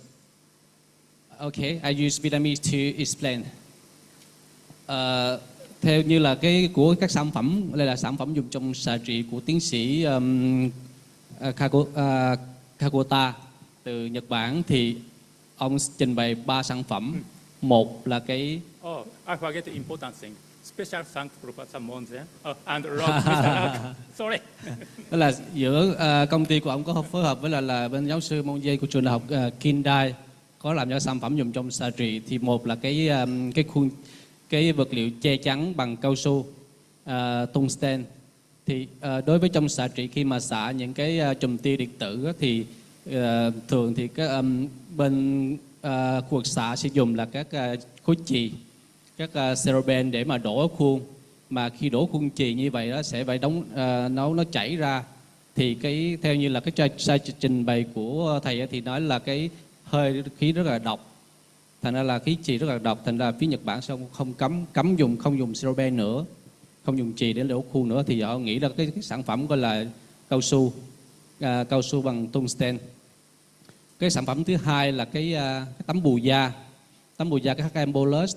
Thì đối hiện tại cái tấm bù da trên thị trường là tấm bù da dạng là làm sẵn, thành ra sẽ tạo những cái khoảng hở khi mà mình đắp lên da bệnh nhân, sẽ tạo ra những khoảng hở đối những cái vùng mà không có đồng phẳng thì sẽ khoảng hở. Thành ra là đối với cái tấm bù da của vật liệu này cũng là giống như là mềm nhiệt dẻo, thì ra là khi bỏ vào nhiệt độ 60 độ C có thể là mềm ra và có thể là đắp lên da bệnh nhân để mà ôm sát da, vấn đề là để liều lên da tốt hơn. Còn cái sản phẩm thứ ba là về cái viết đánh dấu trên da. Thì giống như nãy là nói cái viết đánh dấu trên da, ở bên FV cũng đã có một trường hợp là bệnh nhân khi em xài viết đánh dấu cũng có phản ứng phụ. Khi mà vẽ lên da thì bệnh nhân sẽ nổi mẩn, sau đó một vài ngày cứng kéo dùng khoảng 1 tuần lễ xong mới hết. Cái hình mà nổi mẩn y hệt cái hình mà thầy trình bày trên slide đó, mình vẽ tới đâu là mẩn tới đó, bắt đầu nó đỏ lên da vậy. Thành ra là cái sản phẩm của thầy có nghĩa là có hy vọng có thể thay thế được cái viết đánh dấu bút lông dầu hiện tại bây giờ. Mình đang dùng là cái bút lông dầu. Xin hết ạ. Okay, thank you for presentation. Thank you. Okay. Okay. We'd like to move to the next topics. I'd like to welcome Mr. Min Cheo Bu. Okay. His presentation title is Using Helical Tomotherapy to Replace Total Skin Electron Therapy. Okay, could you start your presentation?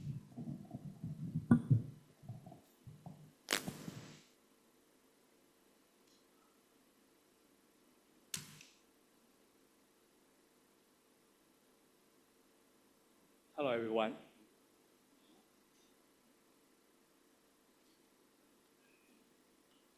Hello, everyone. I'm Min Wu. an executive director and the Radiological Technologists Association and New Taipei City, Taiwan. Currently, I work as a radiation therapist in the Radiation Oncology Department and Far Eastern Memorial Hospital. Our department is the only one medical center in Taiwan with 2 tomotherapy machines. And we have extensive experience using them.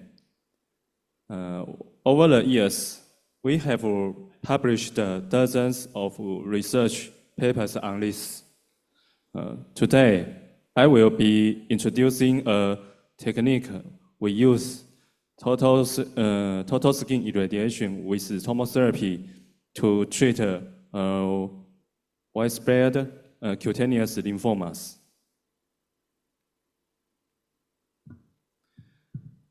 Primary cutaneous lymphoma includes both cutaneous T-cell lymphoma and cutaneous B-cell lymphoma. The most common type is cutaneous T-cell lymphoma, which makes up over 75% of all primary cutaneous lymphoma. Among these, the most common subtypes is mycosis fungoides, which accounts for about 60% of all cases.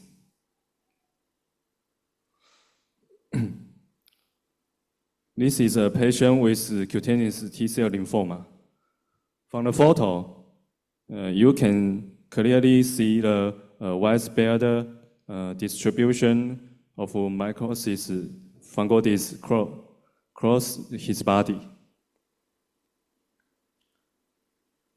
The treatment strategies by mycosis fungoides include direct skin treatment and systemic therapies.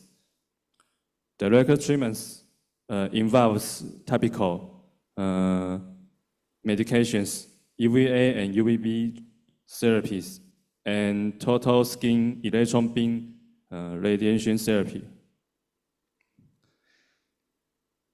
Systemic therapies include immunotherapy, chemotherapy, steroids, interferon, retinoids, and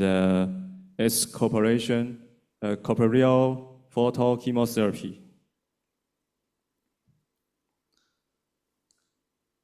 This is total skin electron beam therapy, Stanford 6-dual field technique. The Stanford 6-dual field technique is commonly used as a standard approach for total skin electron beam therapy. On the first day, the treatment covers the back, LAO and RPO, RAO and LAO. Sorry. On the second day, the treatment covers the front and the left posterior oblique and the right posterior oblique. The Stanford 6-dual field technique used in total skin electron beam therapy is effective for treating cutaneous T-cell lymphoma in superficial areas. However, regional like the inflammatory region and perianal region, inner buttocks and thighs, and the perineum tend to have those inhomogeneity. Therefore, a combination of TSEBT and photon beam irradiation therapy is required for treatment in these areas. To use LINAC for total skin electron beam therapy, a large treatment room is required. A source to surface distance of 3 to 7 meters is usually sufficient to cover the patient with a uniform size of 200 centimeter by 18 centimeter. However, in the Radiation Oncology Division and the Far Eastern Memorial Hospital, none of the treatment rooms provided such a large space. So we began designing how to use tomotherapy to treat the total skin. To address the issue of limited treatment room space, we switched to using the tomotherapy system to design treatment plans for patients.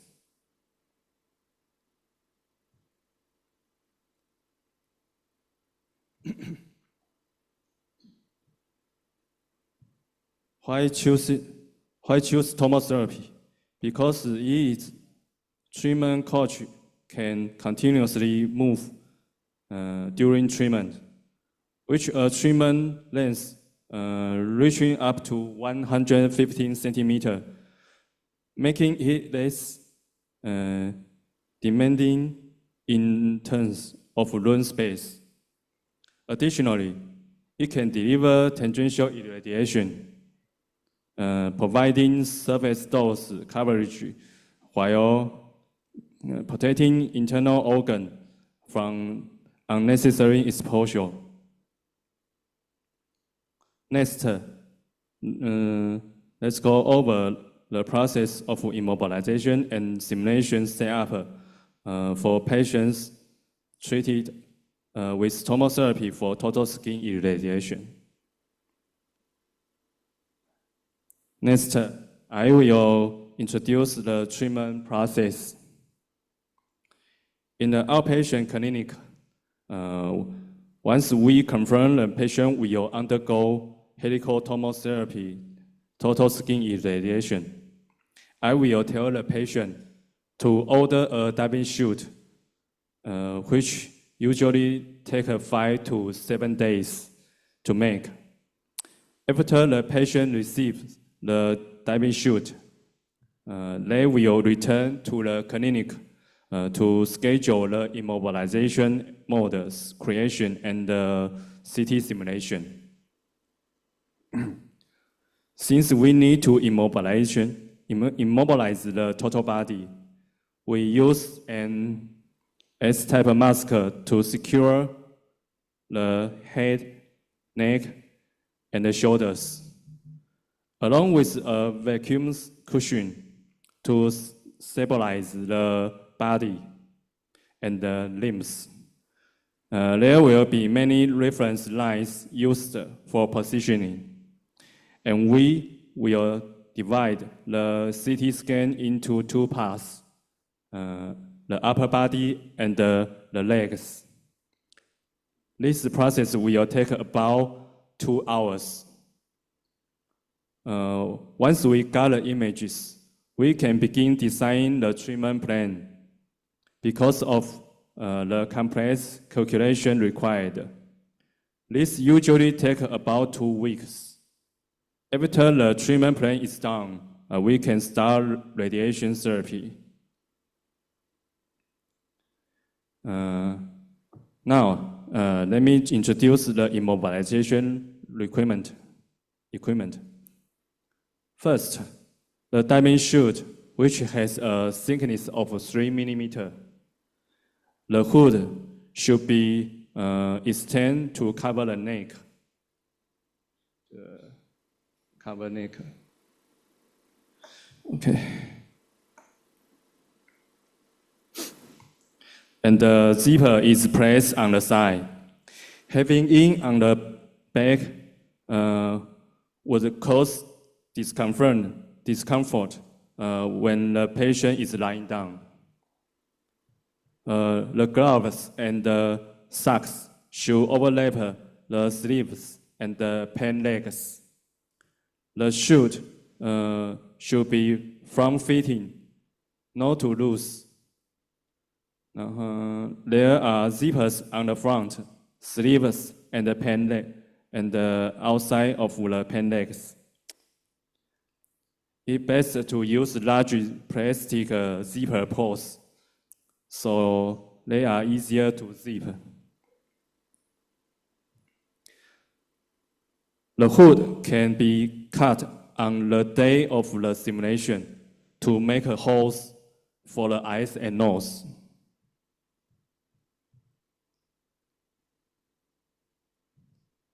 This is the diving hood section. As you can see, the bottom edge of the hook extends over the neckline of diving chute.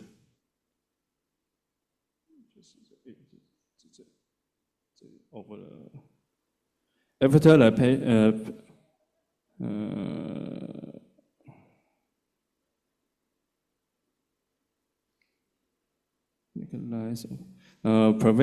preventing any skin from being exposed.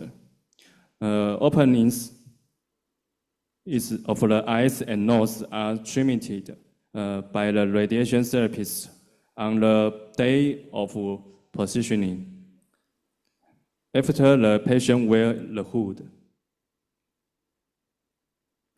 The gloves are designed to overlap with the cuffs and the wrist, ensuring completed coverage. Since the ears and toes are thinner compared to the other parts of the body, we add a layer of 3 mm polyflex tool behind the ears to enhance surface dose.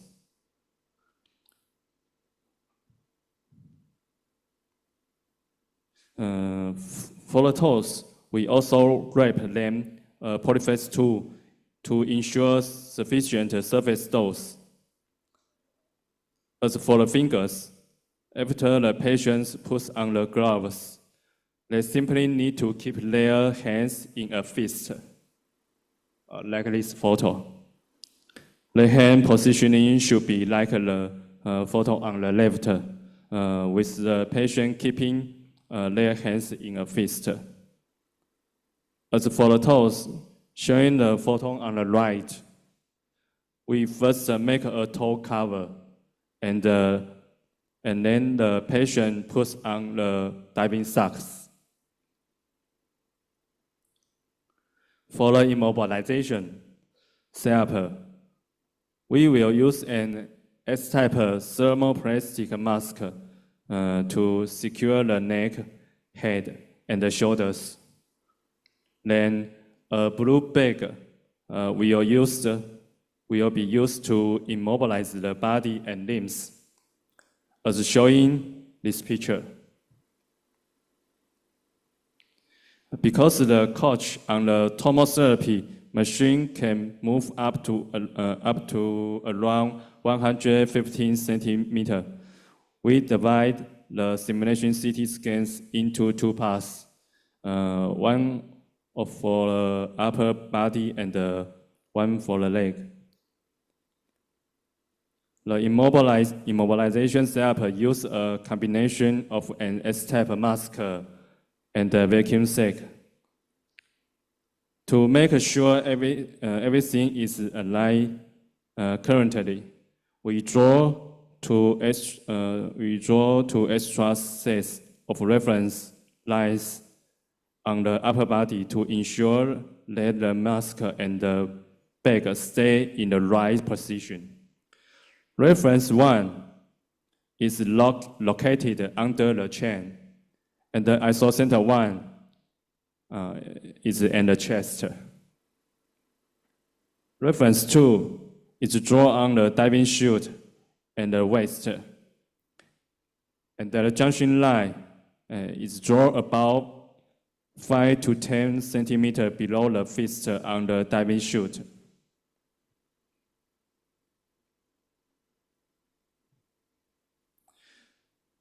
When scanning the legs, The patient stays in the same immobilization setup. The radiation therapist rotates the setup 118 degrees. Once all positions are confirmed, we can remove the mask and hood and open the diving chute to allow the patient to breathe. ISO Center 2 is located around 5 to 8 centimeters above the knees and 50 centimeters above the knees. This is where the junction is located between the upper and lower treatment fields. To ensure a smooth transition between these fields, the edges of two fields and the fillet and the 15% isodose line during helical tomotherapy treatment. For the clinical target volume, we cover the entire body surface system, margin of 0.5 centimeter. After 4 days of treatment for our first patient, MCT data showed that the 0.5 centimeter PTV margin was insufficient for certain body areas, such as the shoulders, chest, abdomen, and pelvis. As a result, the PTV margin in these regions were adjusted accordingly. The anterior margin of the chest and abdomen were extended by 1 centimeter into dimensions. Please, speaker, please we have 2 minutes. Oh, sorry. So,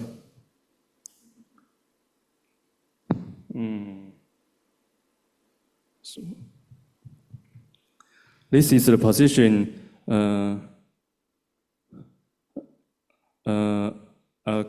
occupied by the central core complete block in the axial view, ensuring that the radiation does not pass through the central part, but instead only tangentially irradiations from the periphery. This is isodose distribution, upper body and legs. This is our radiation prescription now. Total dose 1,200 centigrade, daily dose 115 centigrade. 4 fractions per week. 2 treatment field, body and legs. Each session requires around 2 hours. So total skin irradiation can save space and uniform surface dose, but his drawbacks is longer simulation and treatment time. Thank you for your listening. Okay, thank you for your presentation. It's very unique idea, the use of a diving suit to cover the superficial dose. Yeah, very nice presentation. Do you have some comment or any comment or question? Okay. Actually, I also use a diving hood for angiosarcoma in scalp. Yeah. Very. I know the very useful way use diving suits. Thank you so much. Okay, thanks so much. Yeah.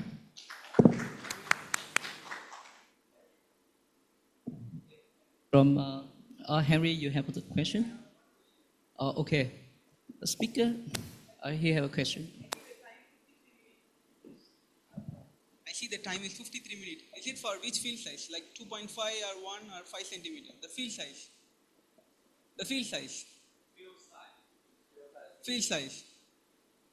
The treatment time, 53 minutes. Around the total delivery time, 53 minutes. So it's like for which field size? The treatment time, 53 minutes. So that's for which field size? 1 or 2.5 or 5 centimeter? Yeah, treatment time. Yeah. Yeah, so that's for which? 13 to 15. Yeah, so that's for which field size? Like 5 centimeter or 2.5 or 1? Because the treatment time varies for field size, Tomo. The field size.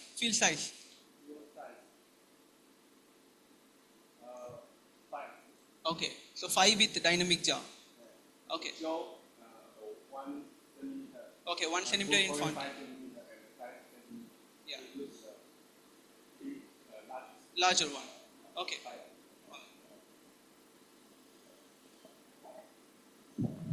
Okay, thanks so much.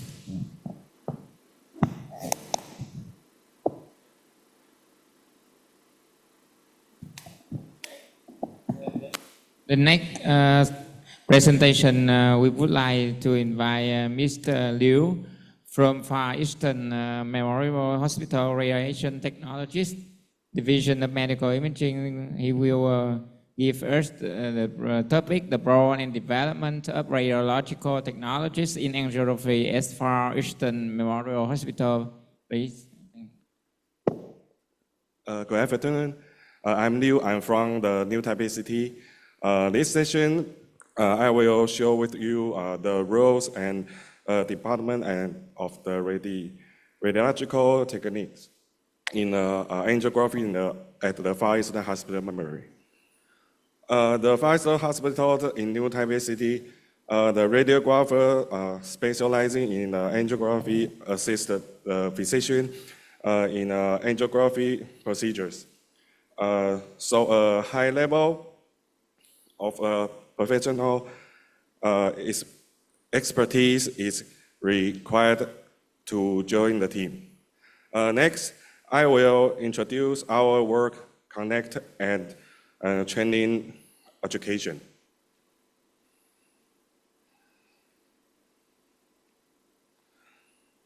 Okay. Instrumentation section, familiar with the operation and the troubleshooting of the angiography machines,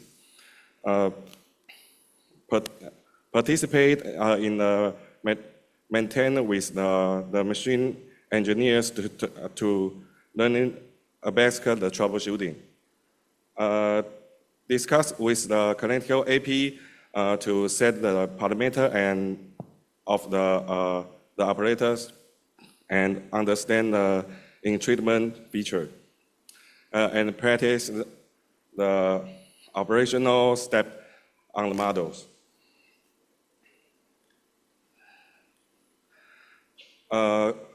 Create the personal learning. The records can be provided for future reference. This is my note. So the Philips machines called the Aurora Express is any written contrast follow stasis analysis after the flow diverter standing.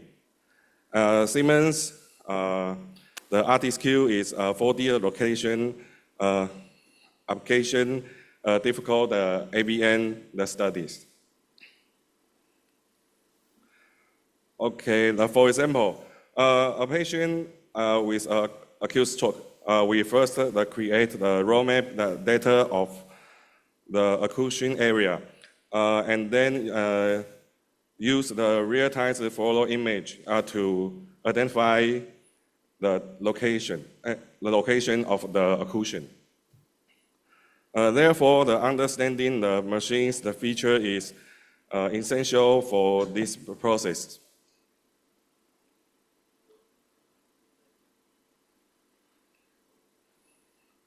Okay, indeed.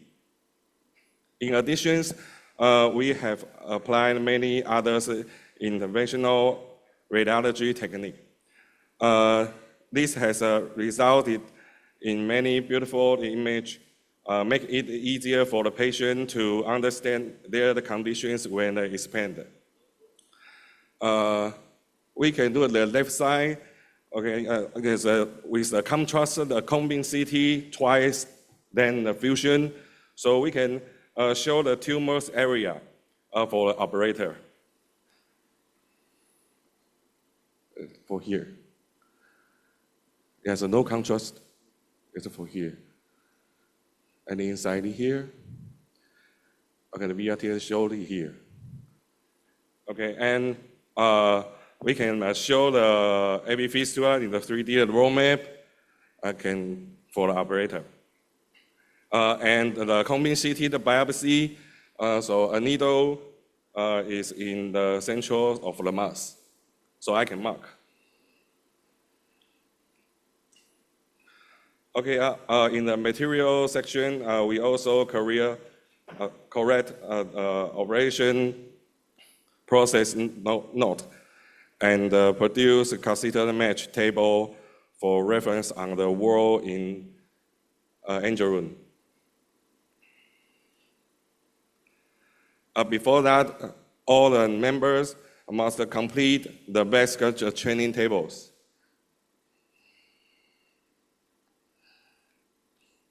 The next level, the high-risk procedures, including the endovascular treatment, the IA, aneurysm coil embolization, intracranial stenting, and the flow diverter stenting.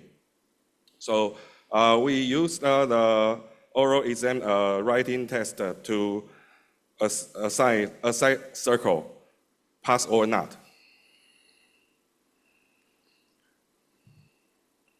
We also designed a stroke thrombectomy workflow chart for members to follow, which including time, recall, or other details, discussions, meetings, and on-site training.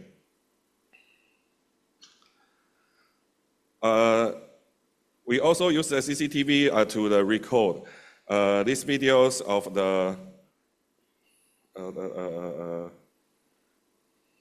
a live show, so you can be used for the training to the next generation. So these training sections help us understand when we can provide assistance.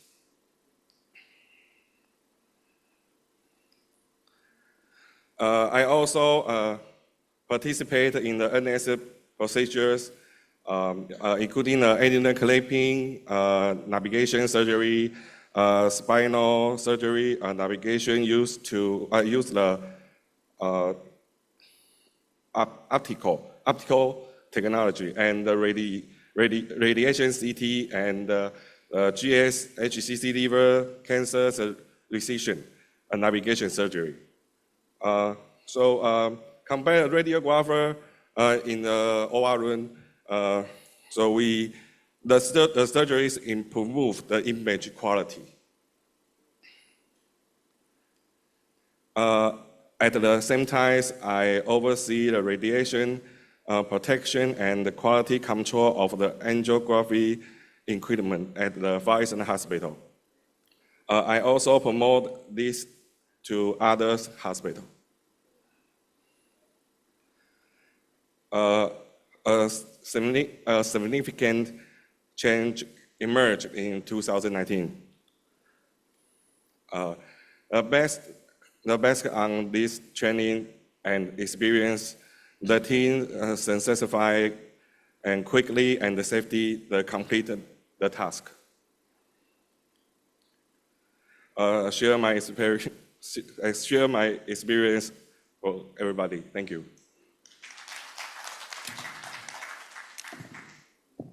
Thank you very much for your detail and good information.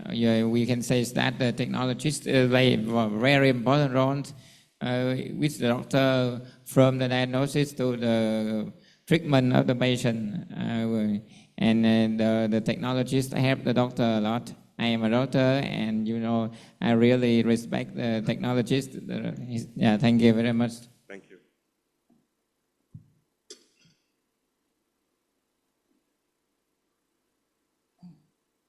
A question? Any question more?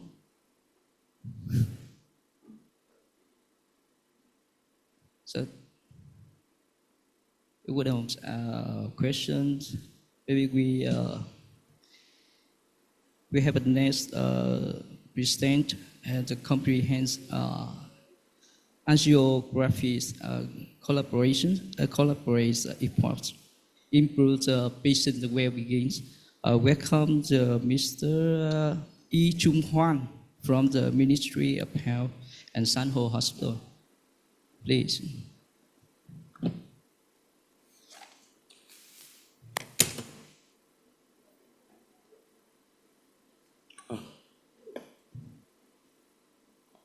Okay, good afternoon, everyone.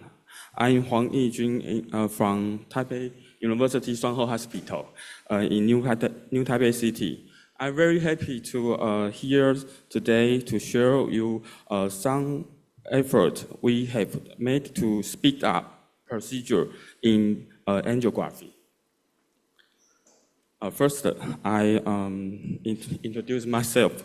Like the other speaker, I come from New Taipei City, which surrounds the capital, Taipei. It is the largest city in Taiwan by population, 4 million people.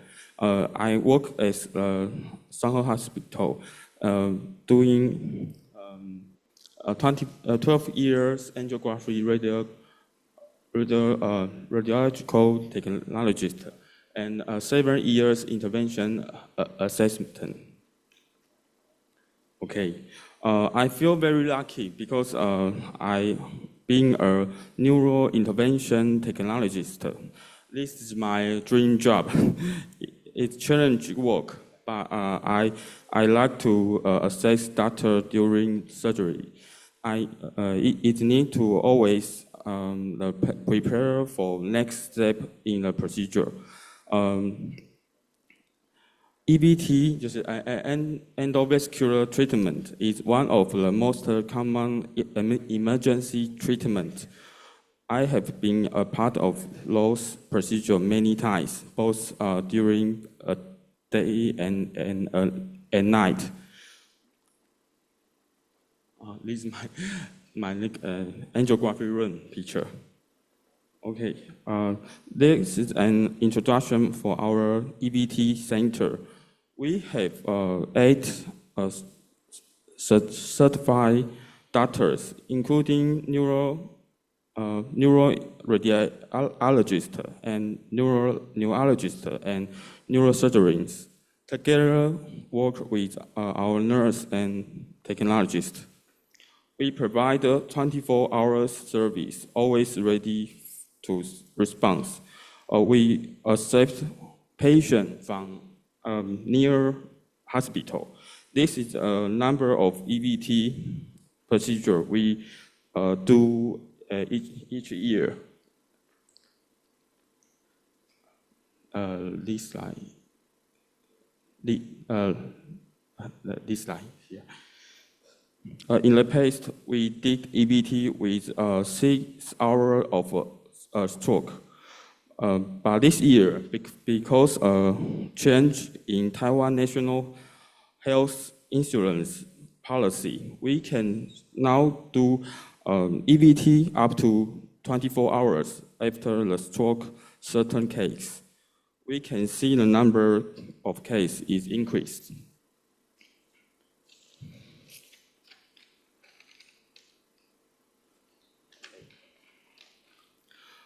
When stroke patients arrive at our hospital, they are usually undergoing a non-causal CT to rule out hemorrhagic stroke. If the CT shows sign the ischemia stroke, we then procedure with the CT or MRI. At our hospital, MRI is primary tool we use to assess stroke. Therefore, we training our emergency technologists to perform MRI scan so that we can provide immediately diagnosis image. After the image, we calculate the stroke penumbra to assess however EVT should be performed. That's our machine we use. We have high-speed CT and 3T MRIs and 1.5 MRI with speed-up technology. We can see our angiography room. We have 3 angiography room and hybrid OR and a CAS room. We can do EVT 3 lines. Okay, treatment has 2 ways now. So we are 2 TPA and EVT to treat ischemia stroke. The limitation of TPA use that must be done within 4.5 hours. If the time exceeds this, TPA is not recommended. For post-circulation stroke, it must be performed within 24 hours. And for an anterior circulation stroke, it used to be 8 hours. But the National Health Insurance policy was extended, allow it to be performed with 24 hours if images show a large penumbra. Okay. When patients arrive in the emergency room, many functional tests are undergoing, such as the NICS. All the doctors receive the test results and images through our live group is a communication group. So they start discussion whether the patient is stable for EVT. Suitable for EVT, yeah. So we also use AI. Rapid is an AI software that is well used to assess the severity of brain stroke. Once the image are uploaded, the software calculates the infarct area, mismatch rate, and mismatch ratio and balance, which is used to calculation whether the procedure will EVT.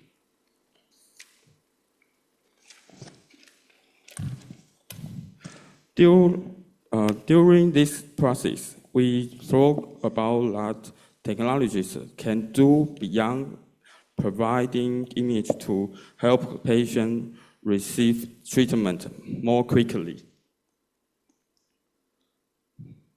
We are training, and we try to training access direct in the angiography room to help doctor. When the patient arrive, when the patient arrive the immunization, we need to quickly prepare an operation table to set everything up so that the somatomy can be in. And if there only a resident in the angio room, while the attention doctor explains things to the patient, have assistance become very important. We hope with all the pre-operation preparation and make sure to quickly prepare the necessary tool during surgery. because we know the thrombectomy doesn't always success on the first doing. Okay. In the past, our neurosurgeons try to perform EVT alone, although they can still complicate the procedure, but it often delay the door to puncture time and time for first successful recapitalization. The data shows this delay impact to the procedure. Additionally, during emergency surgery, we realized we could assess with passing our knowledge. Every year, a new resident joins the team, but during an emergency EVT procedure, the attention doctor cannot focus on surgery and fully teach at the same time. This is where the access can help set in, make sure the surgery going smoothly and procedure smoothly without delay caused by inexperienced helpers. Okay. After our doctor complete their training, radiologist and other hospitals also come to learn from us. This is our hospital first training doctor and other technologists to training in our hospital to learn EVT. Okay. Besides treatment patients in our own hospital, we also offer treatment at partner hospital.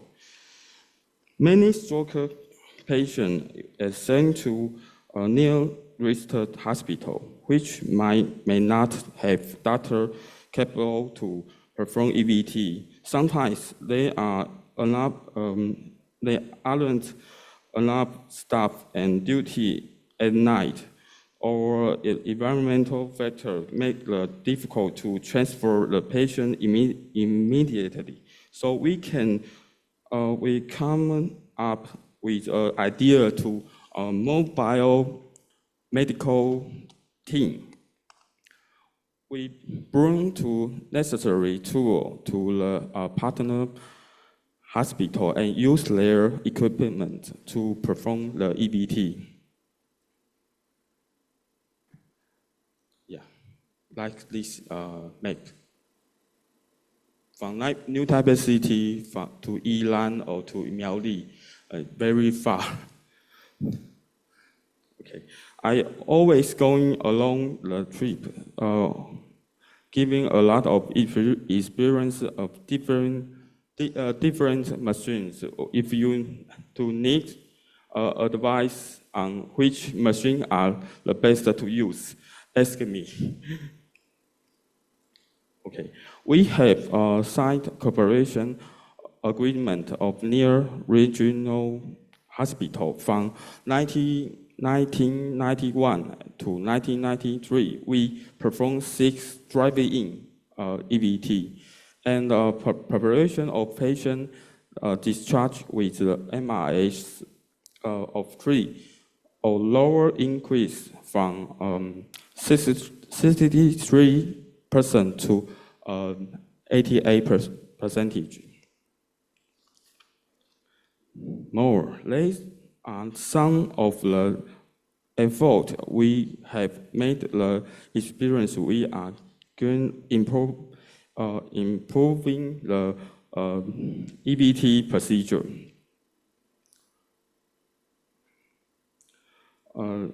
Another reason the delays surgeries is difficult to deciding whether to perform EVT. It's hard to choose especially for delay case. Time is brain. Our primary goal is treat patient as soon as possible. However, the patient will arrive more than 6 hours after a stroke. The risk of brain hemorrhage from EBT increase. Although the potential benefit also increase, family often found it hard to decide. In one case, it took until the fourth family member to decide to proceed with image, but by the time 1.5 hours has passing, which attained the patient outcome. To address this issue, we decided to implement the shared decision-making procedure using a PDA, patient decision aid, provide very clear information to help patient or their family make quick decision. First, we determine the scope of use. We apply only to patients who arrive more than 6 hours after the stroke.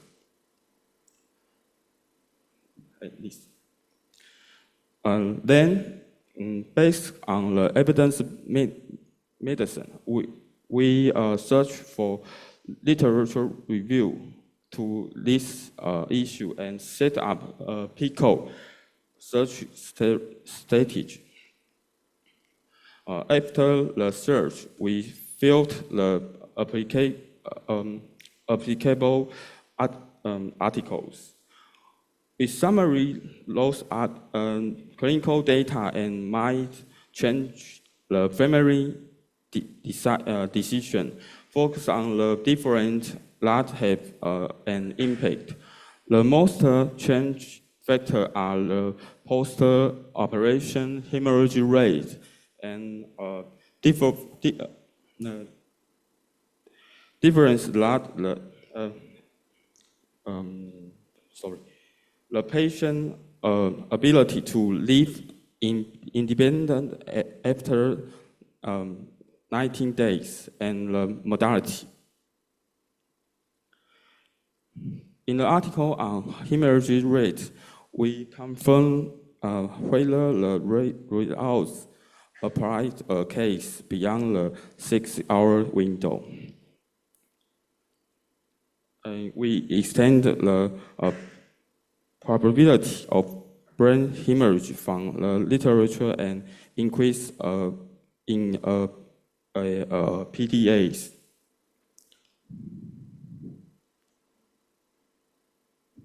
Okay. Here is reference independent living with 90 days. The data shows that the rate of independent living was 45.9% for those who underwent EBT, compared to 20% for those who receive conservative treatment.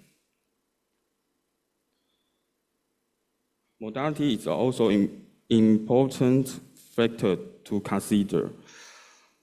The modality rate of EBT was 17% compared to 20% for traditional treatment, which is not significantly different.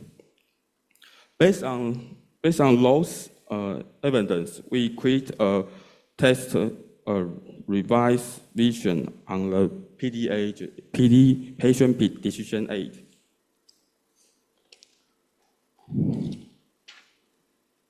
The title is When the Family Member Has Acute Stroke for Over 6 Hours, What Treatment Option Do We Have? we begin by introduce the condition and the treatment option first. We explain the scope of use, the key difference, and then we provide the detailed explanation in each treatment option. Use picture and make the explain clear. Like this.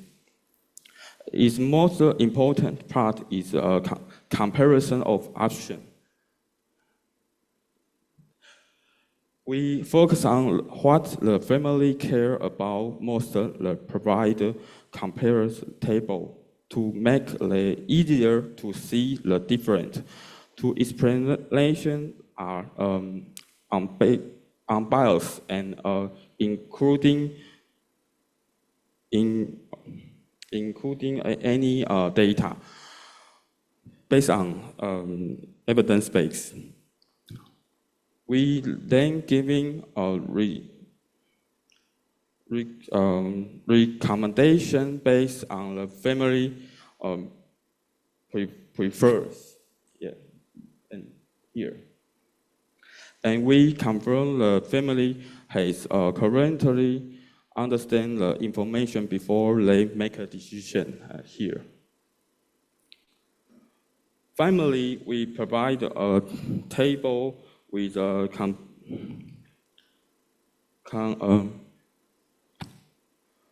we provide a table with a compilation years of PDAs. 1 to 2 weeks after decision is made, we contact a follow-up phone call to check whether the SDM procedure help the family at the time and of decisions. Finally, we compare the score between the SDM procedure and the traditional method. We found that on average, the score increase, the score improves. According to their after using PTA, the decision-make time was reduced by average of 12 minutes.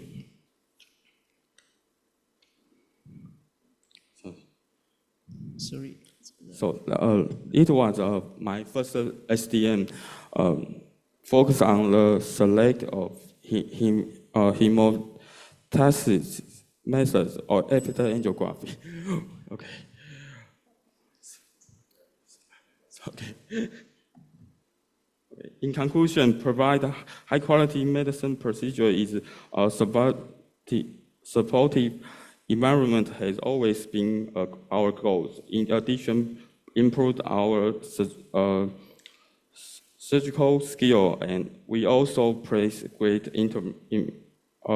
importance on teach the patient our experience. We are committed to support both the enter procedure and their family. Okay. Thank you for your attention. Yeah, thank you, speaker. And this presentation give us more information about the interventions. And any question? Please.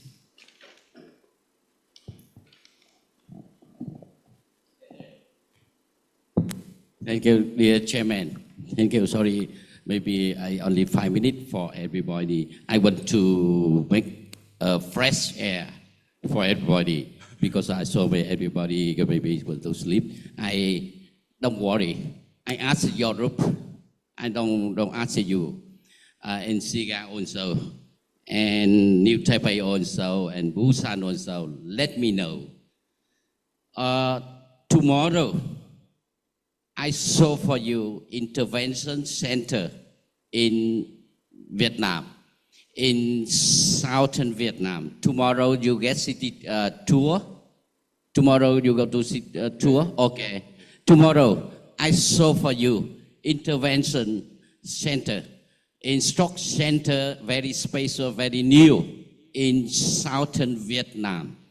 I saw I also have a lot of doctor, medical doctor from Indonesia, Malaysia. They come in stroke center in southern Vietnam for learning something. Only tell you tomorrow after I show you your visits. Okay? And you compare, you only talk with me how you compare with in your hospital tomorrow after your visit. My question for Busan and Sigar and New Taipei. In Vietnam now, radiographer intervention and some doctor, medical doctor intervention always come land with me. We not standard have a policy, good policy for radiographer and medical doctor, because I understand intervention conference in Vietnam also. We hear they only not have a good opportunity, not enough in policy, clear policy for, because they are direct with in radiation, with straight radiation, and then very difficult now. My question for Tree Society, you can share your policy in your country, how policy, special policy for radiographer intervention in your country. For example, the first example, you are high salary. Different, you in CT scan or MRI or ultrasound.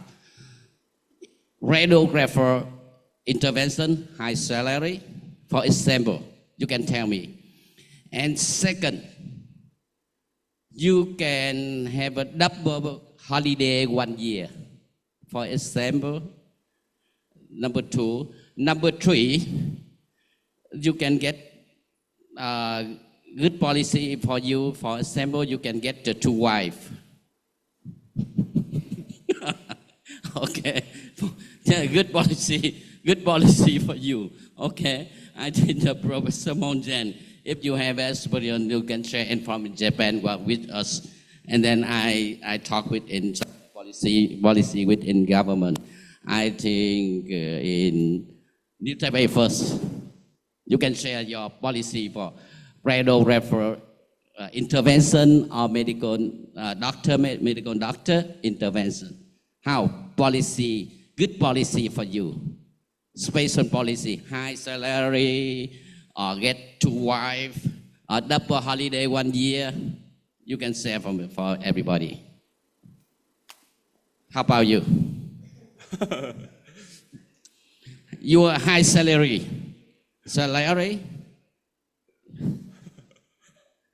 You can share. Your high salary? Okay. How about in Dr. Monsuga? You can share for us.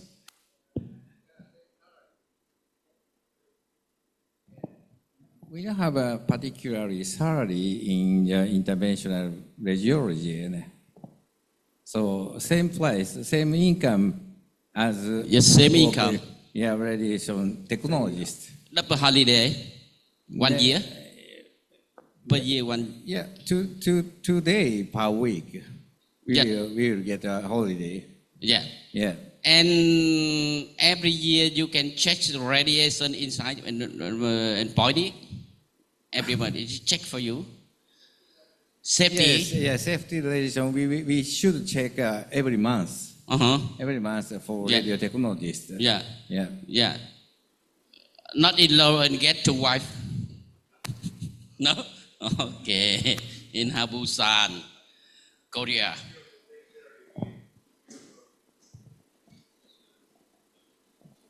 Yeah, same like Japan.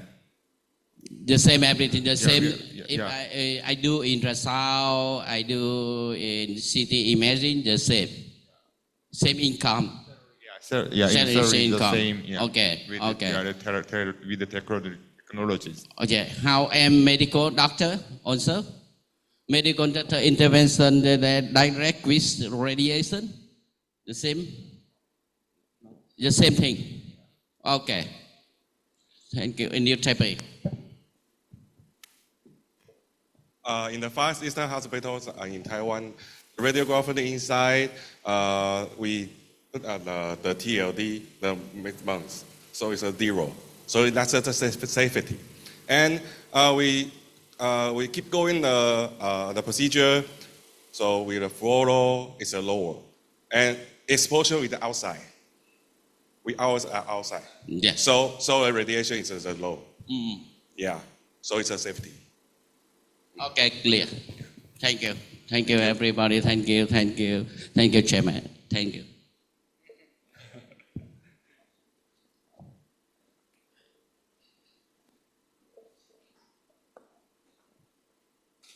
Okay, I'd like to introduce the next speaker. Next speaker is Ms. Pei Yun Chen from Far Eastern Memorial Hospital, Radiation Technologist Division of Medical Imaging. Okay, are you ready?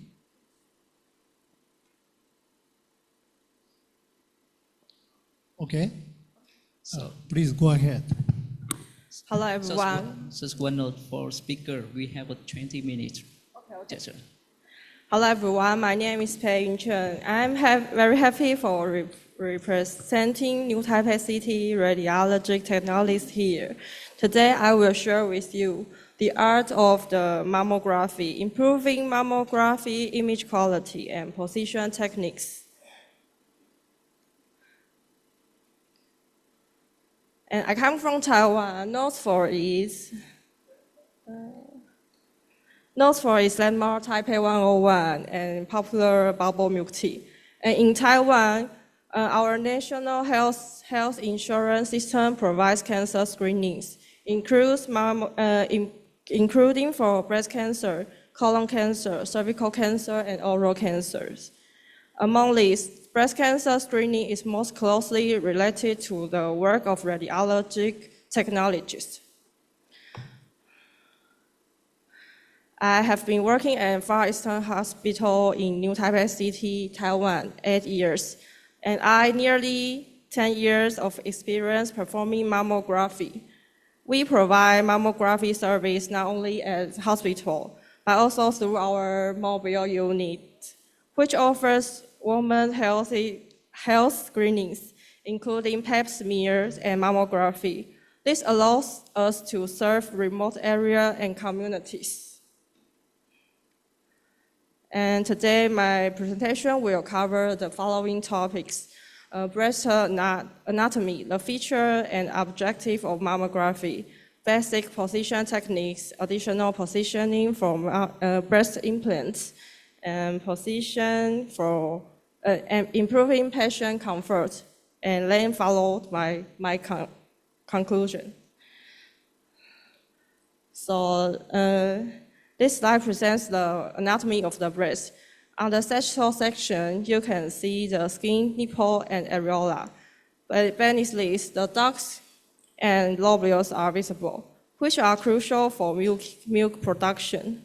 The breast tissue also includes connective tissue and fat, which provide support and padding.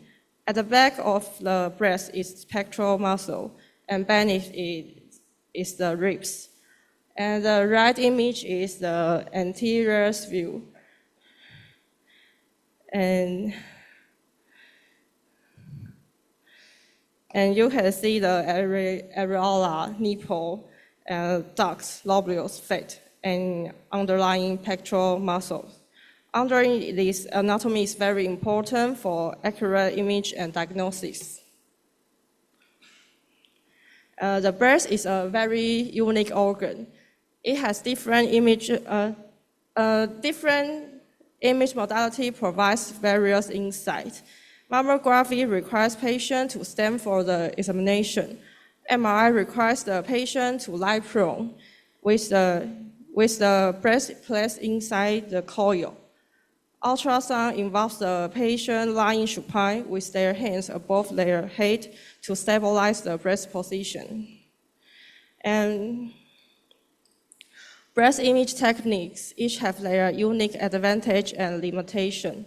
Mammography is renowned for its high sensitivity in detecting calcification and early tumors, making it crucial for early cancer detection.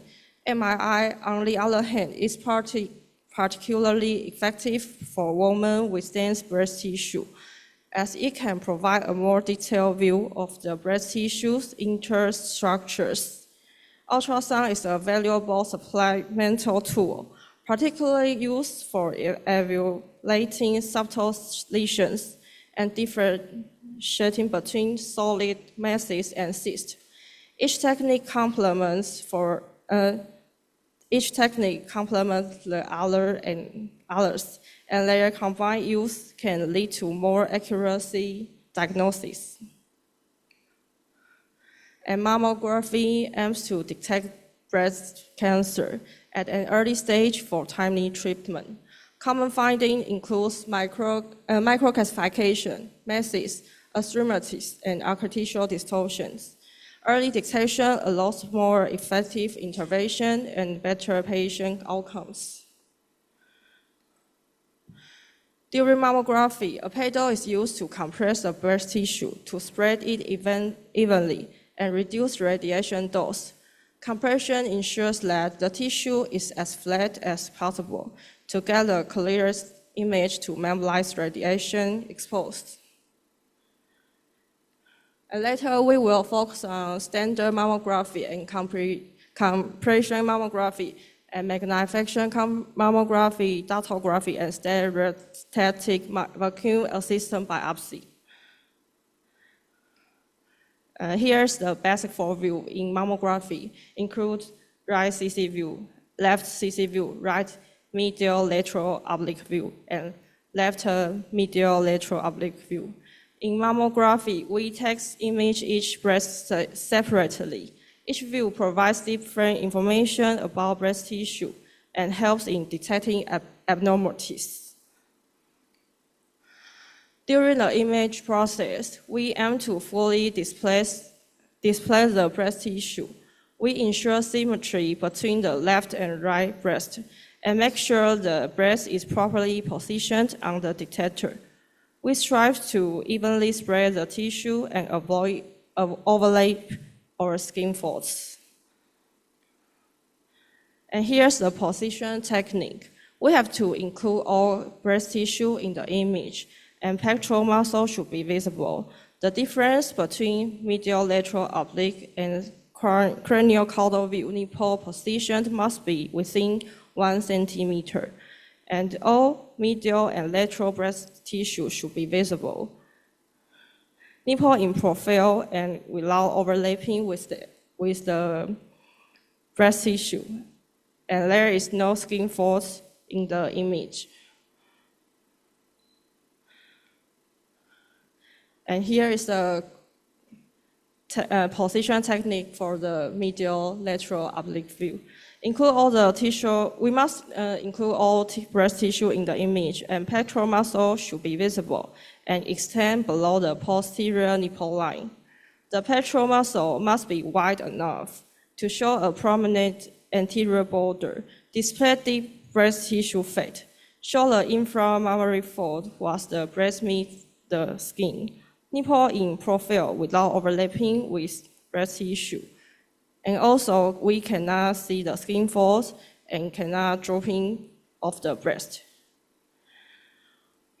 And ensure that compression force is not excessive and is evenly distributed to flatten the breast tissue. Proper X-ray exposure is crucial for image quality, contrast, and clarity. Avoid the artifacts and ensures the collimation size is appropriate. And next one is for the compression mammography. When a suspicious area is identified on the standard mammography, additional compression view may be requested to provide a clear view.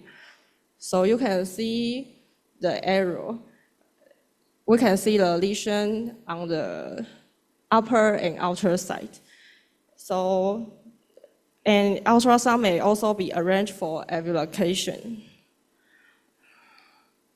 So this woman presents with an irregular mass in the upper outer quadrant of the left breast on the mammogram.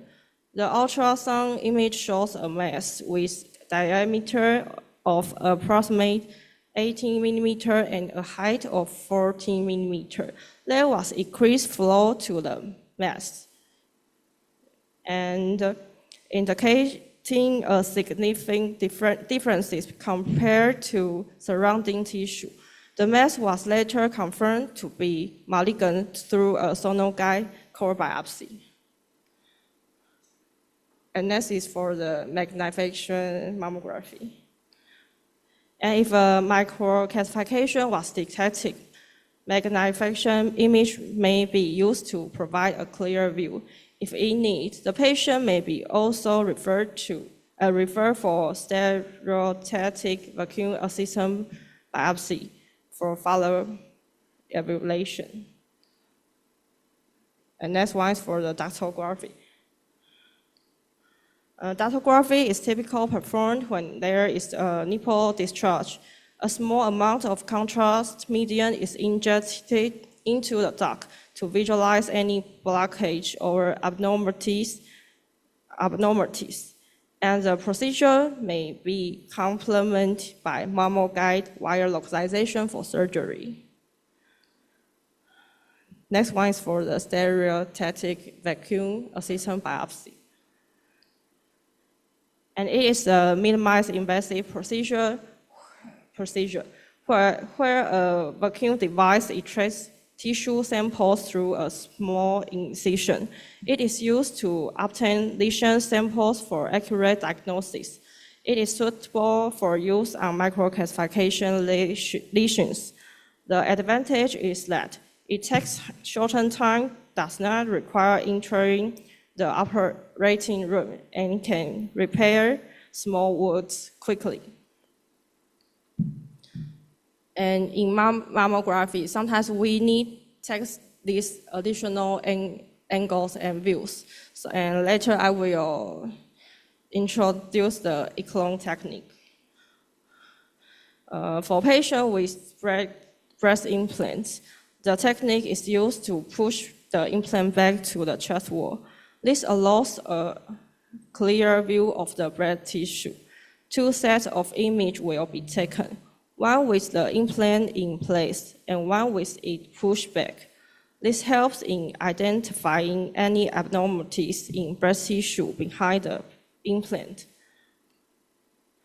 When handling patients with breast implant, the Echelon method is used to display implant and get a clear view of surrounding breast tissue. This method can helps to avoid interference from the implant image.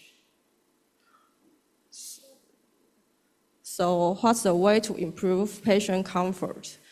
Reducing patient discomfort, it is important to inform patients about the discomfort they may experience during the examination, advising them to avoid scheduling the exam during their menstrual period or ovulation can help reduce the discomfort. Also, explain the procedure beforehand and allow inpatient to massage their breasts to make them softer can help improve their comfort.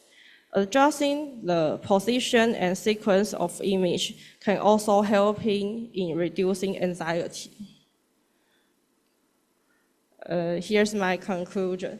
So breast cancer is increasingly common among women. In Taiwan, mammography screening allows for early detection and treatment. As a radiologic technologist, we must enhance our image techniques and ensure parents confirm to encourage more women to undergo mammography and avoid the consequence of delayed diagnosis. And AI assistant reporting is also beneficial for mammo reports. The patient mammography image can be quickly analyzed by AI system to assess breast density, detect high malignancy lesions, and classify lesion types, all in under a minute. This can reduce the time need for the breast cancer diagnosis, enabling earlier detection and treatment. Thank you again for your time and participation. Please feel free to contact me via email for any question about this presentation. Thank you.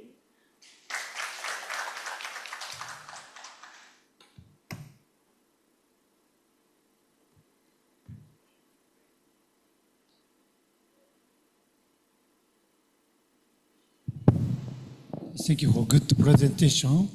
Do you have any questions or comments in floor?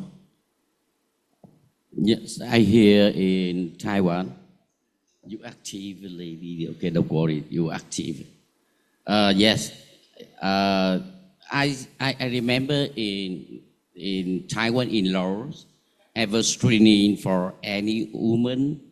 Yeah, every year or I remember 2 year one time.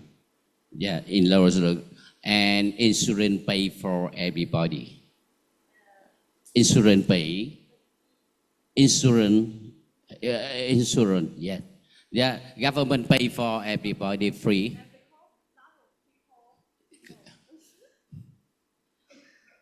Because a lot of people, they are smoking. So they have to give some tax for Free of charge. buying the smoke, buying the cigarettes, and the tax become the money to give the money as the mammography. Yeah. Don't pay anything. 2 years one time. Yes, women don't Don't need to pay. Yes. Okay, I remember, Doctor. I remember in Vietnam in last year, we also have in law. Mình cũng có cái luật là hình như là được miễn phí kiểm tra mammo cho, hình như em nhớ năm ngoái phải không? Yeah. Em nhớ năm ngoái hình như. Okay, I'm so sorry. I asked some doctor Vietnam don't pay. You're very happy and you're very happy. And the second, I recommend for you. We have a mammo ACR. We have a mammo group. We have a mammography group and for radiographer. I will tell you, join with us. In Mr. Chailawan from in Malaysia, I make one group for only mammography, ultrasound mammo and mammography. I think we join with us and you share your experience from in your country with everybody. I remember now in Miss Chailawan, CE a leader group. I will tell her and contact you, okay? And my idea, I think the next in Busan, I will invite some mammographic radiographer from in Vietnam to in Busan, and you make a small session or one part in session we talk only mammography. In Vietnam, we also have some radiographer in mammography. Okay, next year. Okay, thank you. Thank you, Chairman. Thank you. Thank you very much.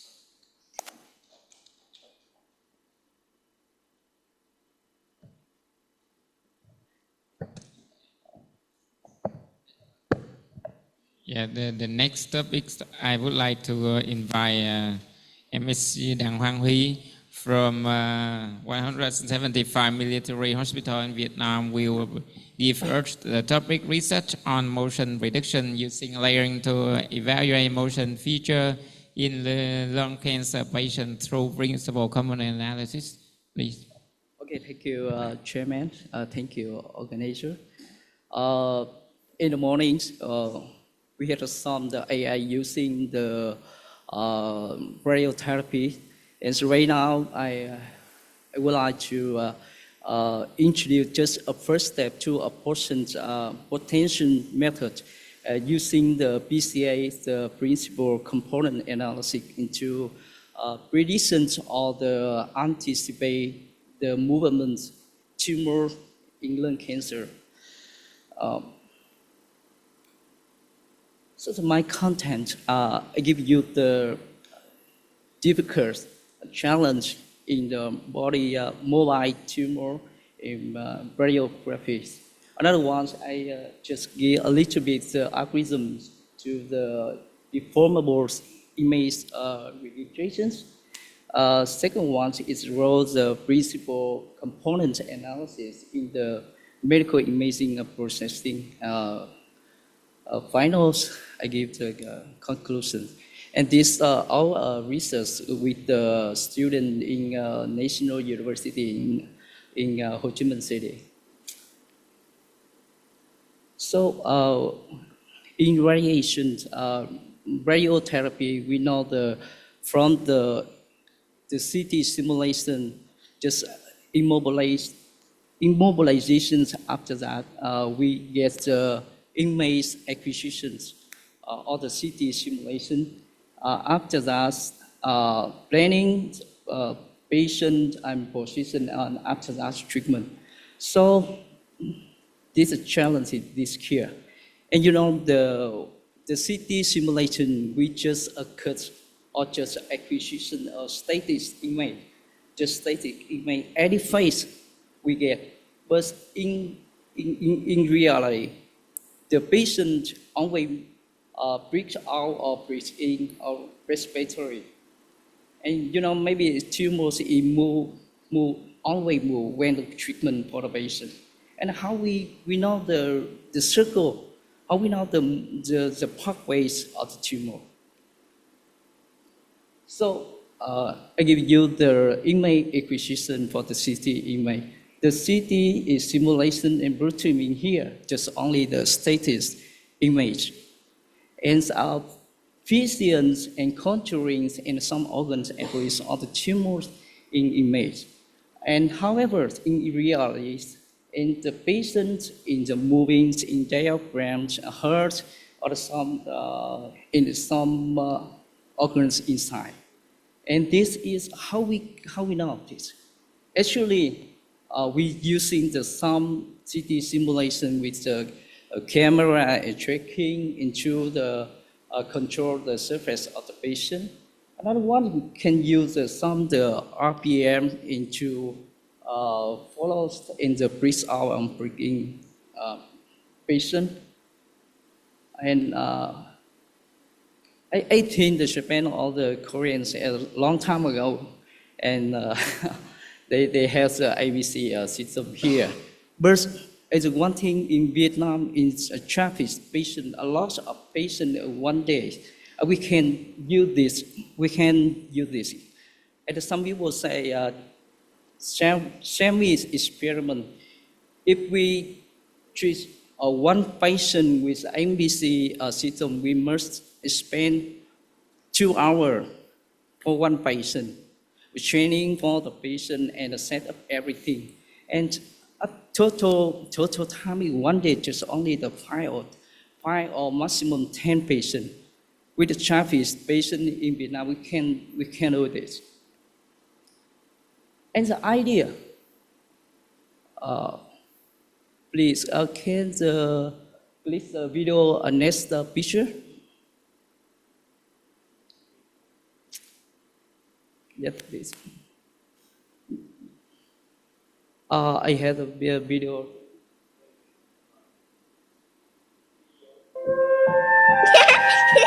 So we can see this is idea. From the cities image, how we can create the moving image.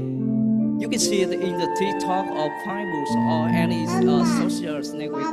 We can see the AI can create the videos movement from the static image, just that image. Basically using the different intensities pixel is from arrays from the stem.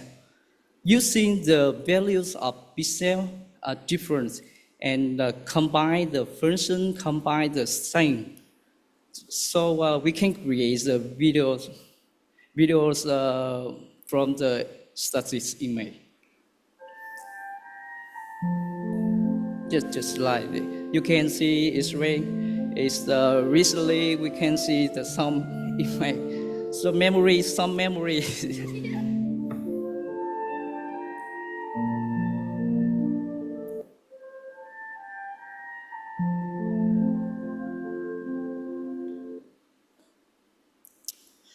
Thank you. Our research, we use the BCA from the 40 city simulation.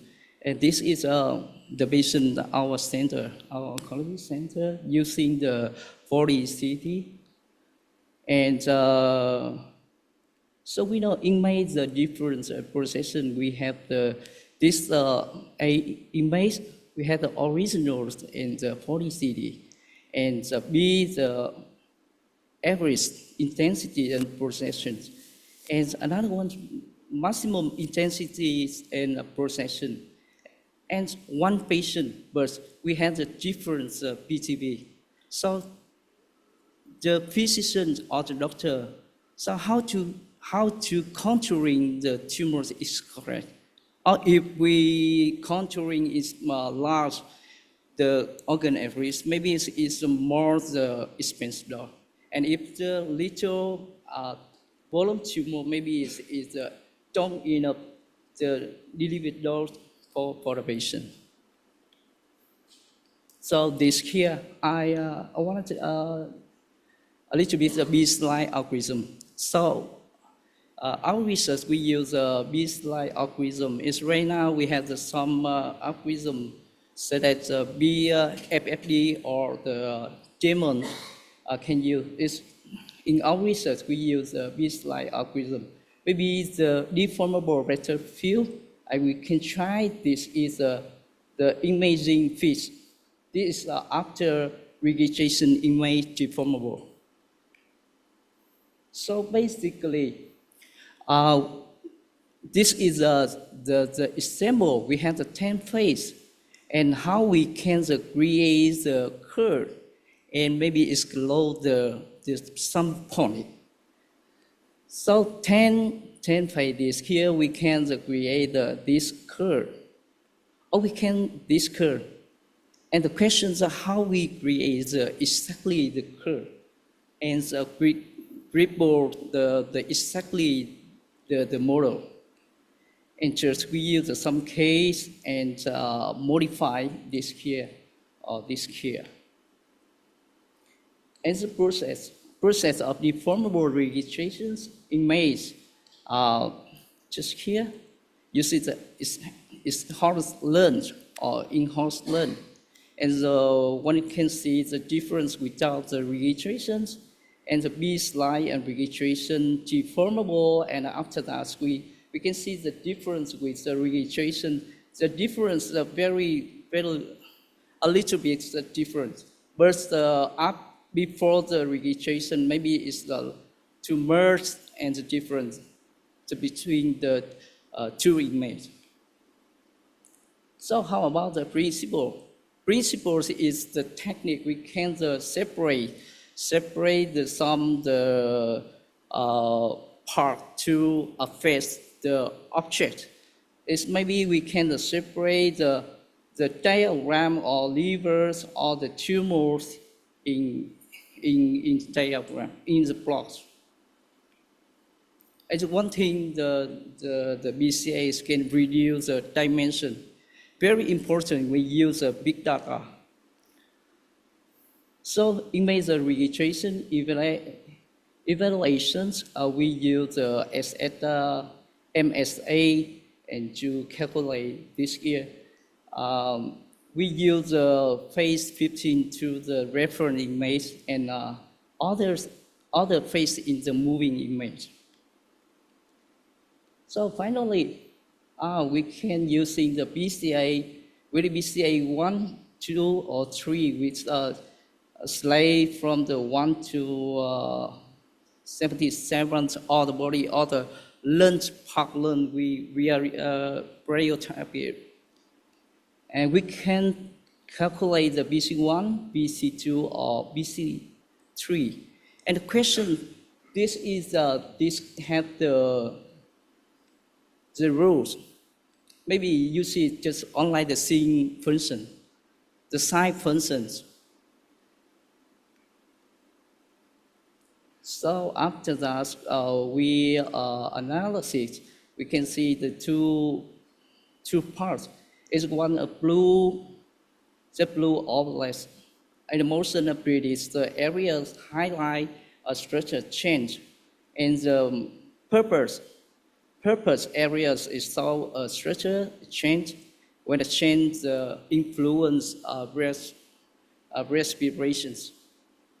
This is one of slide. I give you some imaging. This slide you can see the solmers in change is for respiratory. Or another one in the 15. I came to maybe at first I came to the slide analysis, the slide, the low lobe and low lobe lens and the middle lobe lens and the upper lower lens. You can see here 15 and just only a small change, a little bit change. Burst and maybe it's lower lobes lens. You can see maybe it change more. So finally, we use demons and create some just like the same variable variations of the S, Y, Z coordinates. Finally, this is the function. We use some functions for the CNN, the convolution neural networks. Inside the convolution network, we can find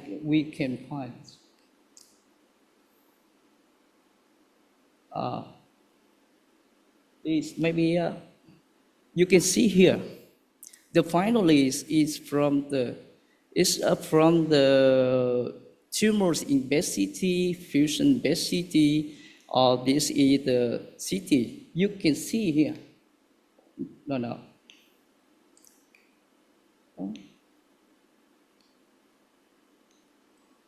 So, yeah, click video.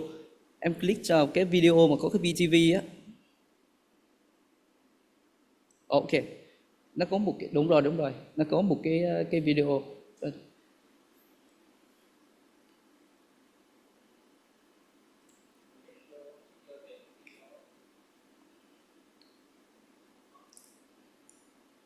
Em cái video đây nè.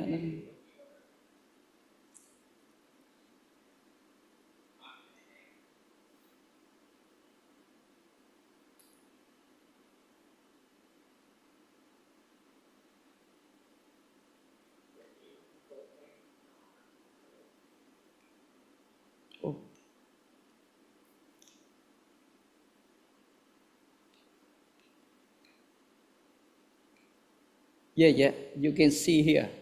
Is one in mind we can create, we can predict the movement of the tumor. This is very important. If we don't use the poly-CT, just only the one any phase, we cannot create.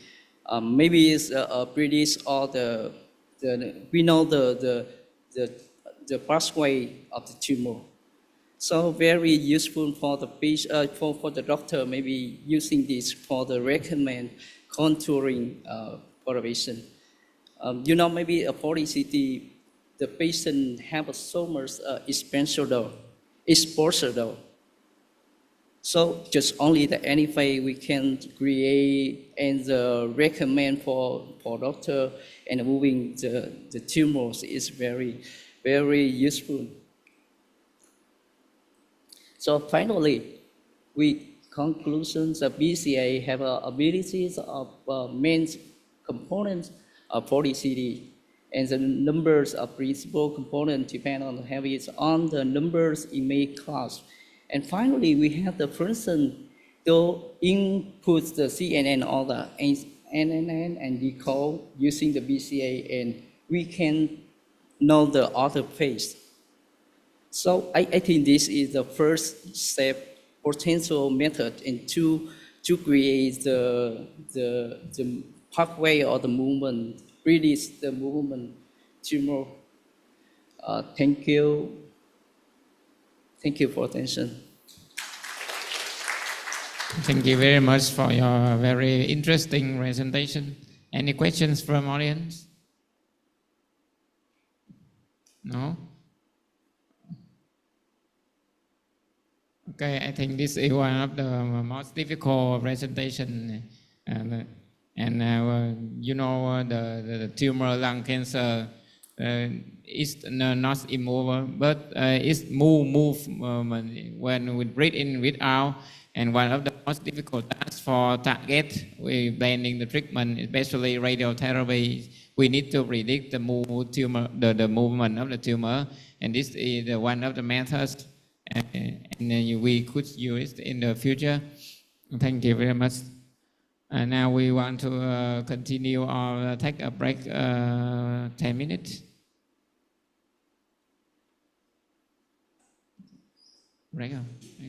Break or continue? I think we need to time break about 10 minutes, and after that we go back. Thank you.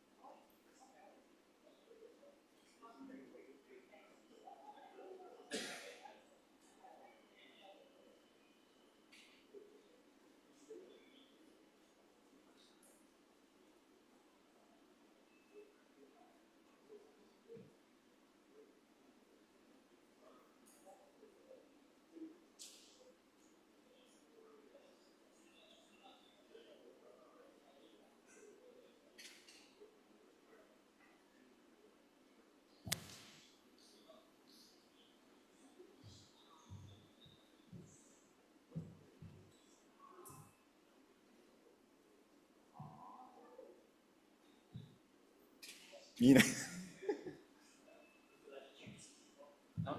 Okay, okay. Yeah. We say that it's difficult to see. Yes, yes, yes. This computer. Yeah. No problem.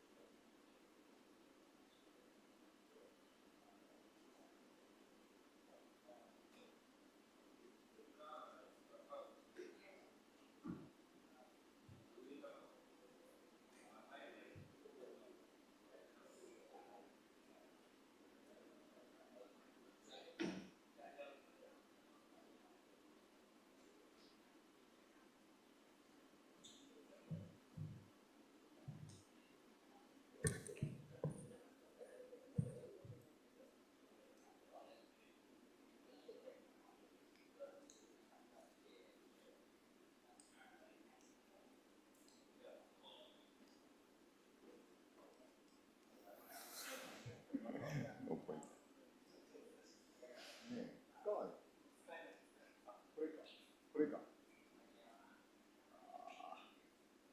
Difficult. Difficult to control. Okay.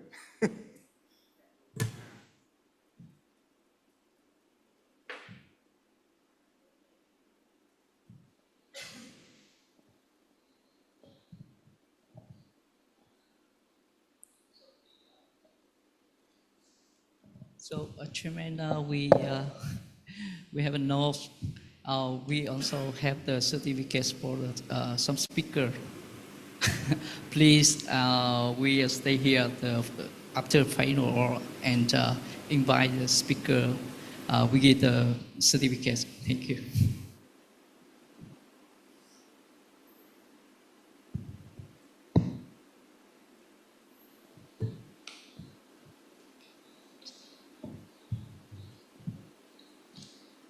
So next present, we have the top shifting from the radio oncology to the radiotherapy. Current state of the RTT, less IGRT in Japan.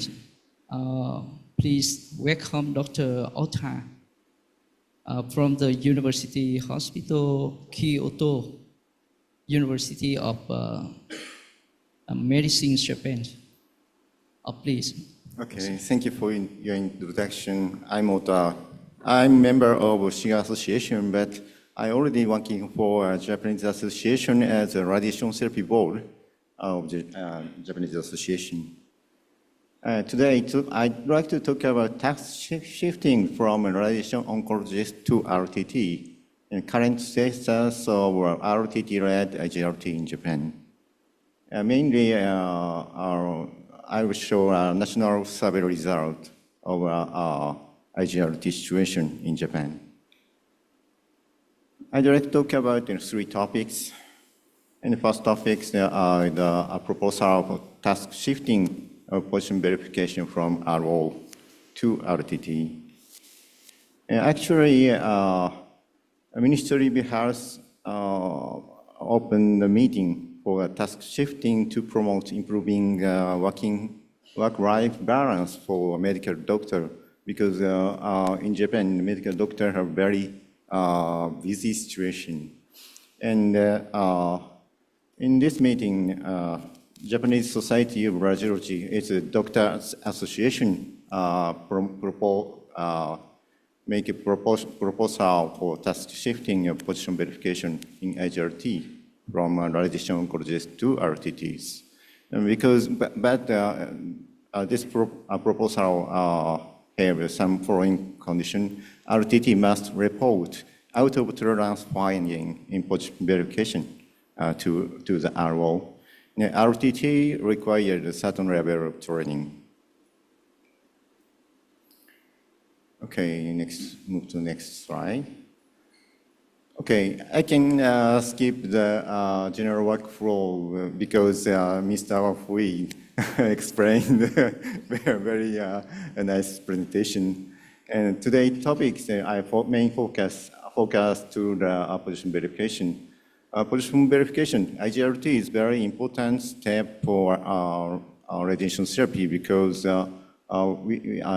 it's a very key component to deliver to accurate position.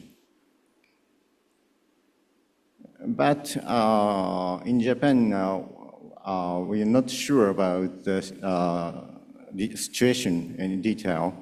So RT board of Japanese Association conduct a national survey on IGRT situation in 2021.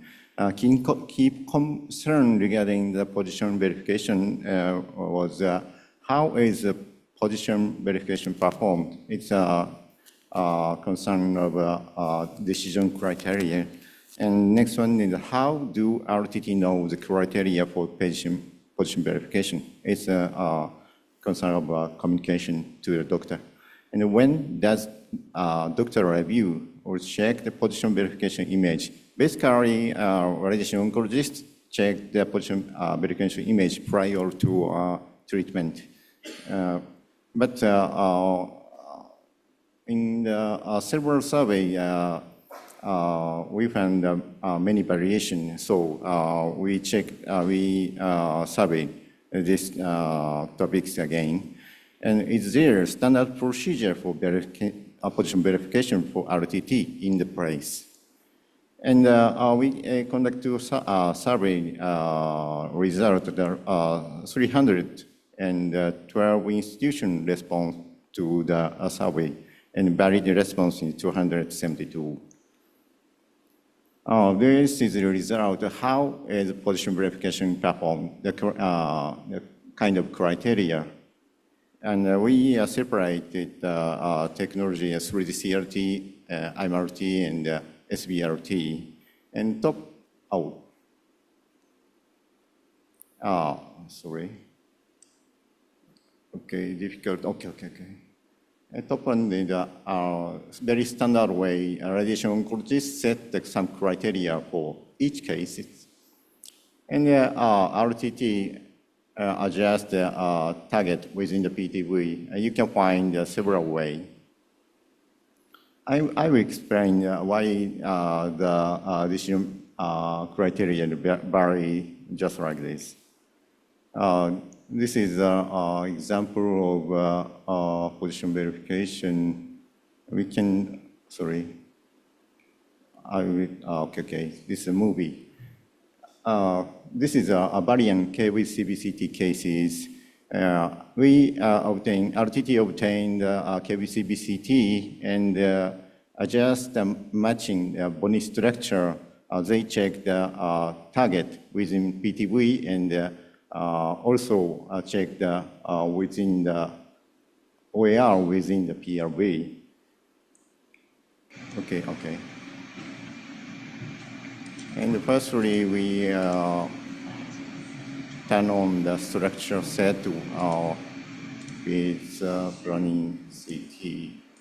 Check the CTV and partage and the PTV spinal cord OAR. And you can see the structure just like this. This is KV-CBCT.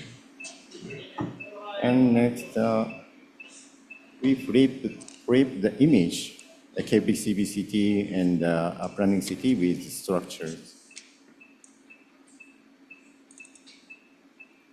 And then we check the position slice by slice. Slice by slice, just like this. So we can check the target within the PTV and spinal cord within the PRV. So we can deliver very safely. And the other example is it's tomotherapy cases. In tomotherapy radiation software, we can check that dose distribution. And in this case, RTT check the target is within the PTV and we are within the PRV. And then finally, they check the dose distribution. Okay. So this adoption multiple decision criteria likely cause a variation in the response. And next one is how do RTT know the criteria for position verification? Basically, radiation oncologists provide the criteria for delivery checks. It's a very traditional way. And the next one, second graph, mean the same. RO provide criteria for delivery check, but it's only specific cases. So we found a very unique result. RO tend to focus on the SBRT cases, but very limited to in the 3D CRT and the MRT. Because this one, top one, you can find higher rate in the SBRT. RTT provide criteria for its all cases, and you can find decrease rate, and you also find a higher rate in the 3D CRT and the MRT, and top one. Decrease rate in the all cases, so RO tend to focus on the SBRT. It's very unique result. And it's one more unique result. In Japan, Pranan, its medical physicists provide RTT with specific instruction from a planning perspective. It's from the dose distribution.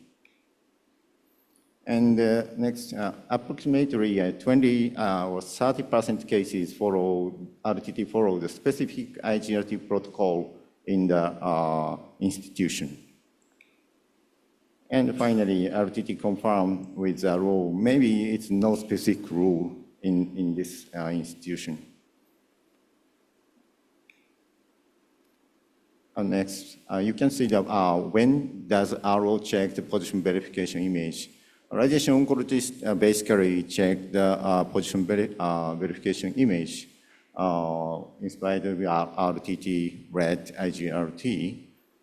This is SBRT cases, and we separate first treatment day and the subsequent day. It means after second fraction.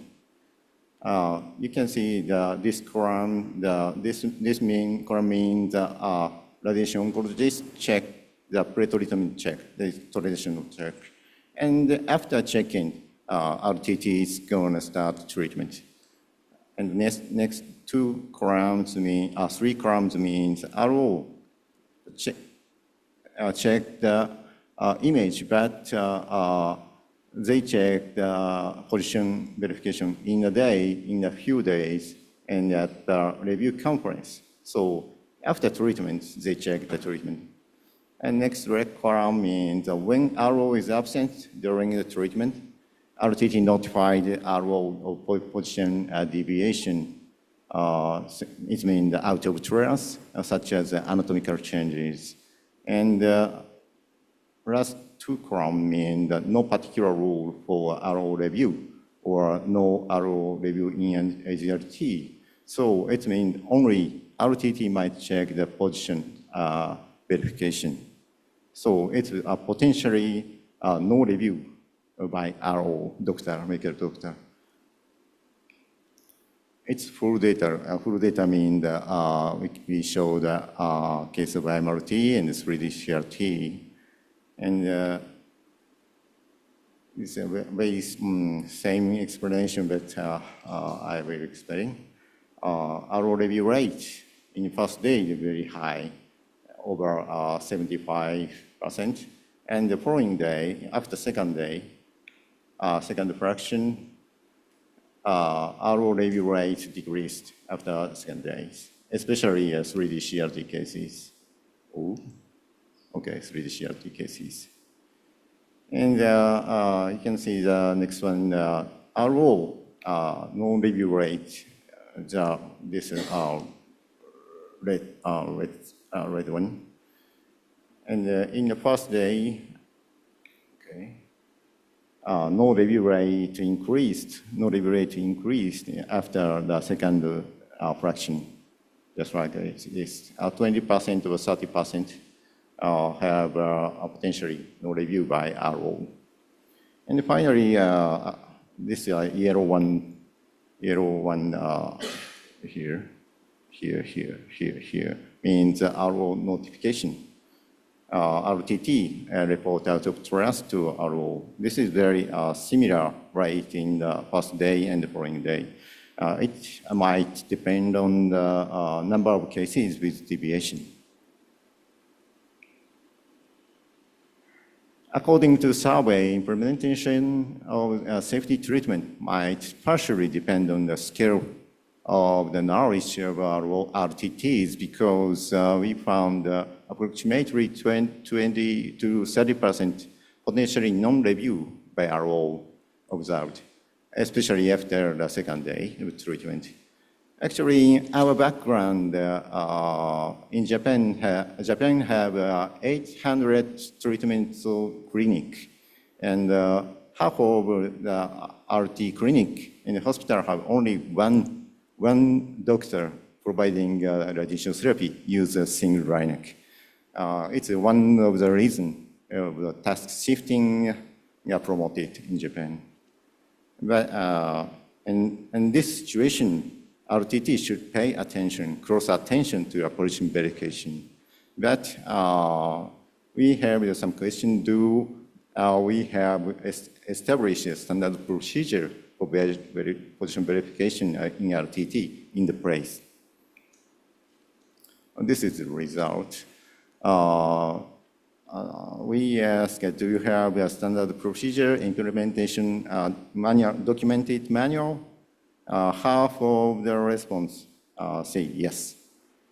And from in the answer the yes, I asked the additional question: what content I include in the manual?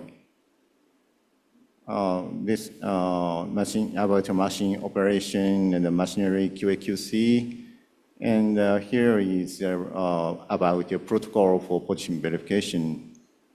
And in this result, half of the response have the position verification protocol. But this result, okay, half of response say yes, and half of the yes response. So quarter of institution have the position verification protocol. So its concerns remain regarding RTT red IGRT implementation. So summarize, so busy slide, sorry. How position is the verification performed? Approximately 70 to 80 radiation oncologists set specific criteria for position verification. But the criteria have variation. And in most cases, RO provide the necessary criteria either during position verification or at the pre-treatment meeting. And in 3D CRT and MRT, attention is often limited for specific cases. It's such as the target close to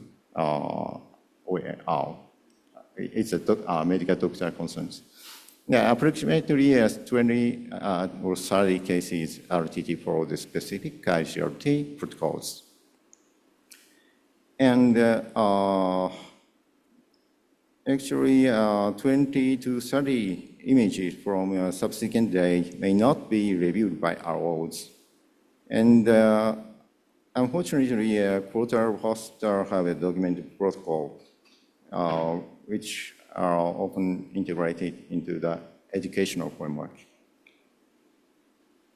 So, in November 2002, Japanese National IGRT guideline revised for the RTT-led IGRT implementation. In the document, doctor should provide a specific instruction, including position verification and adjustment, and they also provide action when RTTs detect out of tolerance in position verification. As RTT task, RTT performed IGRT under RO's instruction, and RTT should establish RTT-led IGRT educational framework in the place, including out of tolerance actions. But we show the result. It's a major challenge for the safety RTT-led IGRT because only approximately a quarter of hospitals have established the standard procedures. And next one. And we tried to make a textbook for the RTT-led IGRT in Japan. It's a collaborative work with Japanese Association and the Japanese Society of Radiation Technology. It's a scientific meeting. And this book written in Japanese, so I summarize only the topics. Chapter 1, the key concept of practical IGRT. And the second chapter, it's about margin calculation in IGRT. And the third is practical point for IGRT by treatment site. In chapter 4, we provide a case study in our IGRT practice. I believe this content improves RTT-led IGRT and the establishment and education framework in the place. This is an example of the head-on case. We show the IGRT workflow. Sorry, it's written in Japanese. IGRT workflow and concern about immobilization devices. And we also provide out-of-weight tolerance cases and some tips for improving patient alignment. And the use of this textbook, JART and the GSRT activity for the seminar as a part of the CBD for RTT-led IGRT. And also organize a symposium with radiation oncologists at the scientific meeting. Okay. Can I have more time? Okay.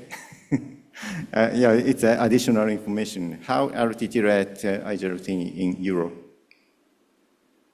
This is an example for Netherlands, the RTT-led IGRT for prostate cases in adaptive radiation therapy. Their RTT check the position verification, and they also some criteria target within the CTV or PTV. And then when RTT notified the out of tolerance, they report to doctor. So it needs to RO decision to feedback. Actually, Japan currently aiming to safety generalize this protocol. This protocol called the traffic light protocol. And they show the more advanced RTT task, but we can reach we cannot reach the next step in current situation.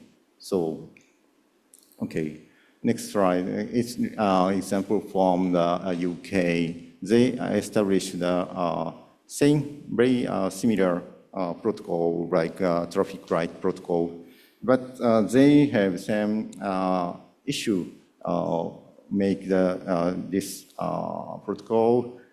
So they established the training program just like that. They had a lecture of review. This is for the cervical cancer, so they have lecture about overview of cervical cancer and female pelvic anatomy and dosimetry, including the treatment planning. And they performed a practical session. Yeah, maybe it's on-the-job training. They use whitebox. In Japan, efforts are underway to include this lecture in the JART and the GSRT seminars. And the workbook expects to cover these contents, these workbook contents for RTT-RAT, IGRT in Japan. And it's necessary to establish practical session at each facility. We hope to establish many institutions have the standard procedures in near future. Okay, it's all. Thank you for your attention.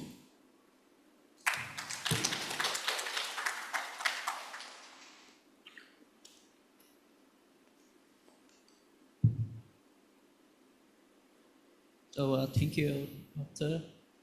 Ota. So please,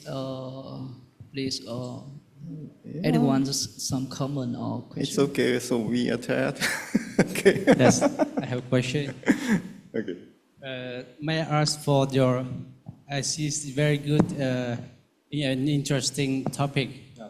But can you share with your experience for the daily matching? Daily matching. Daily matching? Yes. Yeah. For the RTT will based on the bone matching or based on the PTV matching? Yeah.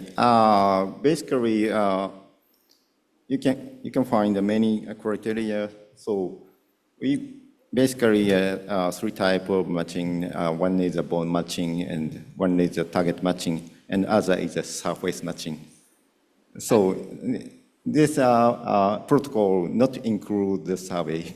No, it's your experience. Yeah. Japan experience. Can you share with us? Yeah. Can you share with us Japanese experience? Yes. Sure. Most of the time you pay on the bone matching or the target matching? In daily IGRT, sorry?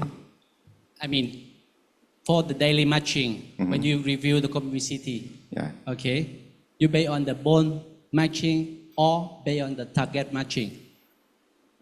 Basically, in our protocol, in our protocol, firstly, we match the bone, and next step, we adjust the target. This is our protocol. So we use the both protocol. Okay. But it's depend on the treatment site. Have you any guideline for to guide the RTT with the dose they can do and decide by yourselves? Yeah. The dose. I mean, for example, in my hospital, when we do the review of MCT, we just have limitation like we provide the standard dose. Okay. We have the right to shift the couch. If we not the standard dose, for example, over 3 or 4 grade, we need the doctor to be on site. Okay. In the complex cases, we discuss with medical physicists and radiation oncologists. So we brush up the protocol day by day. Really? Yeah. It's a daily protocol. Okay, thank you. His questions. It's me. When you set up the patient, we capture the cone beam CT. Its first one is fair. Another one is the we set up again the second or the third, and he wonder if the convincingity is so much the exposure dose the patient is so much, and you can give some the recommend and 1 time or 2 time or maximum time for one test patient. Basically, 1 time or second, 2 time or 3 time enough for. one time for basically 1 time. Just 1 time. Yeah, but in SBRT case we take twice. Okay. RTT is the decision, the change, or the physician or the oncologist. Yeah, basically in your hospital, RTT can decide that, but basic protocol in SBRT we obtain that twice. Yeah. Okay, twice. Rồi, chắc là cũng có một số anh chị ở Việt Nam thì chắc cho em xin thì khi mà đặt bệnh nhân trước khi mà điều trị thường thì một số đơn vị người ta đã có cái hệ thống con beam iView lại cho bệnh nhân, thì đôi khi có những vấn đề, ví dụ chúng ta đặt là ok rồi nhưng mà bệnh nhân lại thở hay là một vì vấn đề gì đó thì có thể đặt nhiều lần. Thì bây giờ cái câu chuyện là khi mà quét nhiều lần như vậy thì cái liều chiếu của bệnh nhân là bao nhiêu là khuyến cáo, chứ chúng ta không thể nào làm 3 đến 4 lần như vậy. Thì đôi khi cái liều chiếu ngoài một cái liều chiếu mà không ở nước ngoài thì người ta họ rất là khắt khe những cái chuyện này, thì cũng muốn ổng cho một vài cái khuyến cáo. Thì ông nói là protocol ổng khoảng chừng thường là 1 lần mà có thể là 2 lần thì ok hơn, thì tối đa là khoảng chừng như vậy, chứ còn không biết là nó có cái con số cụ thể không, mà mình tính như thế nào thì không biết là tính có chia sẻ gì thêm không. Em có chia sẻ là okay, sorry I speak Vietnamese, just about related to to sharing the protocol in Vietnamese. Okay, thank you. Thì cái giống như anh Huy nói là chụp con beam CT được bao nhiêu lần á, thì cái đó là không có khuyến cáo bao nhiêu lần. Nếu mà ví dụ bệnh nhân chụp daily con beam đối với bệnh nhân đa đầu cổ xạ trị 35 lần thì chụp đúng 35 lần cái con beam CT đó. Thì nếu mà là người kỹ sư, nếu mà họ kỹ hơn thì có thể là cộng liều vô, nhưng mà sẽ không ai cộng liều vô nữa. Còn cái vấn đề là mà chụp 1 lần, 2 lần hay 3 lần thì mình phải, mỗi bệnh viện xây dựng cho mình cái quy trình, có nghĩa là bây giờ anh đặt tư thế bệnh nhân, anh cho anh ngưỡng giới hạn. Ví dụ anh chụp là anh do quy định là cái giới hạn chỉ 5mm thôi. Nếu như anh chụp ra 7-8mm thì anh phải cho bệnh nhân ngồi dậy, anh đặt lại từ đầu. Đó. Thành ra là nếu mà cái sai số nó quá nhiều đi, thành ra phải đặt lại. Còn một sai số khoảng ví dụ là anh cho 5mm nhưng mà chỉ là chụp là ra 6mm thì ok, anh có thể là vô chỉnh lại tư thế, hoặc là anh chạy bàn gì đó anh chụp lại. Nếu như bàn anh là đảm bảo là hiệu chuẩn tốt thì anh có thể dời bàn và chụp lại, thì tối đa là chỉ 2 lần. Anh muốn hạn chế số lượng chụp đó thì anh phải chuẩn hóa cái bàn của anh đã. Chụp ra sai số hơn ngưỡng khoảng chừng 1-2 ly thì anh có thể là dời bàn anh chụp lại, thì nó sẽ trở lại vị trí chính xác hơn. Còn cái mà chụp của bên CT bao nhiêu lần thì không có thấy khuyến cáo bao nhiêu lần hết, thì thành ra là họ tới cái ngưỡng là theo như em hiểu là họ không có khe cái đó. Tại vì có sẽ liều tia đốt quá thấp so với là cái lượng mà xạ. Có thể nhiều người có thể là cộng cái lo vô 35 lần, tính ra là 1 lần xạ đó.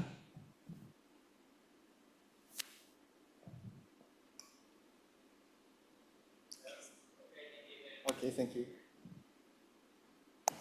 The next presentation we would like to invite Ms. Dong Yung Phương Bình from the Radiotherapy Department, Ho-Chi-Minh City Oncology Hospital in Vietnam. Will give us the topic, the quality of life in head and neck cancer patients treated with intensity modulated radiation therapy during radiotherapy. Please, thank you. Hello, conference. My name is Đoàn Dương Phương Bình. Today I'm staying here. I present about my research with name.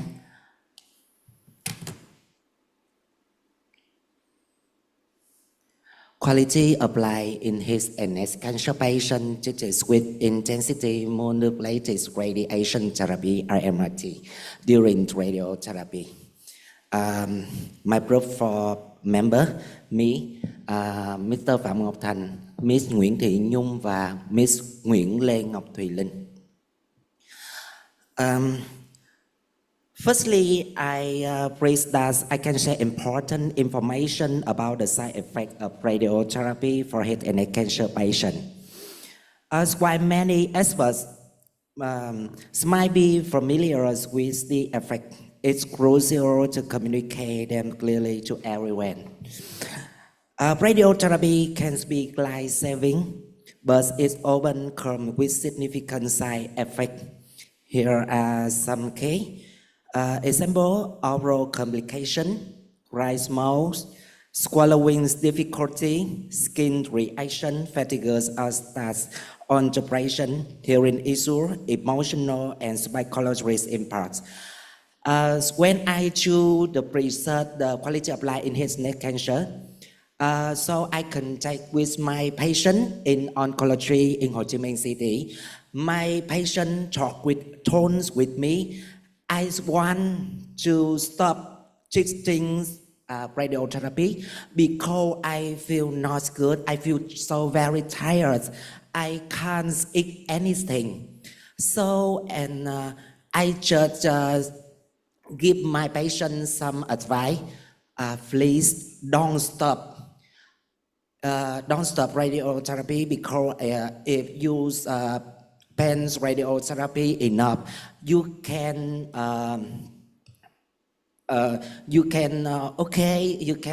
make better and good life after you spend radiotherapy. And my patient accept and receive my advice. And after that, my research, I introduce content about objectively to aim of this research and research methods and results. Objectively, I tell quickly this slide. Cancer is random the blood group of disease. According to global cancer statistics in 2020, in Vietnam has more than 13 new case of head and neck cancer and 7,000 deaths from head and neck cancer. It is important in Vietnam.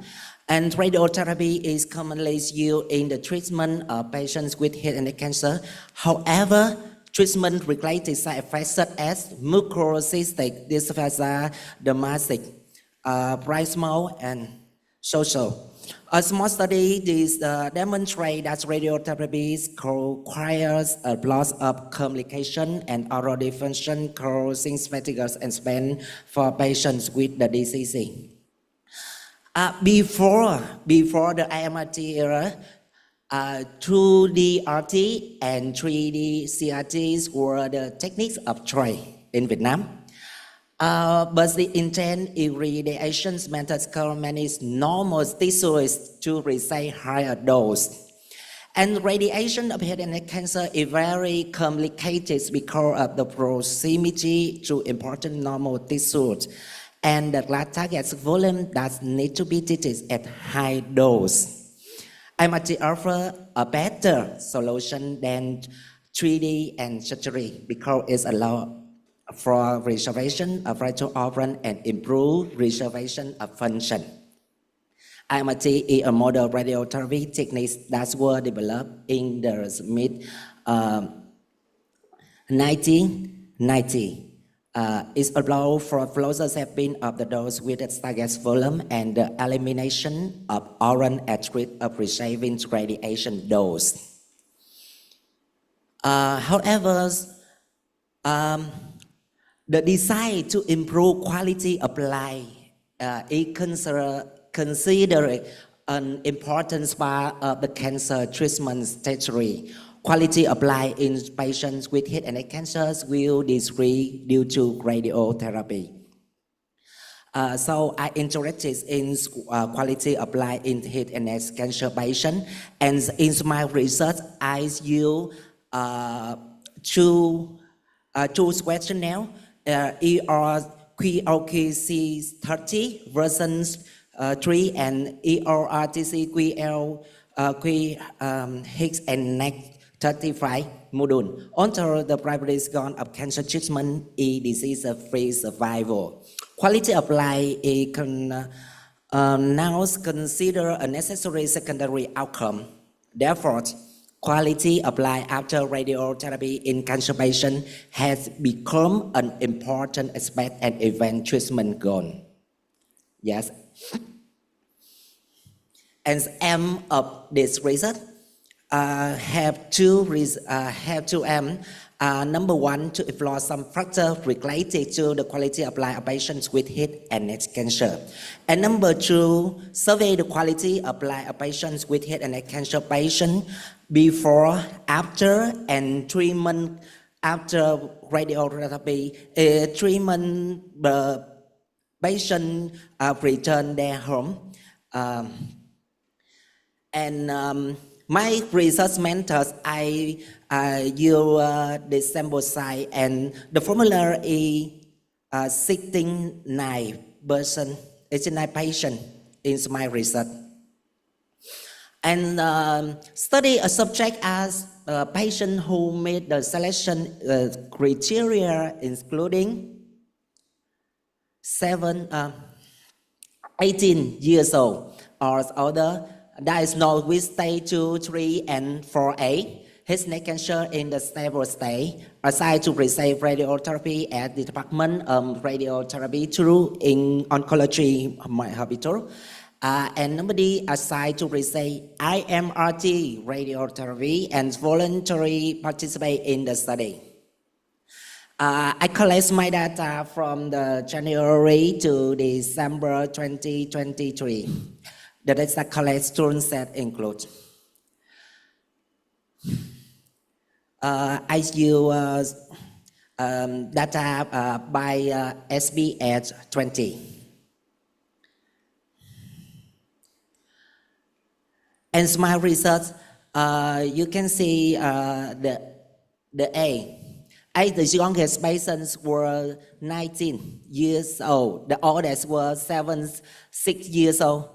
Average age 49, and the age from 41 to 50 according for the highest position. And some patients had primary education or higher, and male cultures for 73, and the proportion of patients is rural.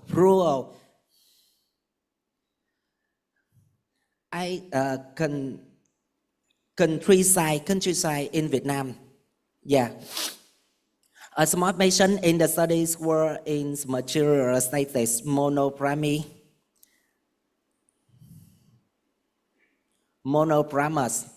and 85%. And smoking habit. You know, the smoking habits not good. The smoking habit of patient accounted for more than 62. Most patients were manual worker accounting for 76. And interested in the tumor site, clinical stage treatment and comorbidity in my research. And about the tumor site, my research, the area of varying group accounted for a high percentage for 47. Patients in stage 2 accounted for 46.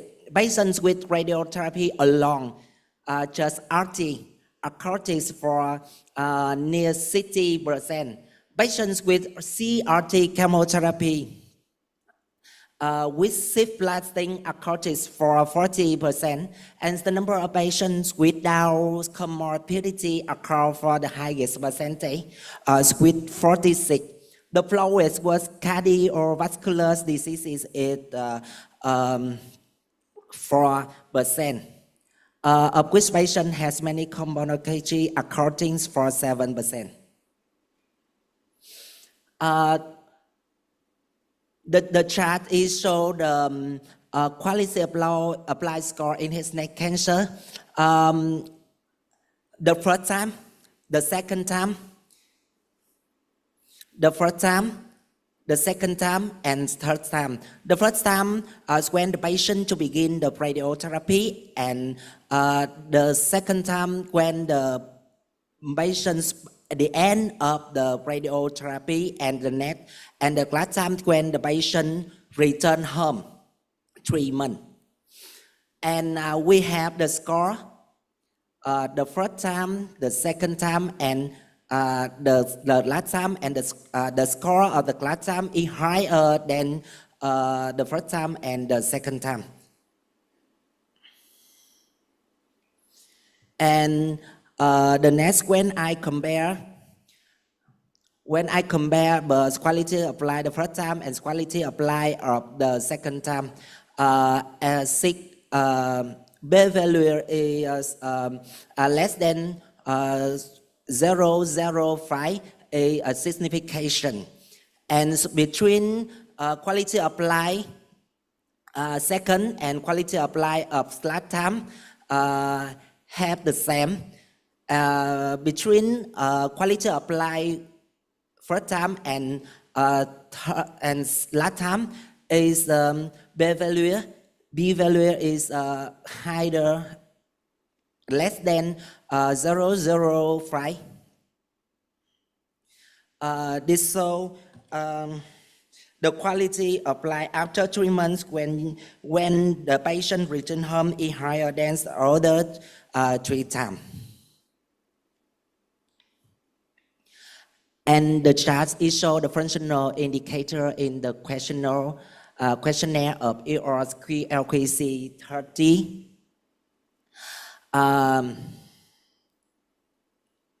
Everybody stays with 3 color.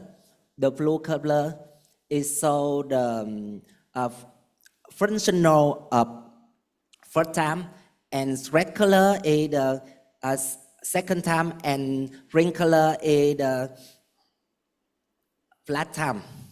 And you see in the in my chart, the column with green column is higher than blue column and red column. The most significant difference were in the brain functional function, and the patient and the emotional function had little decrease. And all 3 functional scale assessment had relatively high score. High score because the high is more than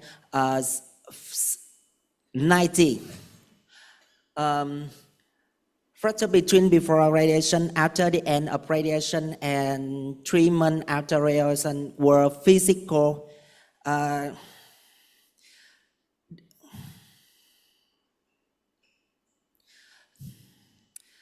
This is the column of physical, of role, and the emotion, and the cognitive, and the society.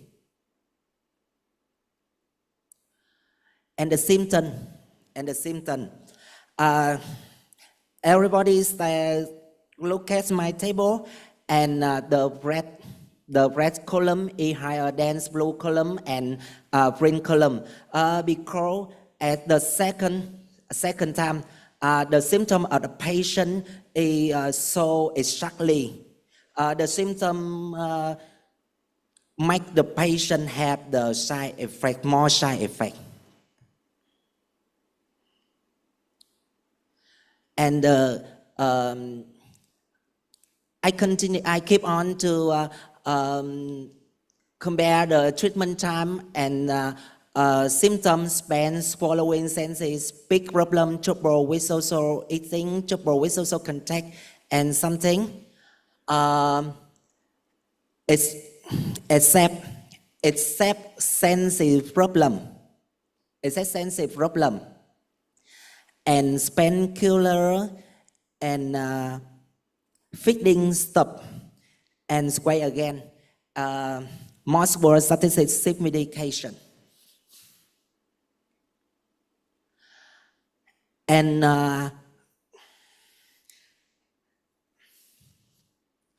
I talk about education's level to affect the quality of life the second time. Primary school, junior school, high school, and university. Compare junior school and high school, and junior school and university. And the mean of junior school higher than high school, and junior school higher than university, and significant. And comorbidity. Cardiovascular disease, hypertension, musculoskeletal order, no disease, and multiple disease. And my research have cardiovascular compared with other, and cardiovascular and no disease, and cardiovascular and multi-disease. More cardiovascular have the quality of life higher than other and no disease and multiple disease. The functional scale and symptom scale. In the first quality of life, except dyspnea, and constipation and diarrhea. Everything have a significant.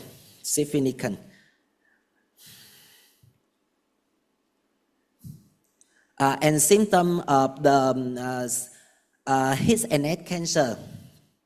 Small down, include pain, swallowing, sensory problems, speech problem, trouble with social eating, trouble with social contact, glass sexuality, thick opening mouth, dry mouth, sticky sclavia, Cowgingsville Spancular, and I interested in Spain, swallowing, sensory problems, speech problem, trouble with social contact, opening mouth, sticky sclavia, and feel ill and spancular. This is a symptom is happen in the of the patients spend the radiotherapy. And the blood time, when the patient return their home, the functional scale and the symptom scale. The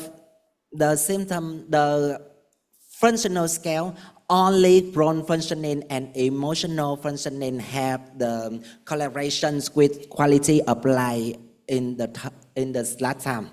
And symptom scale, you see my result not significant with my quality of life. This is so the symptom of the patients when they come back home. The symptom is not show that. And the table, the correlation between the two questionnaire. C30 module and error C head and neck, 35 module at the end of RT. After RT, fatigue in C30 is correlated with pain, difficulty speaking, trouble eating, difficulty society, impaired emotional education, mouth open, salivary gland, cold, weight loss, weight gain, pain in ears, QO, VC30 are correlated with pain, difficulty speaking, trouble eating, difficulty socializing, impaired emotion education. And nausea in C30 questionnaire in correlations with hard work, trouble eating, difficulty, society, impaired emotional education, mouth opening, and dry mouth and weight loss. And my discuss, I just want to impress the smoking habit. Smoking has been negative impact. Smoking in societies with poor treatment outcome. And tumor location. The location of the tumors can significantly affect patient emotions, well-being before diagnosis. Quality of life score.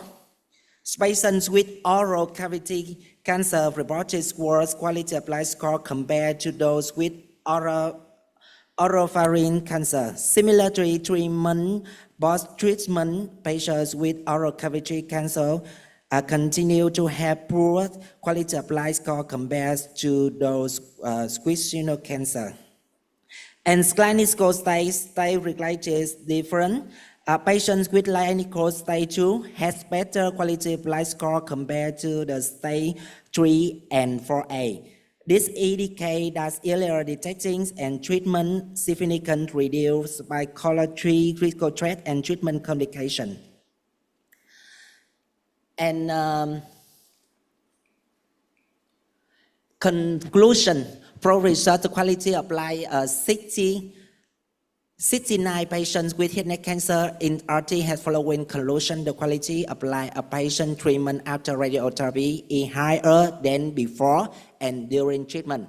Factor related to renovation health. A. The younger the patient, the more obvious the quality of life and complication. Patients with family have better quality of life. Tumor location affect the quality of life in the earlier stage. Stage 4 had a deadline in quality of life after RT. Patients with radiotherapy alone have better quality of life than patients with concurrent chemotherapy.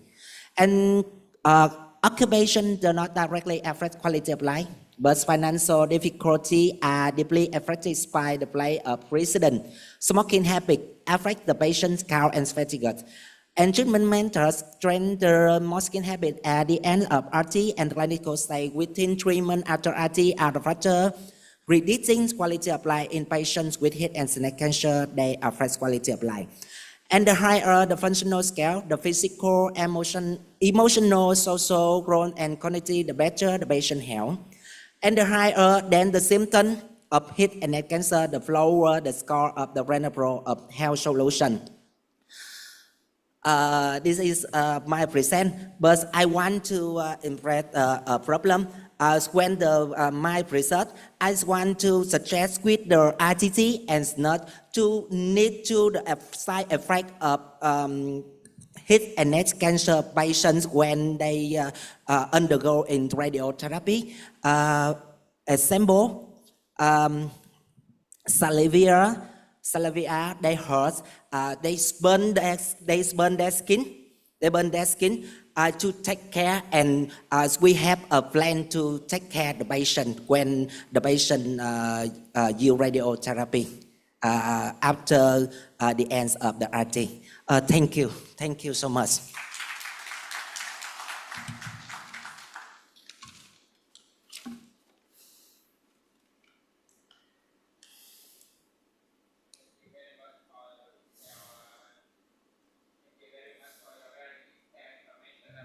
Lecture. So any questions from audience? Okay, thank you very much. Okay, I have a question. Maybe we had the last present, but I wonder the conclusion you talk the after treatment. Some symptoms is maybe higher, better, yes. And I wonder the patients are outside the hospital, and how about the nutrients? The different or the same, or the medical or some like that. Is the difference or the same? How we use the calculation? Because one patient go outside the hospital and the patient just like using the just like the fingers or just like the something foods, superfoods. Yeah. They can improve the health. And so you get some the comment. Yes. I can answer your question.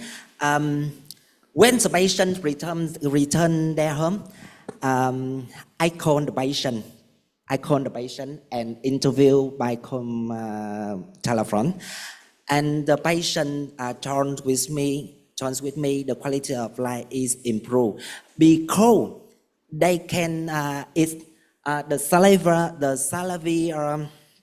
salivia and dry mouth is good. It's better than the second time.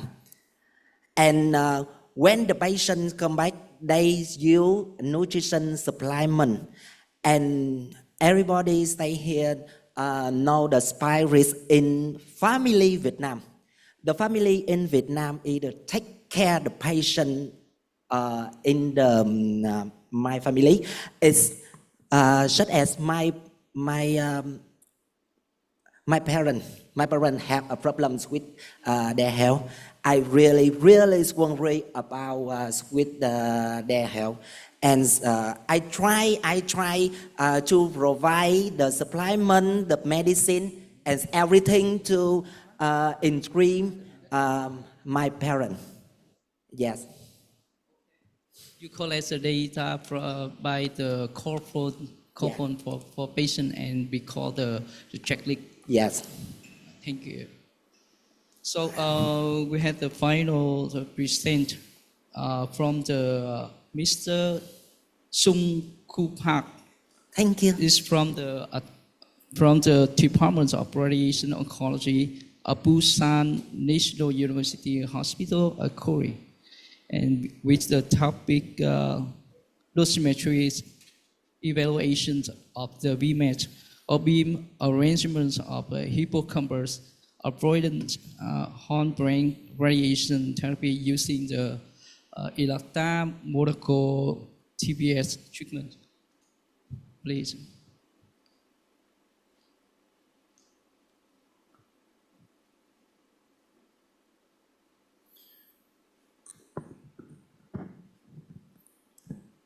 Okay, thank you. I'm so lucky man as a last speaker. So, hello, my name is Sung-Guk Park from Department of Radiation Oncology at Busan National University Hospital. Today, I'm excited to share with you our findings on dosimetric analysis of treatment plans with changes in dosimetric beam arrangement using Monaco RTP system during hippocampal avoidance whole brain RT. The presentation will proceed in the order from background to discussion and Q&A. Let's delve into the background. What is the hippocampus and why should it be protected? The hippocampus, a critical component of the limbic system within the cerebrum, is situated in both temporal lobes. It measures about 5 centimeters in length and has an elongated shape. Damage to this area can lead to significant memory impairments, including the inability to assimilate new information.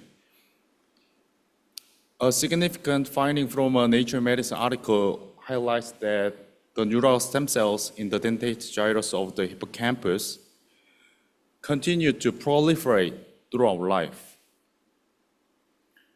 Recent advances in protecting the hippocampus during whole brain RT. There have been strides in methodologies aiming to safeguard the hippocampus during traditional whole brain RT. The RTOG legacy study of phase 2 clinical trial NRG-CC001 found that limiting radiation exposure approximately 9 gray could help preserve neurological function and symptom relief. Furthermore, the phase 3 clinical trial NRG-CC001 employed intensity modulated radiotherapy could help preserve neurological function, and combine this approach with the drug memantine. The outcomes demonstrated enhanced neurological function and symptom relief, advocating for this method as a standard treatment option. Next is the previous study and research necessity. Hippocampal avoidance whole brain RT aims to deliver a prescribed dose to the entire brain while protecting the hippocampus through a rapid dose follow-up. This requires efficient beam arrangement and field adjustment. In large and complex structures like the whole brain, beam modulation encounters physical challenges such as island blocking, which can degrade the quality of radiation therapy plans. For example, research by Yuan et al. Used Eclipse RTP system overcame these physical limitations with partial field applications. Furthermore, research by Yuan Khaled et al. Conducted comparative studies on beam arrangement based on target morphology using Monaco RTP system. Monaco is the prominent RTP system with unique modulation capabilities. Monaco offers two options: the arc per beam method and the beam determined arc method. These differences lead to variation in modulation style, significantly affecting the radiation therapy plan quality. For example, Monaco offers simultaneous modulation on APB and non-simultaneous modulation on BDA method. Despite advancements, there is still a gap in research on modulation related to beam arrangement definitions. This study aims to compare and analyze dosimetric factors between the APB and BDA method in coplanar VMAT during hippocampal avoidance whole brain RT. Materials and methods. A retrospective study was conducted on 20 patients treated for brain metastasis cancer or prophylactic radiotherapy at our institution. For each patient, hippocampal avoidance whole brain RT plans were implemented. Imaging was performed using Philips Brilliant Big Ball CT with a 3 mm slice thickness, and the target hippocampus contouring followed the RTOZ 0933 protocol. VMAT plans were created using the Monaco RTP system. To evaluate beam arrangement effectiveness, we used two methods. APB method, the sequencing parameter for a single beam was set to a maximum number of arcs 3, each arc rotating 360-degree counterclockwise direction. Next, BDA method. The maximum number of arcs was set to 1 with 3 rotations based on the number of beams in the beam spreadsheet. To ensure a fair comparison, constraints and other parameters were kept identical, with the only variation being the beam's arrangement. Beam dosimetry factors were compared across 10 parameters specified in the RTOZ 0933 protocol. Next is the results. The dose distribution for each beam arrangement were analyzed using a dose volume histogram, with the findings to be visually represented in an upcoming box plot. PTV evaluation. The APB method demonstrated superior PTV coverage in terms of V30 and D98 matrices. The maximum dose was lower in the APB method. hippocampus evaluation, the maximum dose was approximately 1.5% higher in the APB method, but both remained RTOG 0933 protocol. The minimum dose D100 was about 8.6% lower in the APB method. Optic nerves, the maximum dose was about 1% higher in the APB method. The mean dose was also higher, ranging from 0.2% to 3.6%.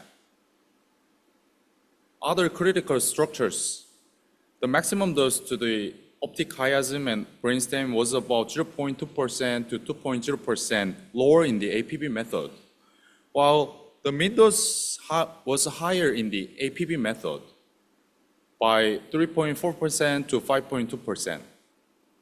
Efficiency matrices. The APB method reduced the monitor units, delivery time, and calculation time by approximately 14%, 48%, 38% respectively, enhancing treatment efficiency. Last discussion section. In hippocampal avoidance whole brain RT using the Monaco RTP system, the APB method demonstrated superior PTV coverage and a lower minimum dose to the hippocampus. Notably, the reduced monitor units and delivery times in the APB method decreased scatter radiation and setup errors, shortening the radiation therapy planning time by about 40%. These findings suggest that the choice of beam arrangement can significantly influence the efficiency and efficacy of radiation therapy plans. Thank you all your time and attention.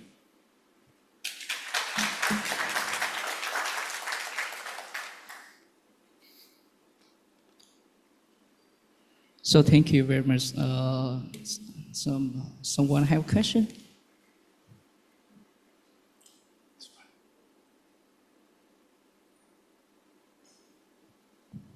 Everyone's a little bit tired. Okay.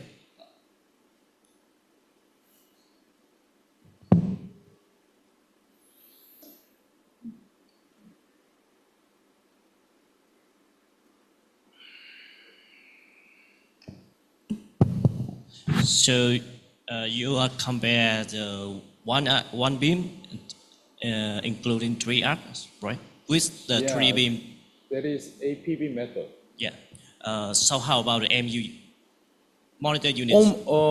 Depends on patient. Average 1,000 to 1,300 ranging. So it's APB? APB. With or the BBs.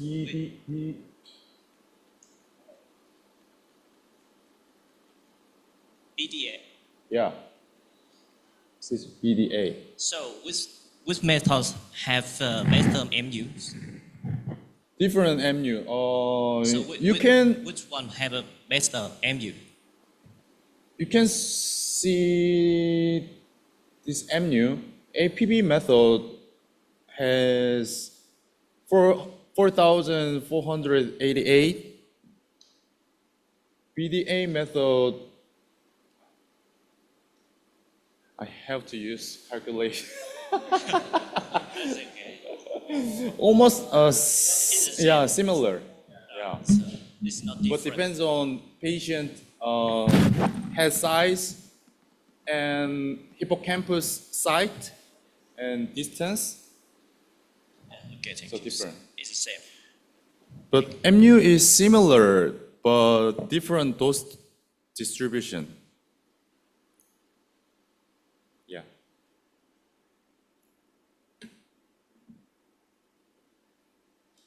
So any question? So I have a question for you. You saw the phase 2, the clinical study? Sorry? You said this study, the phase 2 clinical? Phase 2. Oh, yeah.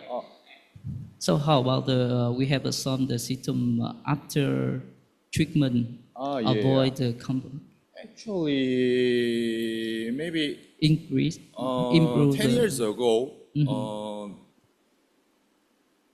practiced this study too. And recent study is NRG-CC001. And two studies shared same constraints for hippocampus. Yeah. But NRG-CC001 combined this medicine, memantine, which can save the memory, yeah, using Alzheimer medicine. Maybe a 10 year. This paper, the public. Yeah, 2013. This year, 2018, 5 years. Yeah. About 5 years. Okay, thank you. You can find related study in Google. But I have a question, but Mr. Park, I have a question. For your research, is applied for the non-coplanar beam or not? Is including in your dosimetry, is including the non-coplanar beam or not?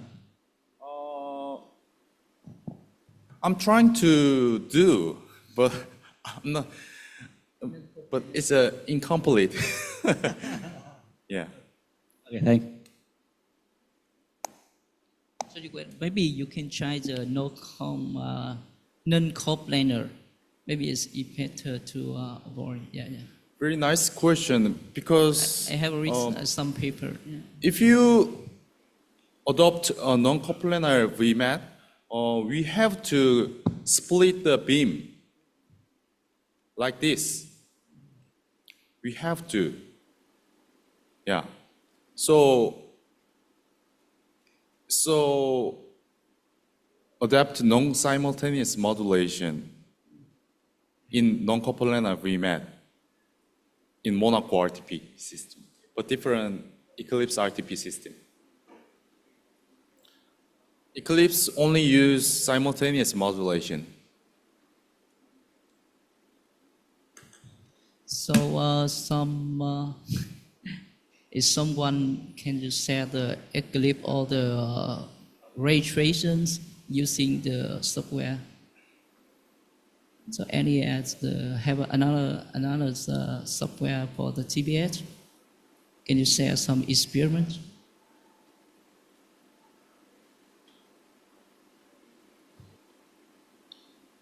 Okay.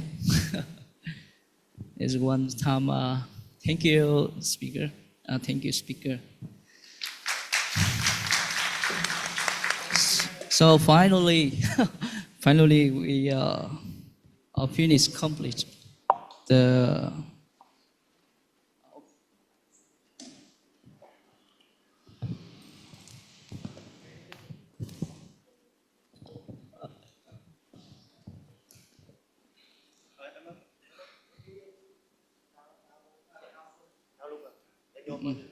So please, the summer speaker, the afternoon.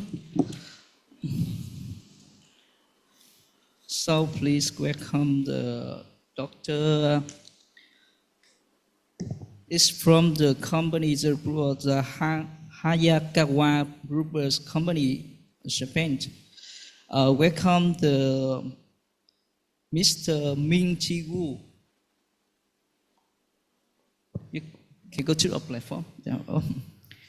Yeah. Please welcome the Yu Ping Liu.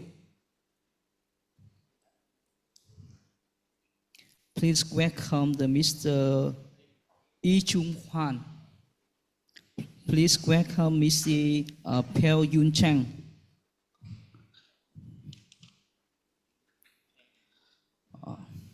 Please welcome the Dr. C.T. Ota. Please welcome the Đoàn Yung Phương Bình from the hospital oncology. And welcome Mr. Chung Soo Park. And finally,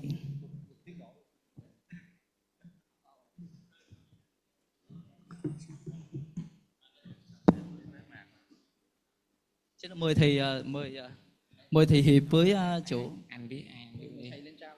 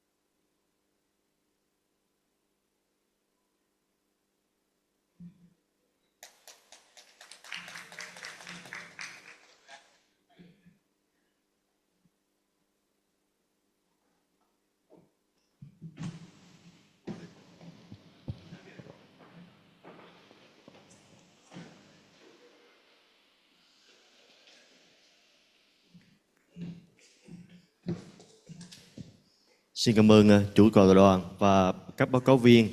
Sau một ngày làm việc tích cực với rất nhiều bài báo cáo chất lượng về nhiều lĩnh vực y học, chúng ta kết thúc chương trình khoa học tại đây. Thank you, chairman and speakers. After a hard work days with a huge quality presentations for many medical fields, we will close the scientific program in here.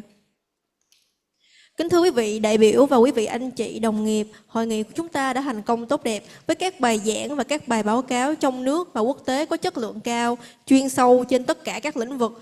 Liên chi hội xin gửi lời cảm ơn và lời chúc sức khỏe đến quý thầy cô, đồng nghiệp tại hai hội trường cũng như đang xem trực tuyến trên Zoom và YouTube VART. Xin hẹn gặp lại vào các hội nghị và hội thảo tiếp theo. Một lần nữa xin chân thành cảm ơn và chào tạm biệt. Ladies and gentlemen, our conference has been a great success with a high quality and in-depth national and international lecture and presentation in all fields. We would like to express our thanks and the best wish to all of delegates and colleagues in two halls, as well as watching online on Zoom and YouTube, SART and VART. See you again at next conference and seminar. Once again, thank you very much and